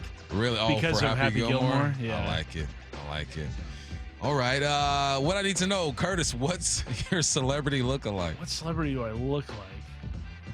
I got told, so a couple of years ago, It was the Eagles and Seahawks on Monday Night Football, and it was when Joey Hunt got into it with, I want to say, A.J. Brown during the game, and Joey Hunt was in street clothes. I had a couple of people asking me, was that you on the sideline? I was like, no. I can see that. That was not me. I can see that. That was Joey Hunt in glasses. The last one I was compared to, I didn't like it. Hurt my feelings, actually. It's Draymond Green, man. Oh, wow. I'm like, Draymond Green? It's because of the gray in your beard. Gray in the beard, man. But then someone doubled down and was like, yeah, actually, I can see it. I go, man, don't you do that to me. Don't you do that to me. Goodness gracious. Matt, you got one? Clark Kent? No. I wish, but no. You're just saying that because of the glasses. Yeah, I mean, my angle, all I have is nose up from you. So Clark Kent looks like Clark Kent to me. All right, let's go. What I need to know, Bum, how different would your life be if you were 6'2"? Wow, that's a great question. Let me see. I would have gotten like a couple more opportunities in the league, that's for sure. Yeah. But then it's like you risk the butterfly effect of like, you know, where's your life at now? Exactly. Is it in a better place or is it in a worse? I don't know. And I'm okay with where my life is right now. So I don't like you trying to mess with my destiny, dog. Don't make me go back and think like that. Do you have the same kids that you have? Exactly. Right? Things change. One decision can just change everything. Exactly. All right. I don't like that. I do like that question, but I don't like that question. What I need to know, did y'all see Cal's partnership with the Honey Bucket? Of course we did. We let off the timeline with it. That's the most important story of the day today. Does it get any better than that? It does not. That's the best athlete product endorsement I can remember ever. That's it. I can't think of anything else that's better than that. No. The dumper, Honey Bucket. It's all good. Let's get it. Let's get it. Instead of the dad pod, it should be called Big Head Dads. Okay, LOL. Well, I mean, you're right. I mean, I got a big head too. Yeah, I got a dome. It's all that's good. For sure. I used to run through people with this dome on defense though. Varsity. I think my children, unfortunately, have inherited my big dome. Yeah, my kids got mine too. Yeah, they got mine too. Sorry, guys. Sorry, kids. Yeah, people just assume you're smart though, so let's go with that. Weirdest thing you kept next to your bed? Ever? Weird thing? I mean, I'm basic. Water. Yeah, I keep a water cup, like one of those insulated ones next to my bed. My bed is, I've got this little like kind of stand thing for my phone, for my Apple Watch, and for my glasses. Then there's a light. There's a light next to that. I got cough drops in my nightstand. The nightstand is an interesting one because I don't even remember what's in there. Because everything you put in there, it's like, I mean, I may need this in the middle of the night one night, but it's random. Like, I don't know. I don't know what's going on in there. Cringiest drunk moment. I threw up in front of a girl. I was trying to talk to her. Oh, no. Just threw up. Oh, no. Still got it, though. Cringiest drunk moment I've had. Nothing like that. Nothing like that. I don't know, maybe spilling like an entire slice of pizza on my shirt. Right. Just like, and you got to walk home. You got to walk home with the grease, pizza grease on your shirt. Yeah. Like, come on, man. You're embarrassing us. Let me see. You see one on there you want, Curtis? Let's see here. It says, guys, since Stacy is out today, can you finally put the thermostat where you want it, or will she feel it from afar? She likes it warm. She likes it real warm. Toasty warm. It's like 75 degrees in her house. And it's already, what, like 80-something degrees outside? It's probably 90 by now. You don't need it that hot. You don't need at it. all times. It's very unnecessary. Yeah. Very necessary. Let me see. What I need to know. Since we're talking golf, what should carry on your drives? Bump. Summertime, baby. 290, 300. Winter, 265, 270. That cold just kills it. Curtis hitting that thing 350 though. Oh yeah, I hit it beyond the pin sometimes. I'm just like, oh whoops, Sorry. Curtis is the reason why they're moving the tee boxes back and making every hole longer. That's right. For guys like Curtis. Exactly. All right, and we're done. All right, one more day of Dad podcast. One more day of All-Star break. And someone make Curtis a 39-degree wedge, please. All right, I expect that by tomorrow. Wyman and Bob next. He called it 20 years ago. I'm the home run derby champ. And as he always does, the Big Dumper delivered. The Big Dumper is your home run derby champion. Congratulations, Cal Raleigh. I just can't believe it won. It's unbelievable. We can't wait for the second half of the Season of Cal on Seattle Sports on 710 and the Seattle Sports app. What'd you say? What'd you say? I'm the man. I'm the man. Oh, yeah. Oh, yeah. Hey, it's Mike Rohn. If I have a choice, I like to do business with companies that actually stand for something. That's why I switched from Verizon to Pure Talk. No offense to Verizon, I'm sure they stand for something. I just don't know what it is. Pure Talk, on the other hand, is a veteran-owned company that supports our military in a big way, and I appreciate that. Yeah, I also appreciate unlimited talk and text and plenty of data for half the cost of the big guys, and I do like being on America's most dependable 5G network for just $20 a month, but what I really appreciate is no contract, no cancellation fees, and Pure Talk's commitment to handle all their customer service in this country. I saw it for myself. I went to Georgia, I got a tour of their headquarters, I met their CEO, and I talked to the same customer service folks that you'll talk to when you dial pound 250 and say keyword micro. Switch today and save 50% off your first month when you dial pound 250 and say keyword micro. Pure Talk. A wireless company that actually stands for something. Hey, it's Matt, your leaf filter trusted pro. Gutters are an often neglected part of the home. They're also one of the most important. Clogged, overflowing gutters can cause serious problems like foundation damage or basement flooding, which can cost thousands of dollars to fix. Let's face it, cleaning gutters yourself is not only a hassle, it can be dangerous. But when you get Leaf Filter, you'll never have to worry about cleaning clogged gutters again. Get started today by visiting leaffilter.com/deal to schedule your free inspection. If you decide to move forward, we'll professionally clean, realign, and seal your gutters before installing our patented stainless steel micro mesh system. Leaf Filter keeps out everything but the water. And it's backed by a lifetime transferable no clogs warranty. So you're protected for good. We're in your neighborhood and ready to help. Visit Leaf Filter today for a free inspection and estimate, and you could save up to 30%. Visit leaffilter.com/deal. That's leaffilter.com/deal. When I was in Iraq, our convoy was hit. It was bad. After I came home, I could still hear booms and see tracer fire. Makes it hard to be a good mom. As America's veterans face challenges, DAV is there. I'm Naomi Mathis, Air Force veteran. With the right support, more veterans can reach victories, great and small. With help from DAV, I was able to begin to heal. DAV provides a lifetime of support to veterans of every generation, helping more than 1 million veterans each year. Today, I'm part of DAV. We're veterans helping veterans to get the benefits they've earned.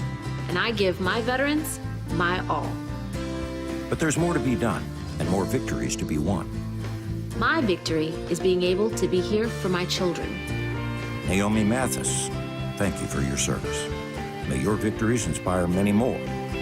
Support more victories for veterans. Go to DAV.org. It's the Graz here for my friends at Premier Golf. Take advantage of early sunrise and late sunset at the 11 different Premier courses today. From Bellingham, Everett, and Marysville to Linwood, Bellevue, and Seattle, even out on the coast, they've got a course near you. Play Inner Bay or Jackson, Bill Wright or West Seattle, Bellevue, Legion Memorial, Walter Hall, Linwood, Cedar Crest, Lake Patton, and even Ocean Shores. Courses are in great shape and ready for your next round. Visit PremierGolfCenters.com, that's PremierGolfCenters.com, and book your tee time today. Comcast Business helps turn today's small businesses into engines of modern business. It's how restaurants become reliably up and running neighborhood favorites. How retailers become seamlessly restocking, cyber-securing, must-visit shops. And how healthcare offices become the data managing caregivers that we all depend on. With reliable connectivity, enhanced cybersecurity, advanced fiber solutions, and Wi-Fi backup, Comcast Business is powering the engine of modern business, powering possibilities. Now through July 21st, New Comcast Business customers can find out how to get started with 150 megabit internet and Security Edge for $59.99 a month for 12 months with a 2-year agreement. Plus, ask how you get a $500 prepaid card for your business. Call and switch to Comcast Business today. Restrictions apply. Requires paperless billing and automatic payments with bank account. Equipment, taxes, and fees extra. Early termination fee applies.